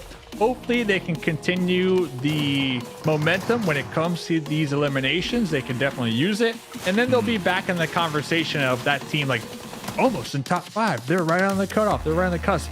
Because coming into today, I think we're all on the same page that this was a huge day when it comes to Furia and the upward potential that they had going their way. Without a doubt, looking great. Happy for Furia, at least from this point. We'll see if they can continue to go up. Again, I want to mention a roster that's been kind of understated today, but has been flying under the radar, PB, but has put up wonderful numbers, I believe, nearing 20 at this point, and that's Influence Rage. They get 6 eliminations in game 1, 6 eliminations in game 2. Game number 3, they get 4. And then in this game that we just watched, they pick up yet, another 6 eliminations. I mean, these guys are not necessarily placing top 3, but elimination-wise, like, they're slaying out with some of the best of them. Not too shabby indeed. Influence Rage picking up 16 elims on the day so far, but one team that's even doing crazy numbers compared to them is this team right here. This is the Vicious. 25 elims so far today. They don't get lucky at the final circle here, but with a massive game 1, a massive game, 3, or this game 4. Right. Vicious is having another day. That's back-to-back days in a row now. So, again, they got to love their performance here, but not as much as X Factor's loving theirs. Oh, I'm so happy that, come on, X Factor is absolutely slaying out. This is the best day they've had, not only probably in eliminations, but also, for sure, when it comes to winner chicken dinners. At the start of the day, X Factor was doing decently well. They had 2 winner chicken dinners. They've doubled that just today alone. So incredible performance. X Factor, they're doing a lot right. Their positioning has been solid. They've been taking those end zones and playing them masterfully. They're at least making NA look incredibly well. Havlik has been that shining star for the roster. He joins in, he replaces Stars. We've hammered this home many times, but just to let the viewers at home know, this was that old and hyper roster. Stars was on it. Stars was the most talked about player, I think, from the North American side of things right in the spring season. Now Havlik replaces him for whatever reason, and well, now Havlik is now that top slayer for the roster of X Factor, and they've looked better than they ever have as a not only as a trio, original trio, but also as a quad. Good stuff from them. Team Liquid will score 5 for themselves. Alpha7 though, almost not a goose egg last game, Dave, but a goose egg this game. I think 1 point last game. What's going on with them? I think they kind of just recognized they were in a difficult situation when they were pinched between, it was Inco, right, or Influence Rage in boot camp, and they just said, hey, let's try to go for this fight. If we win it, we win it. We can continue trucking forward.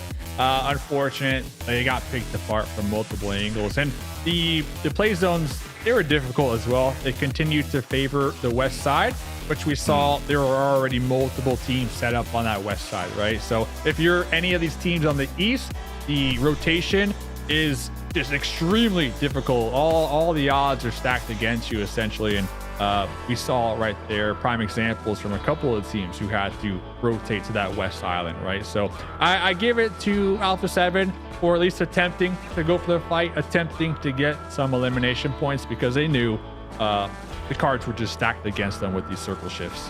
Couple of things here, PB, right? X Factor. It's and I was going to say that it's incredibly close. X Factor a lot closer than they were before, but Furia, right?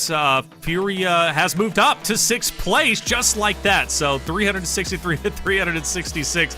Top 5 now. I mean, if it wasn't within striking distance before, PB, it absolutely is now.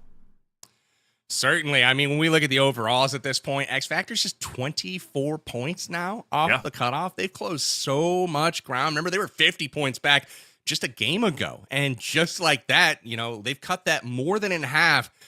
I think that they're, you know what? Hold on. I was doodling. We gotta put this right here. Baby. X Factor number 1. X Factor number 1. I'm riding for the boys now, so we got to see another NA victory, another X Factor victory coming in. But man, I like what they're doing out there on these battlegrounds. One team that's got to feel really good is Team Liquid, man. They still haven't had their bonus day just yet, and they're still clutching a pretty nice cushion on the top of the table. So man, Team Liquid still looking strong. But X Factor for me, them and the Vicious are my stories of the day so far. Both those squads are saying, hey, we're not here to play around, man. We're here to be serious and get qualified to go to globals. That's right. X Factor, the Vicious, throw loops in there too. Don't forget about them. They've also been popping off over the past couple of days. Some newcomers starting to really get mixy and potentially break into the top 5. For you out there, I hope you're enjoying the broadcast. Make sure you hit that sub button if you haven't already. But more importantly, we want your feedback to make PMSL Americas even better. Check out the link below and fill out our quick survey. Share your thoughts on the broadcast, the talent, the event overall, whatever you would like to comment on. It only takes a minute, but it makes a big difference. Help us bring you the best gaming experience possible. Again, check out the link down below. We would love to hear what you think we can improve on, and we always want to get better. Or maybe you like everything, and if you do, hey, we love you for that. Let us know that you like everything, because we want to continue to do what you've been enjoying. Hey, it's been a great day so far. For NRG, they've been playing absolutely stellar. In fact, Sarpatch had a chance to catch up with the NRG Spec after their Game 3 winner chicken dinner. Let's hear what he had to say. All right, second victory for NA. Now we're here with Spec. I feel like you were given that victory on a silver platter, but you were in a good position. Not gonna lie. But all in all, a good match. I mean, it's not like we were gifted. We had to like rotate so far into zone with the gliders we had, and like with the early fight with Twist, we lost one with 24, I think. It was really hard. Like, I don't know. Yeah, I mean, you were there. You weren't able to get too many kills, but you were able to make it to the last zone. I wanted to ask you, you being the IGL now, or co-IGL, something like that, what's changed?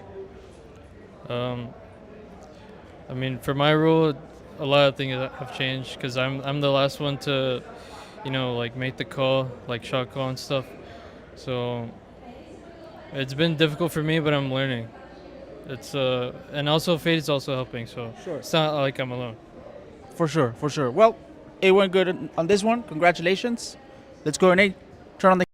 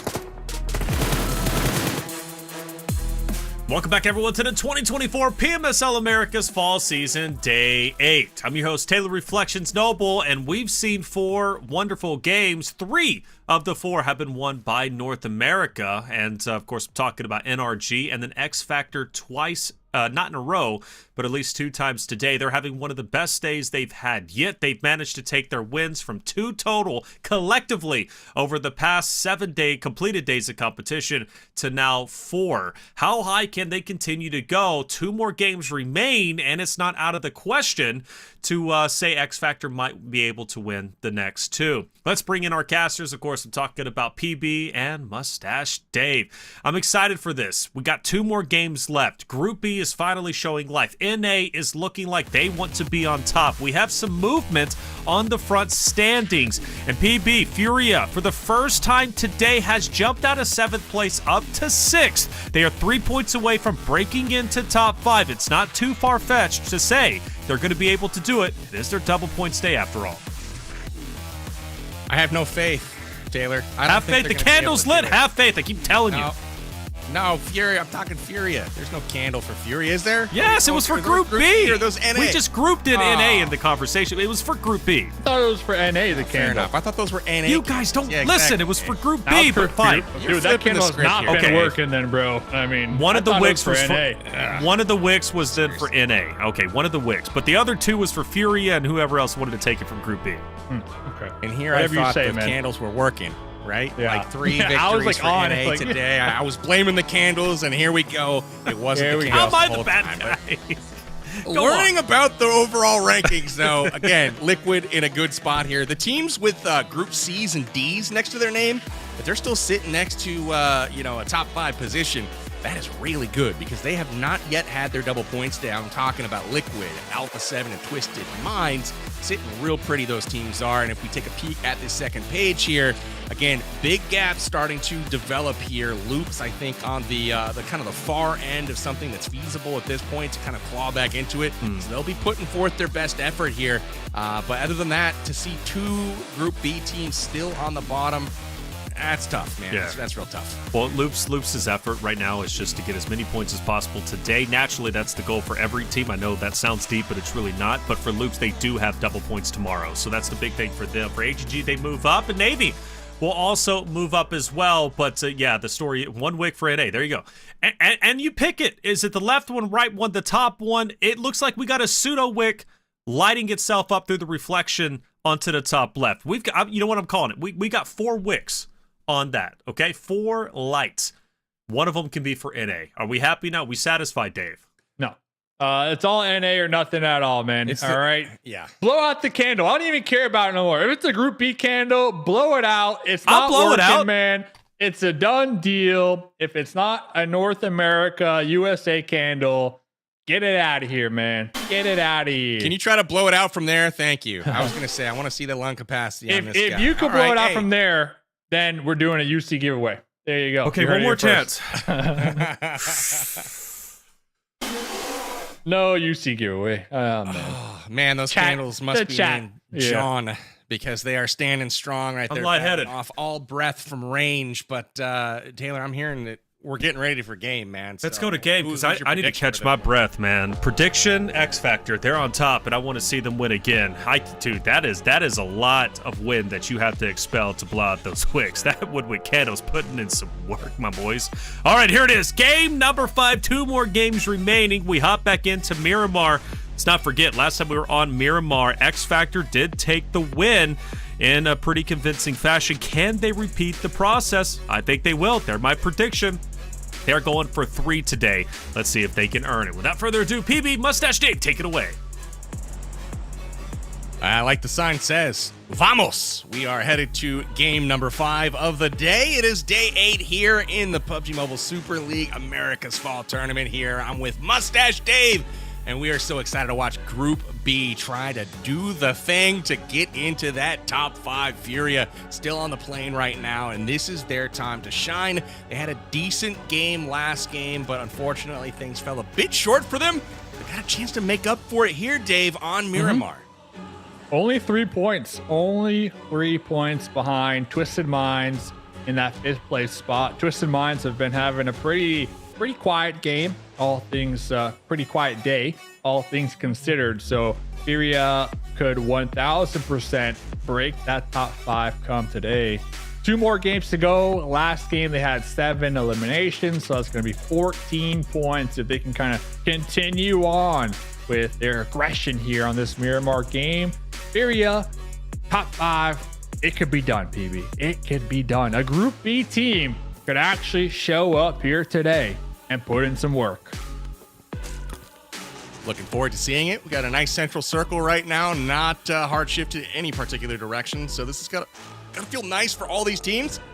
Have a nice, easy first circle rotation, but gotta like the northern side of this here. Again, this favors teams that are headed up there. Teams like Liquid, The Vicious, Alpha7, perhaps VIP if they're able to figure out how to win a gunfight at close range. But we'll keep an eye on that. But one thing I will note, though, as we take a peek at the standings, it is very close now in the 5th through 7th spot, which hasn't been the case now for almost a week. It's been quite a big gap between 5th place and the rest, and that is no longer the case. So these games, more and more weight placed upon each and every one of them, the significance at an all-time high. It's a big day, and I know when we originally started this tournament, we call it a marathon because it is, right? It's 120. Okay, yeah, it's 120 games. That's a marathon. 4 weeks. It's a marathon, right? But we're already getting towards the later half of the halfway points, right? And you just need to be showing up. If you don't got it going on now, when are you going to flip that switch and start showing up, right? And it's okay though. You know, every lobby has those bottom teams. I mean, not everybody could be first. There's only first place. You know, there's only one spot for that, right? But like you mentioned in the pre-show, Alpha7, because they won the World Cup, we got another slot in our lobby. So there's 5 different slots that will be making it to PMGC. So there's definitely a big opportunity come this season for a lot of teams, right? To not only acquire a lot of money, but also get that next lobby where you'll be crowned, if you win, the best team in the world of 2024. So there's a lot of upside here, and it really goes to show that the Americas region as a whole, we have been making some great leaps and bounds when it comes to improvements, right? When it comes to competitive PUBG Mobile, like we're 1000% a region to be respected. And we got the world champs here, PB. Alpha7, the world champions, the best team in all of PUBG Mobile in our lobby. It's a great time to be from the Americas, baby. Man, Dave, you got a tissue I can borrow? That was moving. I do. You got the pen, I got the tissue.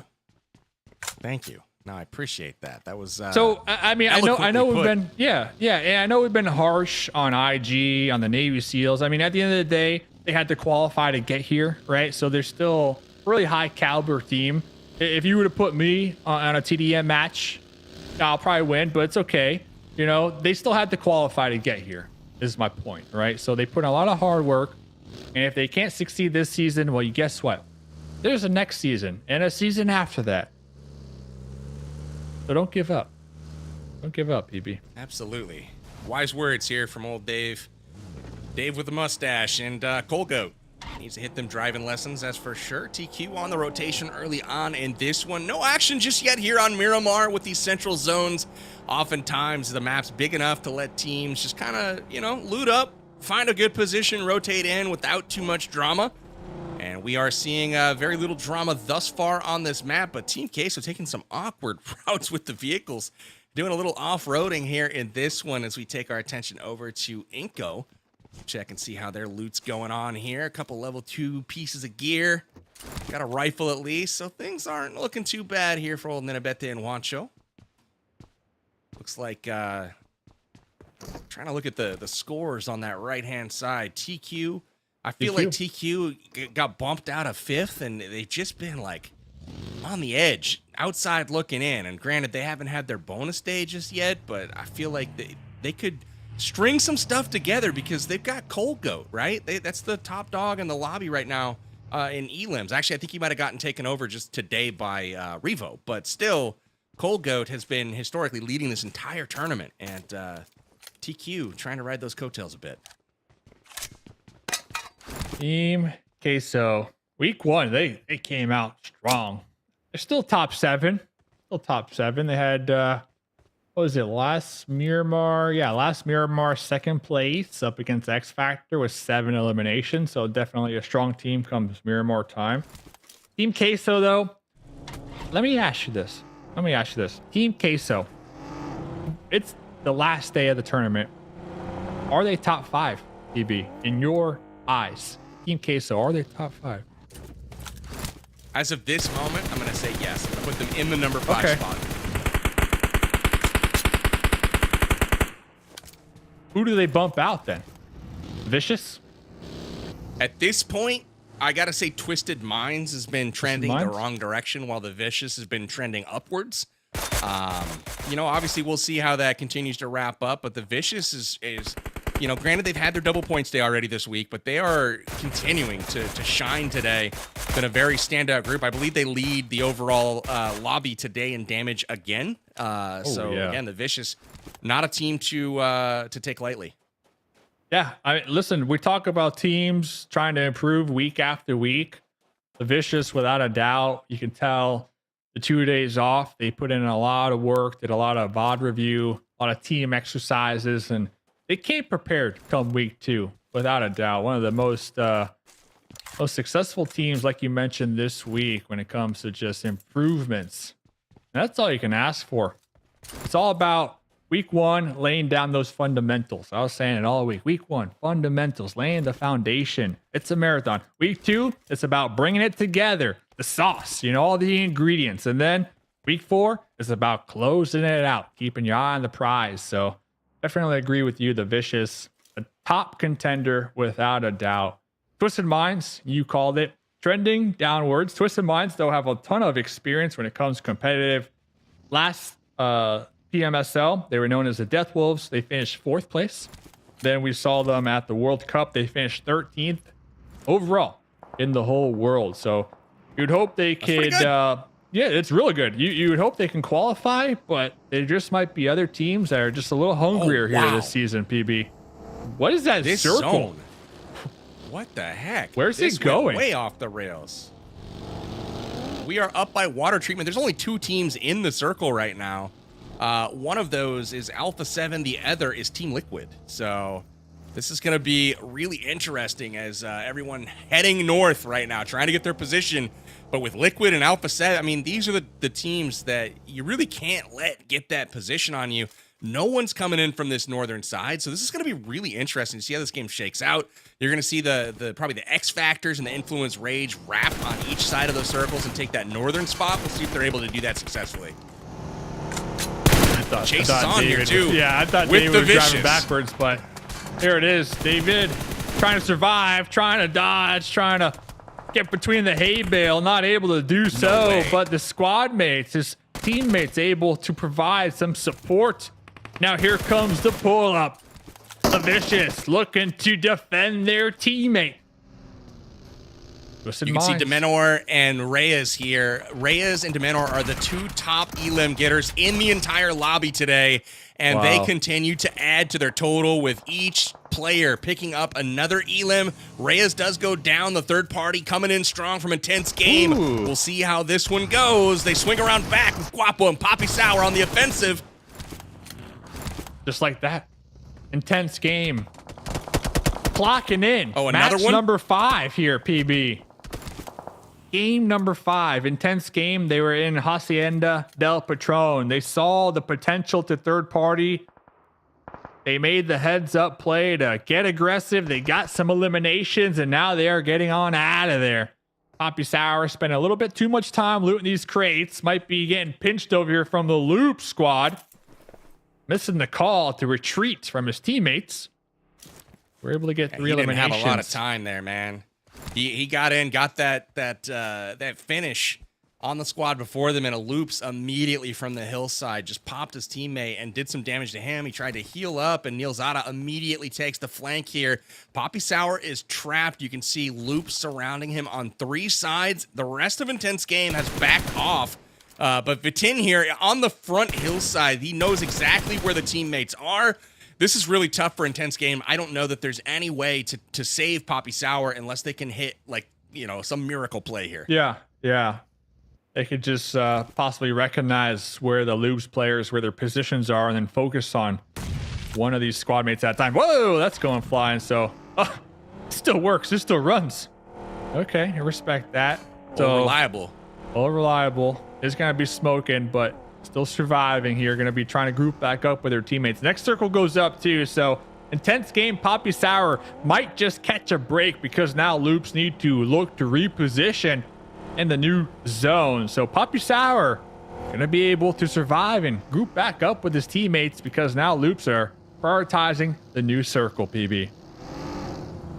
Love to see all the rotations. You can see Team Queso heading north. Somehow they've split the gap, right? They've gone by Alpha7, by Furia, and they're squeaking by X Factor right now, who did take that left side. They're starting to go to the north. Again, I don't know that anybody has realized there is no one in the northern part of the circle right now. Half of the circle completely unoccupied. And it looks like Influence Rage starting to wrap around and may take up that position. That's what I was expecting this whole time. But it's slow to happen right now. It's still in play for any team that wants to get up there quickly. X Factor is one of those contenders as we look at Baton climbing the mountainside here. Getting ready to get those painkillers going, get those energy drinks happening. Try to thwart off some of this blue zone damage. Furia dead center, by the way. The zone whispers, honestly. I mean, it goes to show you on their overall stats how many chickens they're able to acquire this season.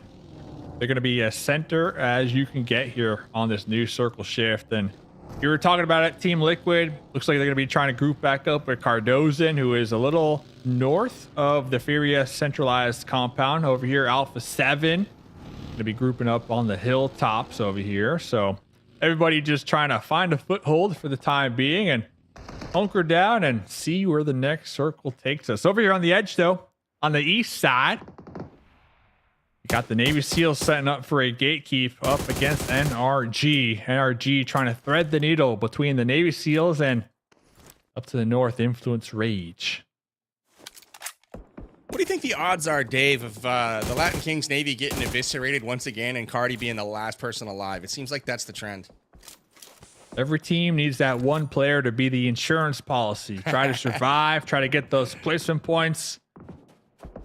But what are the odds of the Navy SEALs Latin Kings getting sandwiched right here between Loops and NRG? I would say about 65% here. And well, we're already starting to hear some shots ring out in their direction. At least he had a vehicle. I was thinking he was going to have to hoof that, and I was like, ooh, that's going to be a tough piece of ground to cover here. Madian getting shot in the back here, trying to avoid discovery. Fate had to have seen him. He's going to... Just a buggy, right? Just a normal buggy. It's a free elim. Like, what is homie doing finishing that heal? That is wild. You didn't see him. At least that's what he hoped. Oh, look at this park job. This is great. Jump out. Take some damage. This is get third party. This is problems. Unfortunately, that vehicle flipped at the top there. That was almost a really good park job. What about park jobs? Loops trying to park their vehicles here on the cliffside, trying to get within grenade range to start the third party this one between NRG and the Navy SEALs. Spec with a confirmation. Oh my goodness, was that what the Loops trying to get some run-ups here at the 24K? I thought that was his teammate, but no, that was an enemy. Oh my gosh. Once again, I'm in a vehicle. They don't see me. Man. I mean, that was a desperation heal attempt, but Loops getting the pickup there. Nino on the flank, taking it down. Lorenzen, for Influence Rage, comes peeking up over the hill, takes some damage, but the nade is primed. Loops is dealing the damage right now. They are taking it to Influence Rage. Lorenzen hanging on by a thread. Nino, if he knew how much health Lorenzen had, he would be pushing that. But unfortunately for him, he does not know.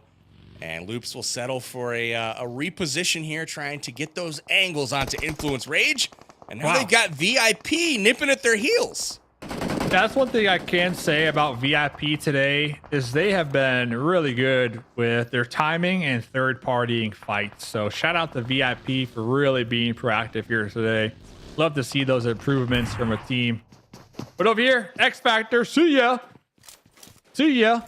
But going back to Loop's fight, Loop's trying to survive, PB. Right now we got a solo once again in a solid bush here. Makeshift Gilly on Miramar trying to survive, not be spotted from the duo ahead of him. Long Little Boy from Influence Rage, and then VIP, the duo in the south here. At least they were able to acquire 4 eliminations here out of that whole Clown Fiesta that we call the east side of the circle. Furia is still in the dead center part of this circle, and they have... Wow, Cunha falls to his death from VIP. Not what he was hoping to do there. I swear, VIP, I know you just said some nice things, but they're going to find a way. They've been making progress. Yeah, they're their worst enemy, honestly. No, they are. Like, it's 100% big facts there. I feel like there's constantly something that's just like, ooh, that's really unfortunate that played out like it did. Look at the vehicles rotating in the background right now. Alpha7 trying to figure out if they're going to be on approach or just going to pass this one by. But in we go. Strap able to take down Poppy Sour, get the confirm. So nice momentum being built here by VIP as they're up to 4 elims. Strap with the Mini and the MG3 close quarter combat action right there. Remix, last one alive. Yeah. You got to ask me center something. zone. Fury is dead center, right? In this one, they are. And they So still is Team haven't Queso. done 100 points of damage, Yeah. right? Like that's what I'm curious about. Is they're getting these positions, and I feel like they're just content to hide. Like let the zone come to them, and then cross their fingers that it kind of works out, you know. And they ultimately get blessed towards the end of the game. I mean, they're doing a good job of getting center, like you've pointed out. I'm just wanting to see a bit more aggression to pick up those elims so we can get some points on the board on their double points day. Yeah, they're doing great. They're the zone whisperers for a reason. The thing is, the point structure, getting a win is great and all. It's 10 points, but with the point structure, you really got to get the eliminations to balance it out. The way that they are playing is like it's 2020, where the win was everything, right? But now it's all about the win and the gunfights, the team fights, right? You got to have a nice balance, a yin and a yang between the two here. And those are the teams we see in top 5. And Furia, they're great at getting the chickens. They're great at getting the wins. But when it comes to team fights and winning those, not the best here, PB. And remember, top 5, we're sending you to the world stage, globals, right? So that's one good thing about this marathon is that we're really going to seed out those teams and figure out who the best team is from the Americas and send them to that world stage. That's a great point. Alpha7 trying to catch VIP on their rotation, and it looks like they're going to. Strap down to just a sliver of health. Myth knocked. Beautiful trap set here. They've been scouting this for the last 5 minutes. They've been spread across the zone, trying to figure out which squads are going to be the weak ones here. And they have decided that it's going to be VIP. They wait for the rotation, and they catch them. Now it's trying to get some points to finish off here. The revive is had, and now they'll try to rotate on foot. And they're going to get caught here. Strap makes it across, though. Very minimal HP. These guys are in a world of hurt right now. Strap's got that MG3, man. I want to hear her sing. But, yep, Alpha7 going to be up there on the hilltops with all the angles. Smith going to try to lean peek here. Going to be running out there in the open, taking shots with the M4. Immediately spotted and taken out from Alpha7 and their we got a little help from accuracy. IG. Intense Game was able to take down Strap from the other angle, so they'll split those elims between IG and A7, but mission accomplished there for A7 as M2MV drives his flaming vehicle to zone, and he might want to think twice about that one. That one is in the later stages of barbecue, Dave. Okay, we're going for it. Yes, we are. We're still alive. It's almost like we saw this one coming. Somehow, some way, it survived long enough for him to get clear of it. I disagree, still alive. But still alive. He's still alive. Yeah. Still alive here. Surviving. For how long is the question, little boy? On the hunt. Talking about being on the hunt. We got Alpha7, the whole squad still alive. Mafioso 8 times. Many taking shots here onto Team Queso in their compound. Team Queso, they are in a center position. But Alpha7 overlooking them right now. believe that's going to be Just Furia tossing incredible some mini work grenades there. too. Man, Mafioso and those guys are so talented with these weapons from that range to be able to connect, and with a semi-auto, you know, be able to hold somebody from crossing the room. That's just crazy town. Next circle. Coming in, Dave. Yeah, Where's it going to go? Trying to see. Definitely Fury going to get blessed towards again? Furia. Yeah, for sure. Yep. There we go. So Alpha7, that's the team I want to see. Are they going to try to push up? Maybe crash a compound? Go towards You know what's Furia, interesting? or play the roadside? Do you see all the teams in the circle? There was All Glory Mhm. Gaming, Team Queso, Team Liquid, and there was one other one. I'm trying to think of who it was. It was Furia. So Furia, Team Liquid, Queso, All Glory. Not a single elim from any of those teams so far. They've just got their position in zone. They're hunkering down, and they're like, baby, it's coming to us. We're just going to play what's given to us. Everybody else can fight. And make sure to not peek any angle to get a knock on your end as well. You know, keep your armor active and in good working condition for that late game. Remix still alive for intense game. Is going to be spotting Spec over here. Remix with the M4. No longer in the play zone. Spec's going to be Alpha7 traded rolling up on. Here on comes Mythic. Alpha7. Yeah, on the Team Liquid. They're going to be taking their position here. That Still was alive. impressive. I saw that developing on the map, Dave, and I was like, how is this going to end up playing out? They've got a 2-2 split going on from Liquid, and they take out both Liquid players, but the other two able to rotate in, and while they suffer losses, they're able to win the fight. Alpha7 Esports goes out with 4 elims in 8th place. Yeah, and they were able to win that fight. They only lost one, and now what they claimed is the entirety of the east side of the map. They still got Remix behind them, but once when Remix takes a shot, all 3 of those players should immediately be able to turn around, get the trade, take out Remix, and they own that whole side of the map. Meanwhile, the rest of the lobby is on the west side across the road. So Team Liquid in a really strong power position to hopefully close this one out.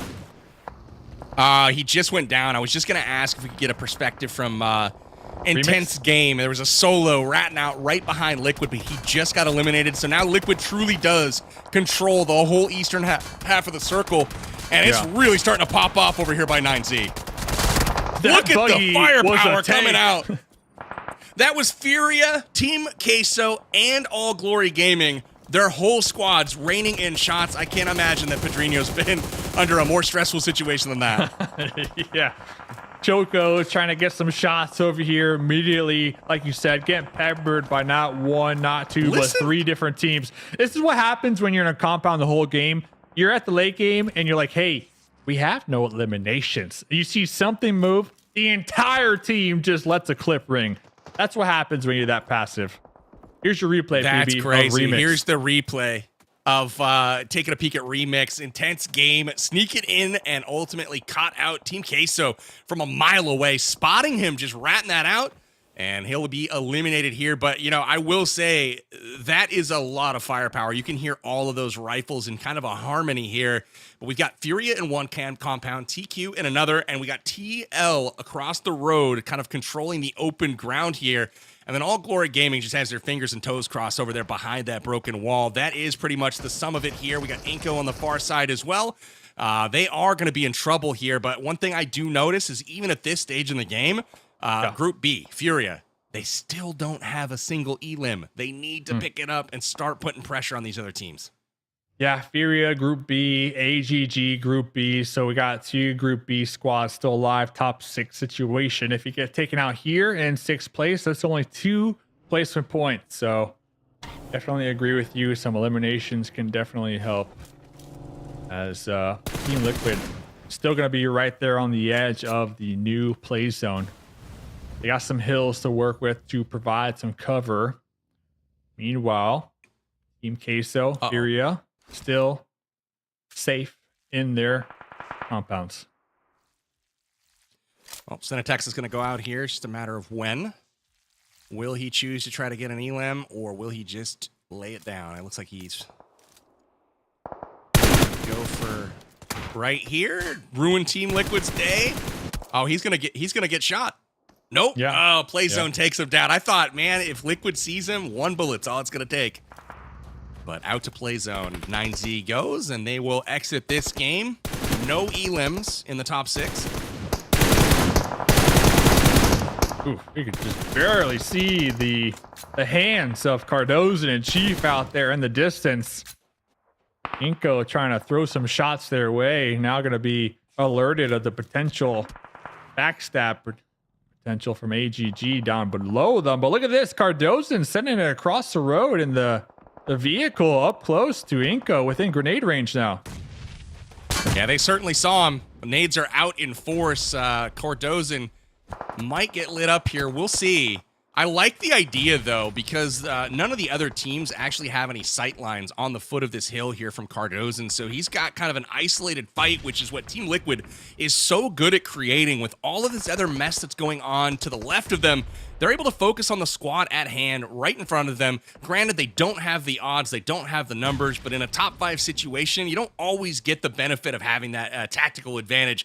So he's pushing them back, and Inco has conceded the ground. They just decided, hey, this solo player, probably somebody we don't want to mess with. Let's just fall back and give him some room. Without a doubt, and Cardozo able to kind of plant their flag to now allow Ayala to pull up in a vehicle as well.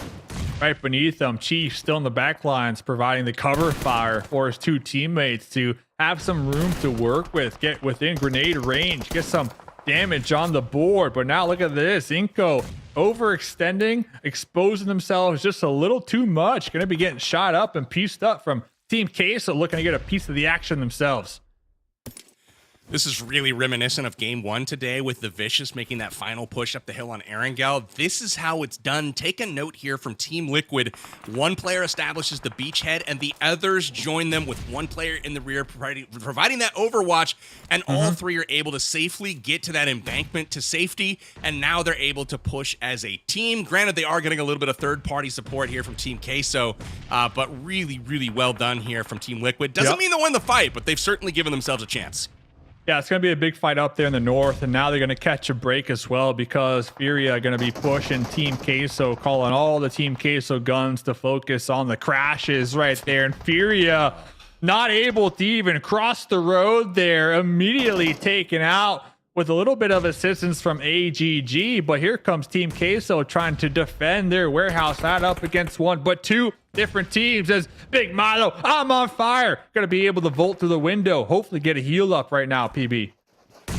You know, I got a baby boy. His name's Milo. So every time I see Big Milo, I always get a chuckle out of the name because my Milo is pretty big too. So it's a shame to see him on fire, that's for sure. But while we were away, Team Liquid finished off Inco, and they'll be joining this party shortly here between AGG and Team Queso. Team Queso able to wipe out All Glory Gaming. Good performance from them on their bonus points day, finishing top 3 with 4 elims. But now it's a 3v3, or it looks like a 3v4. With Team Queso taking on the likes of Team Liquid. 2 down now, and it's a 4v1. Yeah, this should be it. Team Queso, they were able to get second place with 7 eliminations on our first Miramar game. Right now, they're looking to get the winner chicken dinner with 10 eliminations on this Miramar game. Miramar and Team Queso go hand in hand. This squad so good at this map, extremely consistent, able to secure the win here, but it's just the beginning, PB. They know and they understand there's a lot more work to be done if they want to have a strong foothold in that top 5. All smiles there from Team Queso. I say that in jest because, man, it seemed like they were just like happy to get the monkey off their back almost. Like they were stressed out, like, oh man, that finally we won that one. I don't know if that's the case or not for Team Queso, but again, we just called them out a moment ago at the start of that game as I expect this team to be in the top 5. They have the gun skills. They have the talented players. They have the experience at these big tournaments, and they show it here on the big stage, taking home the winner chicken dinner here in Miramar Game 5. Yeah, nice to finally see them getting a winner chicken dinner. It's been a little bit since we've seen them get a victory. Granted, they have 4 total throughout the 8 days, but if you think about kind of their struggles throughout the really the entirety of this fall season, you look at week number 1, they were great. They were slaying out. Their placement points, though, is something that needed to improve, and it seems like it's starting to. Miramar, though, Dave, you mentioned it best, like that's their map, right? So the good news for them There's 2 Miramars played every single day. There's 2 incredible chances for them to improve on their standings. But the thing is, they're teetering on that edge between number 7, top 5, and I think that's going to be a constant struggle for them all the way until day 20. I agree.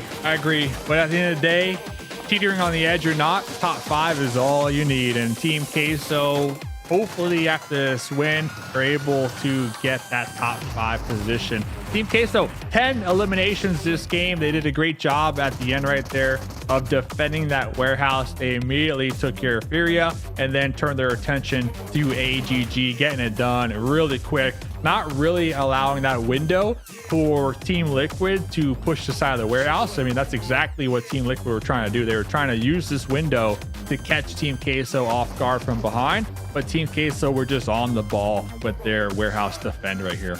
Yeah, I mean, the way that they pushed Furia there, PB, was impressive. You know, Furia is a team that you have to keep in check.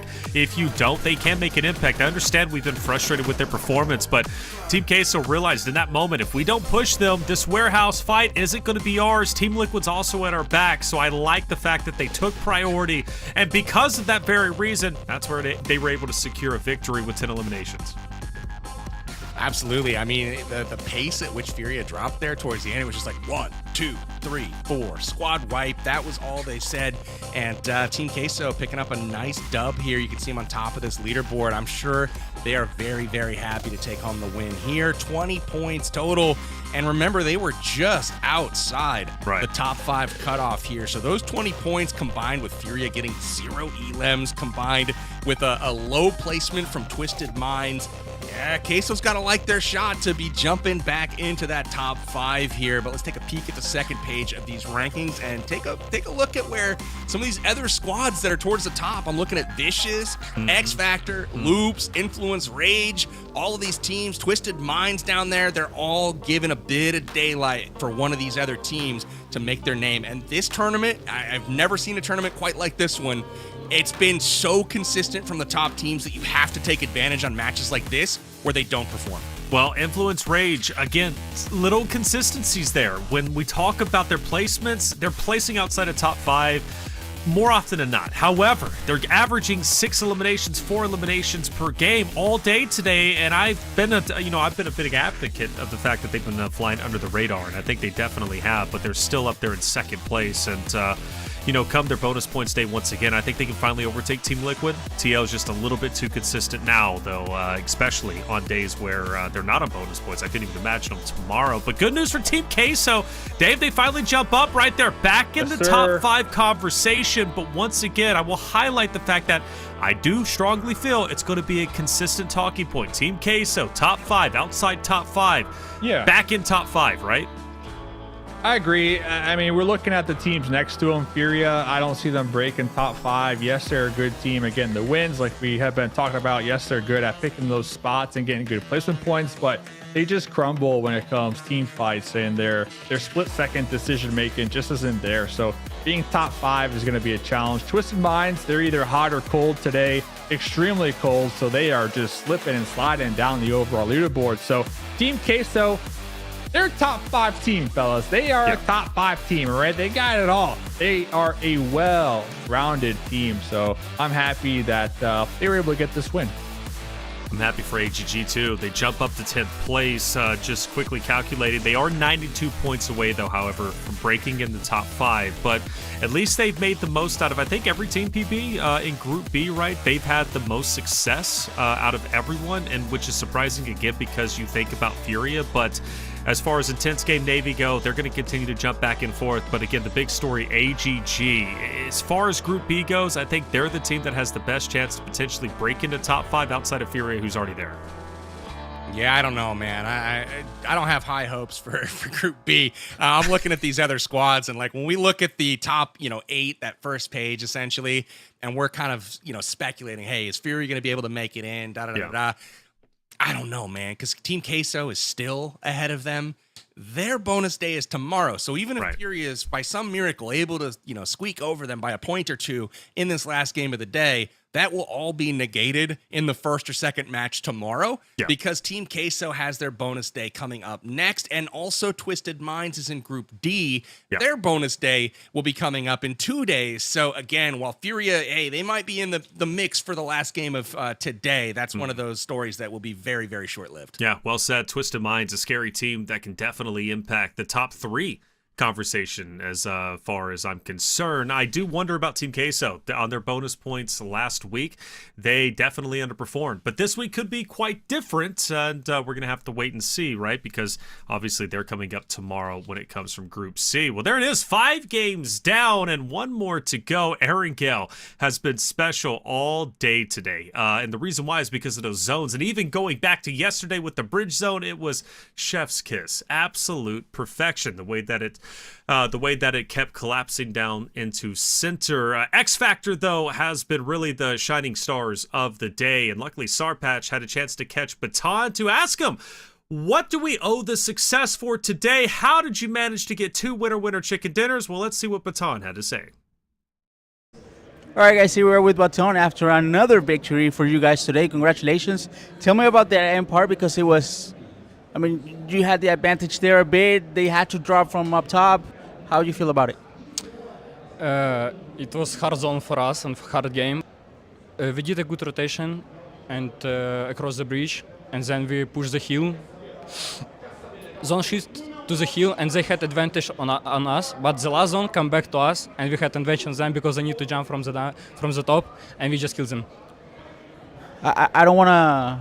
I mean, we're happy for you today. Today you are doing really good. 2 victories already, but yesterday was tough. Can you tell me a bit about it?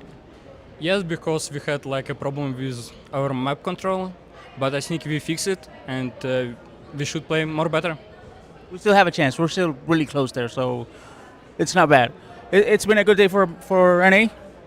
Lit up the candles. They're doing their part. You do your part as well. Let's go.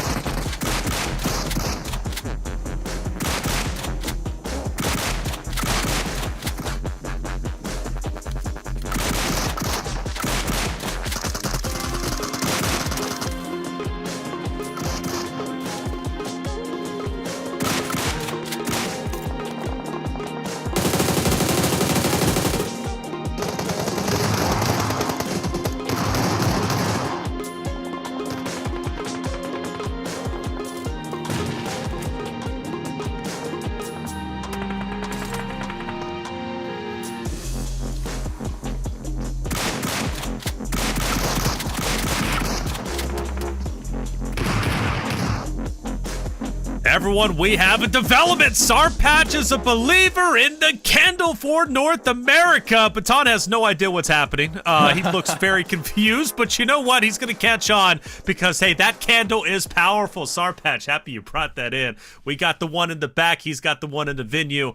They asked, can I bring a candle to the venue and light it up? They said no. It's a safety risk. So he said, hey, I'm going to actually find a way to do it. And he does with the screenshot. Sarpatch, you are an absolute genius. I'm Taylor Reflections, Noble, your host, joined by Powerbang as well as Mustache Dave. Today's been a great day. We're already in the lobby for game number 6, Dave. The final chance for Group B, but also the final chance for North America to secure 4 victories today. Yeah, so somebody had to step up, Reflections. You got the Group B candle. Well, guess what? I got the United States of America candle, all right? NA coming out on top. I got the candle lit. USA, baby. We're going to get 4 winner chicken dinners here today. That's how it's done. I don't care about your Group B candle, all right, man? I'm a real one, and I represent out here. Why that candle so small, though, for US of A, man? Size. Just keep going. Okay. Hey, let's go, baby. Man, it's the USA candle. All right, relax. We're going to map number 6. We got the candle for USA. I'm repurposing my candle for USA. So we got 4 wicks plus we got SAR patches. Come on, X Factor, NRG, Inco, Intense. I don't care. Let's just get North America and win for game number 6. Powerbang, Mustache Dave, take it away. Holy cow, Dave. Now we just need to combine all these wicks, put their flames together, and turn it into a good old-fashioned propane blowtorch. You know what I'm saying? Get a nice little America barbecue going on here. We got a nice little southern plain path once again here on Erangel, heading into our 6th match of the day. And I'm hoping for some fireworks in this one. We've had another amazing day of action once again in the PMSL Fall Americas tournament.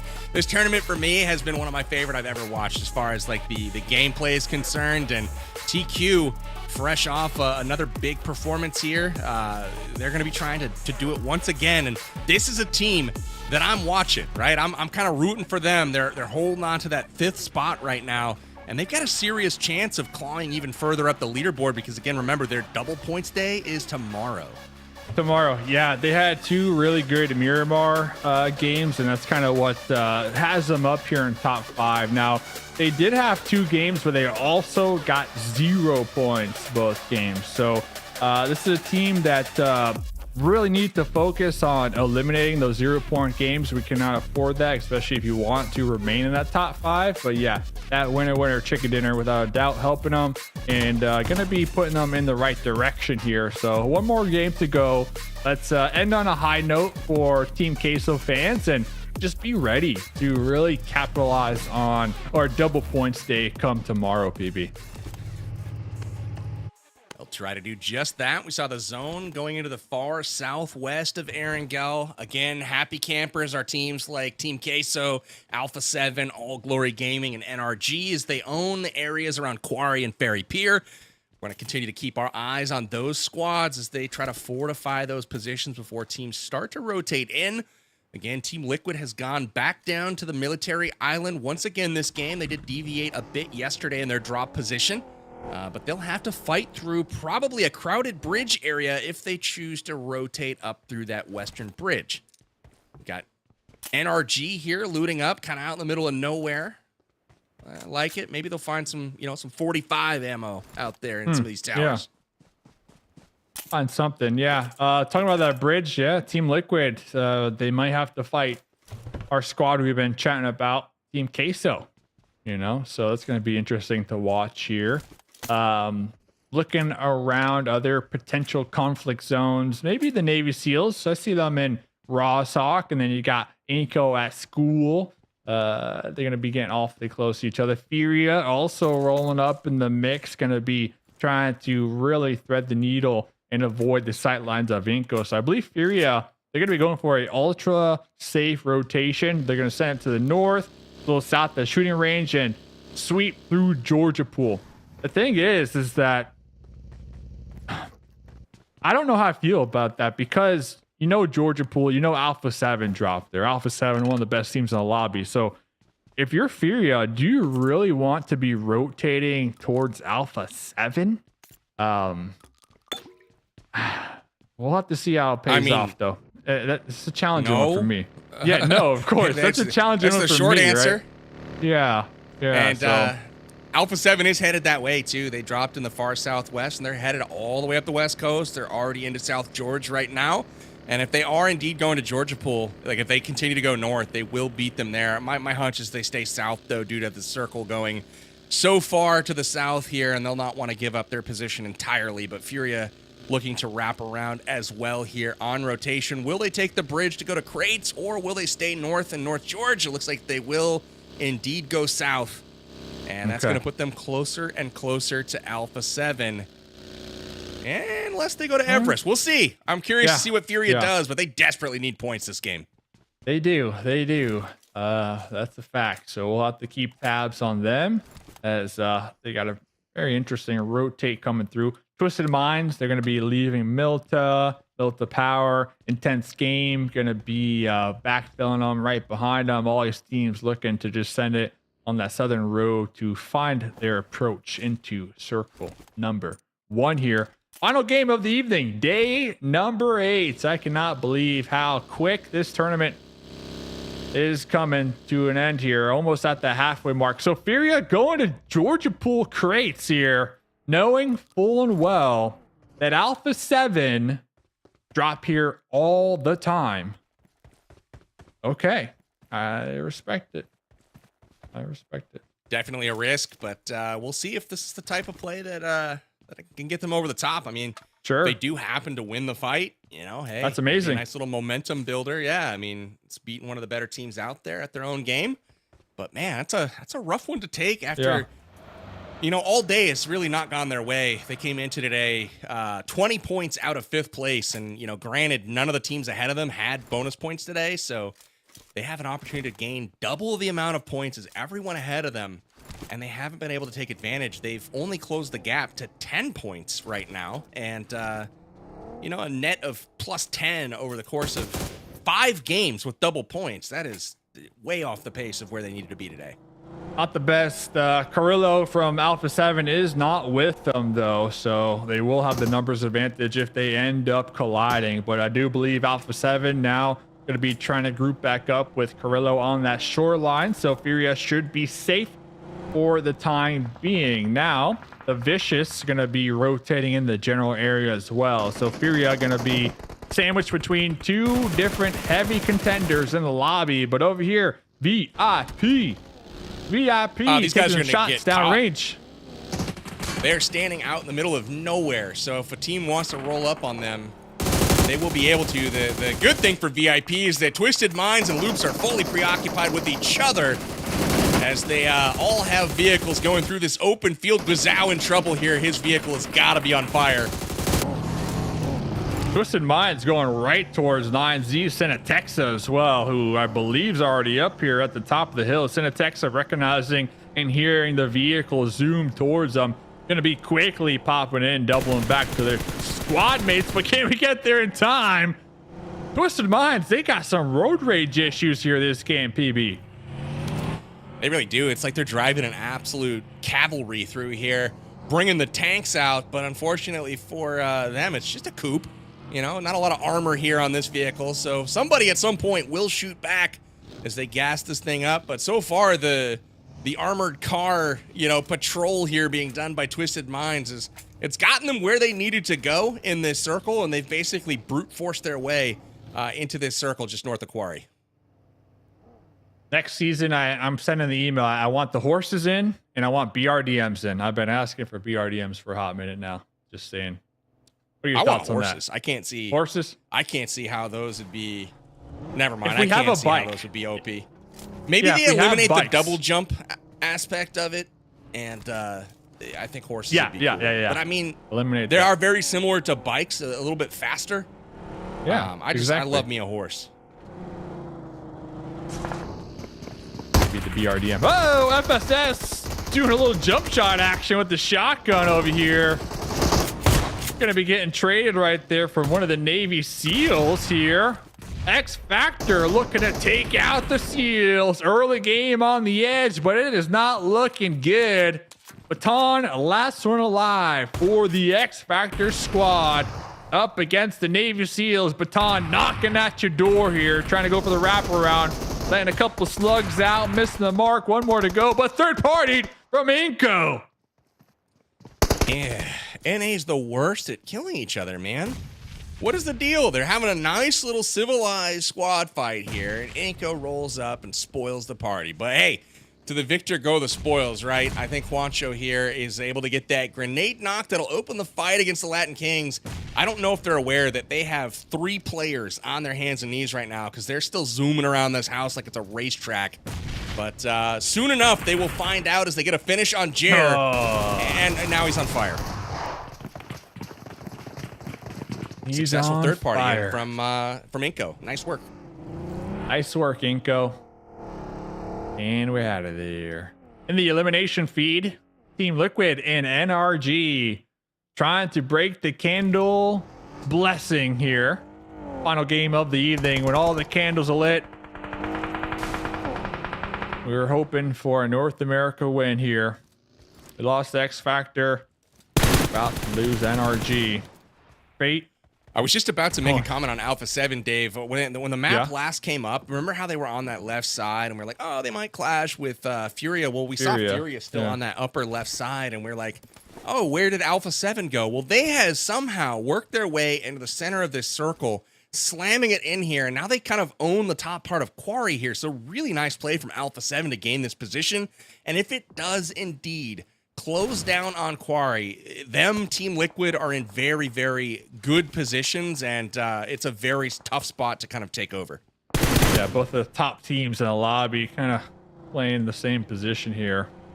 Taking up Quarry. Over here, 9Z still driving on in. They're going to be in the south of Gatka here. You got Twisted Minds still in their vehicles looking for some vehicle action here. Game number 6, 14 teams alive. Everybody's in the play zone now.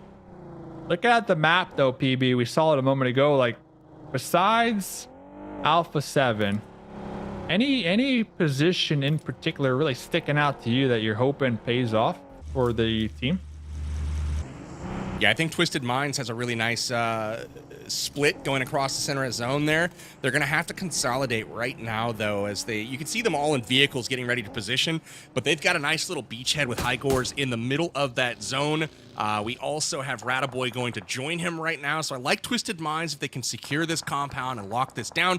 We also have the Vicious coming in from the north on that upper side there, but the circle does seem to be going away from Quarry, and we might now get a Team Liquid versus Alpha7 showdown as they're exiting that area. Yeah, that'll be a great fight to see. Two of the best teams in the lobby. We did see the elimination feed, by the way. Looks like intense game. We're pushing this area towards Furia, but Furia were able to eliminate one of the IG members immediately, forcing IG to kind of scatter in their own little direction, trying to survive a little longer. So Furia with the successful compound defend, I guess, if you want to call it that. Going to be staking their claim here in the north in the swamps. I hate this particular compound though, because unless the zone comes here, it just doesn't have very many sight lines. It's kind of down in that lowland. Granted, they'll be safe, from most other players here, but it's just like swampy. You can't have a whole lot of a good motion due to the water. It's a difficult compound to play, and then obviously you've got the high ground of Quarry right next to it that can rain down on your parade pretty easily. So we'll see how long they choose to stick it out there. It should be safe for them for at least the moment. And obviously that's what they're looking for, but Quarry is a bit crowded right now with 5 squads down there kind of trying to figure out how they're going to rotate out. But we look in the center of zone, and to the north here, we got Intense Game and Inco, 2 North American squads trying to outduel each other on the rotate in. Inco on the outside of the zone looking in, and Intense Game in the distance is gatekeeping them from where they need to go. So you can see Juancho and Ninabete there trying to plan how to get into that circle. And as they're rotating around, they are looking at that compound where Furia is. So while it might have been a nice, safe compound, they might have some company here real quick from Intense Game. Yeah, I was thinking of that same thing here. We might see a crash, at least towards Furia or around them. Intense Game still out here driving around themselves. We'll have to see if they third party, because here comes the Inco driving on by Furia. Looks like Furia once again able to get some nice shots out there to make sure that Inco don't crash their building, but in the approach, Inco pulled off, and they're right on top of Influence Rage. Oh, Inactive's going to force this fight. He takes it to him and immediately gets knocked. It was a good thought. Just, you know, went up against a better player. Happens sometimes, Dave. Down to just one, and we're going to be taking the same approach that your teammates just did moments ago who were eliminated. Next circle goes up. Alpha7, Team Liquid, Team Queso in it to win it. Looks like we're headed in towards Quarry is now Furia. They're going to be forced to move out of their swamp position, but we still got so many teams and vehicles right now on the rotate. Oh! You can see Team Liquid see that zone, and they were just ready to move out a second ago. It hard shifts back towards them, and they're like, oh, never mind. We're going to actually go back and show where we were. We're good. We're good. Team Liquid, big chillin'. Team Queso grouping up a little more as well. Looking at Furia, Group B team. Final game of the evening for Group B. We're going from one blue building in the swamps to another. We're going to be next to a solo Strap from VIP. Last one alive with the DP here. Take some shots. So Furia, they're going to be piling up and, well, they're going to be content right now in their little house. Surviving and thriving, PB. That's the name of the game for them. Absolutely. Inco did a decent job getting 5 elims, though, as I'm checking that board. You know, before they went out and third to last here of this lobby, but they got 5 elims, so they were active. I can respect it. 5 elims is equivalent to a 3rd place finish. And especially in a game 6, that's nothing more you can ask for. Game 6 typically a little more hectic because players a little fatigued at this point, looking to just end on a high note. And you know, some players, some teams might try some unorthodox plays. You know, we tend to see that in game 6. So I'll take those 5 points all day long with all those external factors. But Strap looks like their position compromised. Furia, no, he's here. Strap though has 3 grenades. If Furia love playing grouped up. They get taken out from a grenade from a solo. Well, that's gonna be disappointing. Hate when that happens. Yeah, hate when that happens. Strap's one of those players that's always trying to hold it down, keep the team in the game, and he seems to be the last alive quite a bit for VIP. Furia here, still looking to try to maybe move here. Got a decent spot for the moment, but they're probably gonna be chilling. Yeah. HEG Group B still alive, so doing good. Group B, we got a couple squads still alive, looking to really capitalize on the final game of the evening for their double points. Looking around at potential fights, I see Loops and a little 2-2 split over there on the east side. They're getting pretty close to 9Z. But Furia, okay, we got Diego trying to poke the bear over here. Yep. I'm gonna back up, avoid those grenades. Furia making sure nobody gets near their building. Next circle's gonna pop here shortly, PB. Where's it going? Give me that hard shift to the northeast. Come on, baby. That'd be great. That'd be great. Really spice it up here. Okay, not too we bad. Get one. It's kind of west, but Alpha7's got the spot. That's where you want to be in this circle. Everything else, open field. At this point, Fury is going to be content to stay there because they have hard cover in that compound. Strap is about to have a bad day, I have a feeling. There's not much to hide in this circle, and we'll see if he's able to survive much longer. Talk about having a bad day. NRG down to just a duo. 24K in Fate now forced to defend up against Influence Rage for a compound not in the circle, but Influence Rage trying to take out these opponents to make sure they're not backstabbed.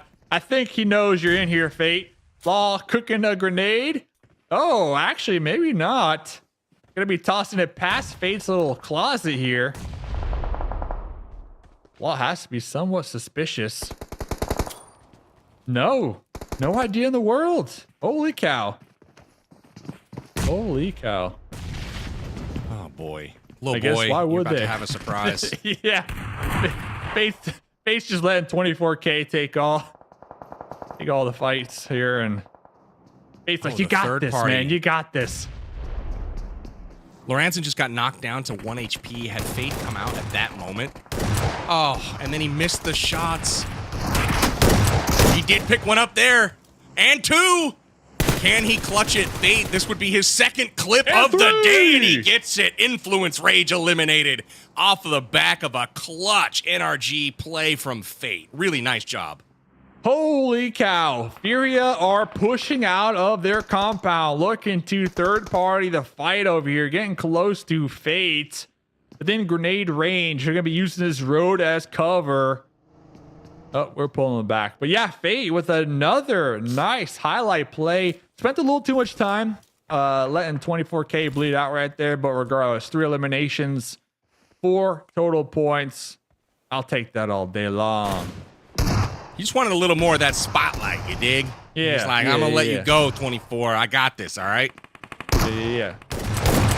Thanks, 24, for distracting them. Talking about distracting them. Ayala in the smoke, on fire. Letting it rip up against 9Z. 9Z. Urgod still alive. Shotgun. Grenade in hand. Ayala with 6. Cooking this one. Looking for the toss around the corner. Urgod already repositioning. Predicting that grenade here. Urgod has some health to still work with, but not a lot. Gonna be right there with the blue zone towards their back. Urgod was able to get a heal off there. It's gonna be a classic 1v1, and well, let's add some third party to that. Urgod taking some shots out there in the distance, but does have this little lip to work with. Maybe trying to get the pickup on his squad mates, but Ayala, the game sense clicking in here. Ayala leaning, taking some shots right there, swapping to the grenade, going back to the shotgun. Getting a nice little trade right there on Urgod and a beautiful Molotov follow-up. Oh, but Urgod coming out on top right there just in time for the pickup. Can we get it? Yes, we can. I didn't like the molly there. I thought Ayala had that angle on lock. I thought he had the timing down. I thought he had the upper hand in that fight. Pulled out the molly and just kind of lost it. Got pushed immediately and forced back into the blue zone. Good fight though, all the way around. Aragod getting the better of him that time. Can't win them all, but really, really nicely done there from 9Z. Good too. Good to keep their game going. They're gonna have a duo in the late game. Get some more points. And well, Team Liquid, pretty solid day. They definitely picked up the slack here come the second half of our day number 8. Games 1 through 3, not much action from them, but well, tomorrow's double points day. So get back to the action. Here comes Loops. Gonna be pushing into Quarry. Team Queso right ahead of him. Furia still with a 4-man up, which is where they want to be. Only a few squads have that at their disposal right now. We got the Vicious, Loops, Alpha7, and Furia at full strength right now. Strap is still hanging in here. Missed all of the shots on the way up. I always giggle at how that can happen. You know, they don't know you're there, and somehow you jump out, and it's like, oh, I was too excited. Trap. He's with going the backup cellar. plan. Yeah, with the backup plan. Got 2 more grenades up against Fury. Ah, come on! Third party in us. Eliminating the potential for the 1v4. Silence is about to come down the stairs here and throw that nade. We'll see if he actually does so. This is pretty well done by Strap. He's getting help. The third party's on the outside of this house as Loops is eliminated. With 2 elims, TQ able to pick up more elims as a 2-man. They're up to 6 now, which is exactly what they were hoping for, as again, they're trying to hold on to that 5th spot as we close out our 3rd day of week 2. The Fury playing so slow up against a solo here in the basement. They're going to be right there on the edge of the play zone too, and they allowed the squad to get in a nice spot to third party this one. Here comes Trap though with the pre-fire through the smokes. Finally, Furia deciding to pull the trigger and finally take that fight and take out that solo. We're able to do just that. But AGG, they've been clashing back and forth over here with Alpha7. Alpha7 in a skirmish, getting pinched right now because we got not one, but two, but three different teams in this area. AGG down to a duo up against Alpha7. Boom goes Revo's grenade right there, taking down another member of AGG. It's up to Rivas. Gonna be hiding in the corner now, allowing the Vicious to finish the Alpha7. Oh, never mind. There's one. Nice. Almost getting another one right confirm. there. Got the confirm. Yeah, on he got David. the confirm and add that into the points overall. So All Glory Gaming goes out with 5 elims, and poor Rivas was bait, right? He was in the middle of the Vicious and Alpha7, and it has brought these two squads together like a magnet. Alpha7 has the high ground and very quickly takes out Diminor, and just like that, the Vicious has been eliminated as well. 9Z also out. 9Z out. Yeah, that was a really chaotic little fight right there on the edge, and that terrain made it even more difficult. Meanwhile, Furia have been over here, 4 up, still playing passive regardless of what's happening in the play zone. Team Queso, the duo, they're going to be pulling up, trying to take out our squad, Alpha7. We got some grenades, we got some smokes, we got some shotguns. We got it all here for the game number 6 to end off day number 8, PB. Lots of action for sure, and it looks like we've got ourselves a couple squads that have, you know, more than half their members in Alpha7 and Furia. Furia, the only squad remaining with 4 members up, so that passive playstyle panning out for them as the circle has come to them. You can see that lagoon where they were hiding out right in the right-hand side of your frame, and Alpha7 has owned this exact spot on the battlegrounds, but they were drawn down the cliff in order to fight the Vicious and All Glory Gaming, and TQ has backfilled their spot, so interesting little musical chairs going on the top, but notice the mini-map. There is only one player anywhere in the upper side of this zone over on that west side, so that's really interesting there, and I do believe that person is Fate. Remember, all by himself, trying to do more clutch plays, you know? 360s, no scopes. No scopes, 360s on the boulder. Just watching Furia play passive as 4. Kowski had a beautiful knock onto Alpha7 right there, but instead of taking advantage of that, they don't really do much, allowing the revive onto Alpha7. Now Alpha7 back up to a 3-man unit here. And like you said, Fate just on the boulder watching this all unfold here, PB. The guy's got the long game, right? He's playing the long game here. Got it. Right behind Kowski. Kowski has no idea. Now it does. Kowski knows. Hitting the dirt right there. Looks like the long game not paying off for NRG Fate, but a 4th place. That's 4 points. I'll take it. They will take it indeed. Down to a top 3 here. Alpha7 trying to end the day the way they started it, and that is on top. Again, finishing 1st place in our first game of today. We've got a great position here in this game, and it's only up to Furia and Team Queso to stop them. Team Queso trying to go back-to-back after a win in game number 5 today. And Furia, while they've hit the top of the leaderboard quite frequently this tournament, they haven't done so today, and definitely not during their double points day. So hoping to see if they can get some momentum going, leaving the day. They've left a lot on the battleground so far, but hoping not to leave it all out there. Yeah, they had 7 eliminations last game. They got 7 eliminations this game, and a top 3 situation. They can taste the chicken in their mouth. Let's see if they can close this one out. They got the numbers advantage, but the trio from Alpha7 is going to be a tough task to overcome, not to mention the duo from Team Queso. There goes Papi Pocho, though. Little help from Alpha7. Furia going to be pushing up just a little bit. Still a little indecisive in my opinion, but here comes some shots. Ring on out. And now there's only 2 teams left. Poor Team Queso, they got absolutely tag teamed right there. Both Furia and Alpha7 hit them from angles, and now this is Furia's fight to lose. Mafioso falls down the cliffside, and Furia will take their first chicken dinner of the day. Neener, would you look at that? Furia getting much needed desperation points here to close out day number 3. Let's go. Winner, winner, chicken dinner, plus their eliminations. Their best game all night long. Right in time as well. The final game of their double points day reflections. Yep, one of the wicks, it paid off, right? I told you it was for Group B. One of them was for NA, okay? One of them was for NA. Dave, your candle, it helped a little bit, okay? Well, we'll give you that. It helped a little bit. By the way, PB is the only one. He's the only one on camera, which is quite funny. PB and 2 candles. What's going on? Oh, that's actually hilarious. Well, NRG does get 4th place, PB, but the thing is, NA just, like you said, and we've been constantly harping on this, they just cannot leave each other alone.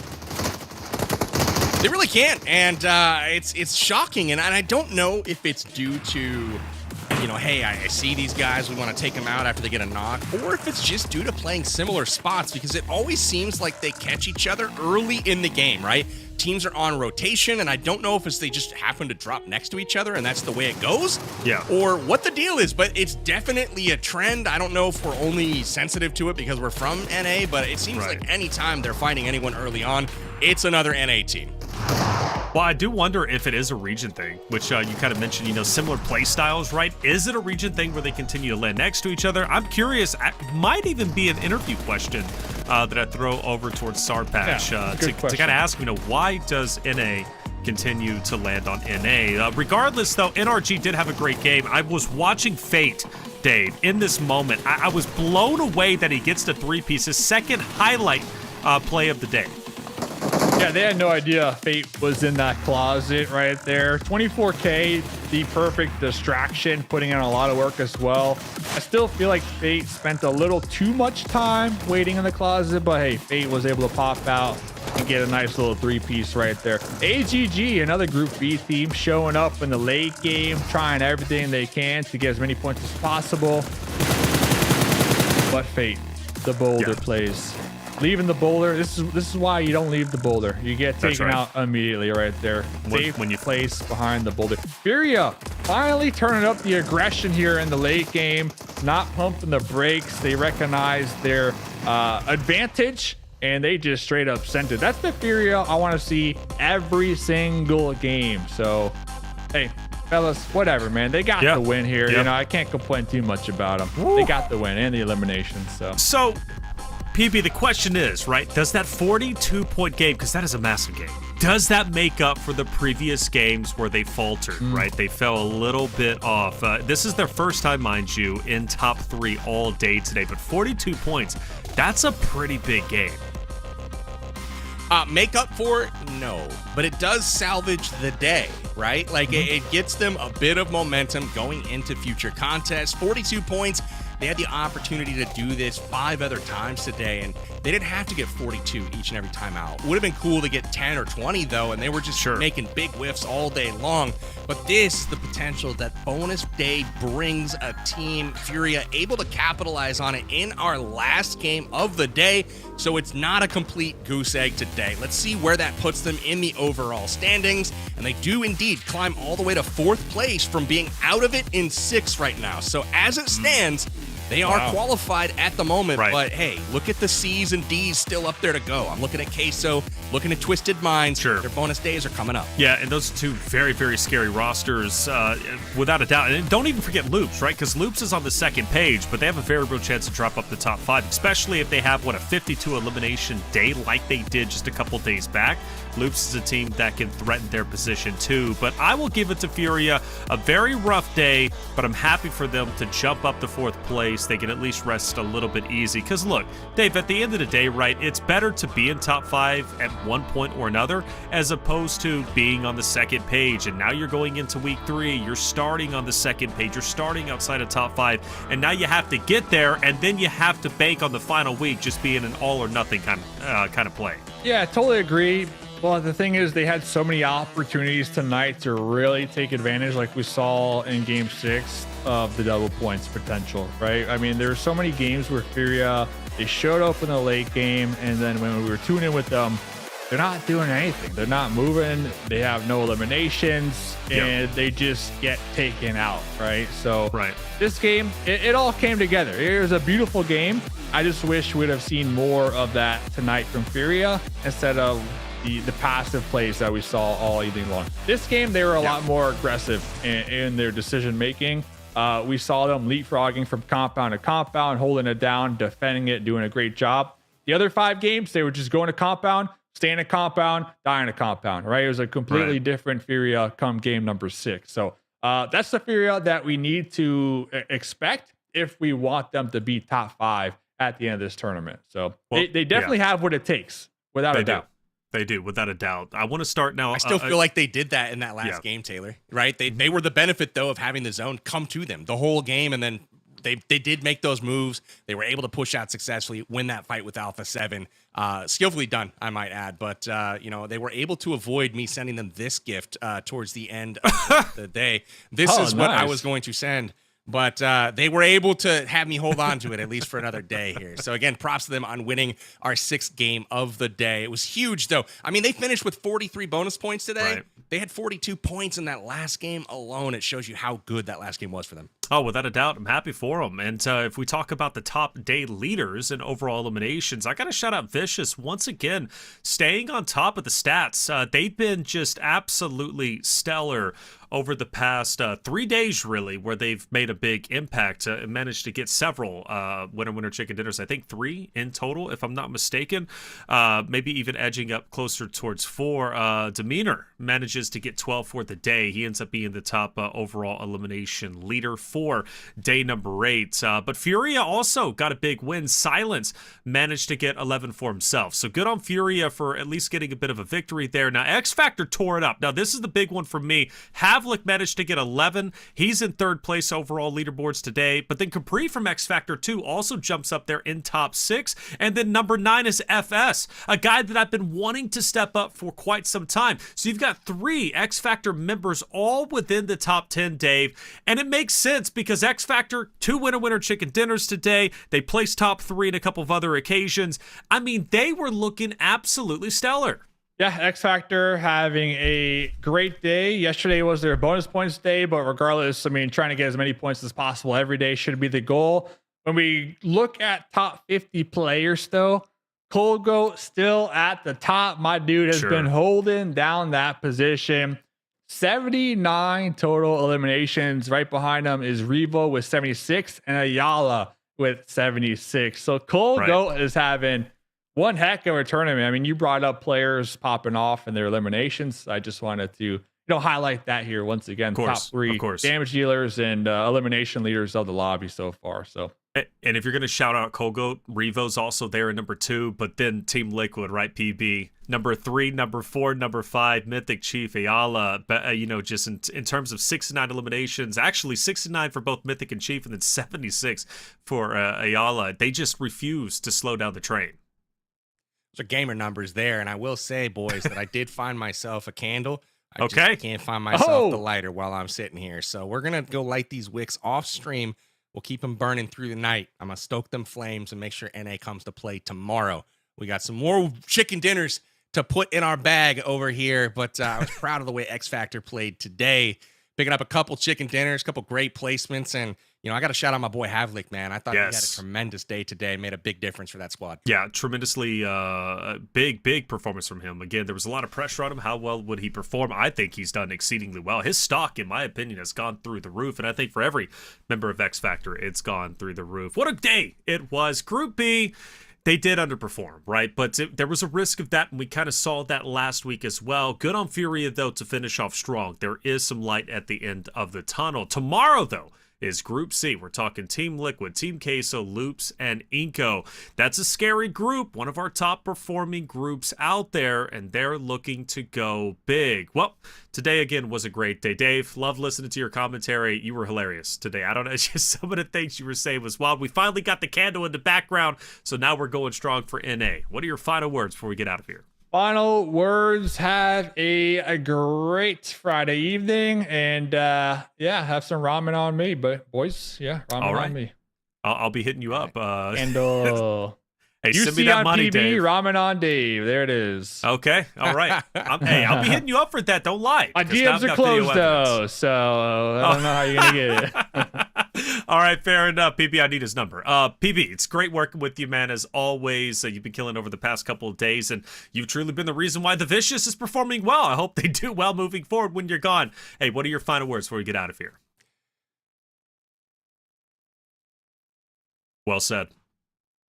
Well said. XF #1. I want to see them boys continue to do great things. I don't know if and when I will ever be back on the desk for this tournament. It's been great to fill in, though, the past couple of days. I wish Tiff well down in that hurricane weather she's going through. But, oh boy, it's been great. Tournament's been awesome. The action's been, I mean, just fantastic. Really, really been a thrill to watch. But I'll definitely be watching the rest of the tournament all the way through. X Factor #1, baby. Go get that title. You got plenty of work to do, and also shouts to Team K, so I hope you guys lock it down as well. Anyway, that's all I got. It was a pleasure to be here. Thank you so much, Taylor. All right, PB, Dave. Hey, it's been a great day, and it's been also amazing because you out there in the chat have been supporting all day long. Make sure you hit that sub button if you haven't already. Make sure to follow us on socials, and if you do want to tweet out or, I don't know, tag us on Instagram, make sure you use hashtag PMSL Americas to keep the conversation alive. Well, that's it for day number 8, but don't you worry. We're going to be back tomorrow at 5 Eastern Standard Time for day number 9. For myself, Taylor Reflections, Noble Power Bank, Mustache Dave, and you in chat, thank you so much for being here. Be back tomorrow for day number 8, starting at 5 Eastern Time. On each side right now, Lorenzen is down, but Lil Boy coming in and gets popped as well. Another one.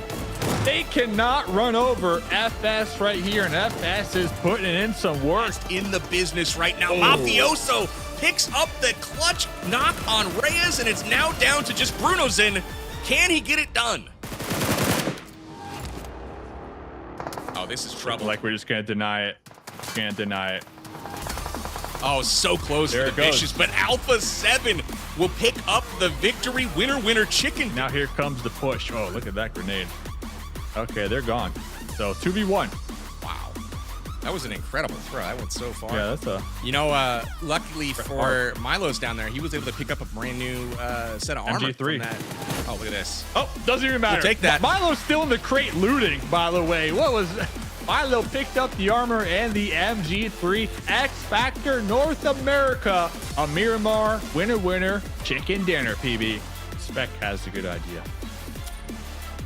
Oh, no. Oh, this could be it. That's money, dude. This could be That's money. Ooh. And he gets some spec with the clutch play. Finishes Strap and NRG. Oh, he's got no meds. Absolutely no meds. Go for the hero play right there. Throws in from the high ground. M4 lean peak, PB. And X Factor puts another winner. Chicken dinner in Vicious's bag. So it's a 3v3, or it looks like a 3v4 with Team Queso taking on the likes of Team Liquid. 2 down now, and it's a 4v1. Yeah, this should be it. Team Queso, they were able to get second place with 7 eliminations on our first Miramar game. Right now, they're looking to get the winner, chicken dinner with 10 eliminations on this Miramar game. Only 2 teams left. For Team Queso, they got absolutely tag teamed right there. Both Furia and Alpha7 hit them from angles, and now this is Furia's fight to lose. Mafioso falls down the cliffside, and Furia will take their first chicken dinner of the day. Neener, would you look at that?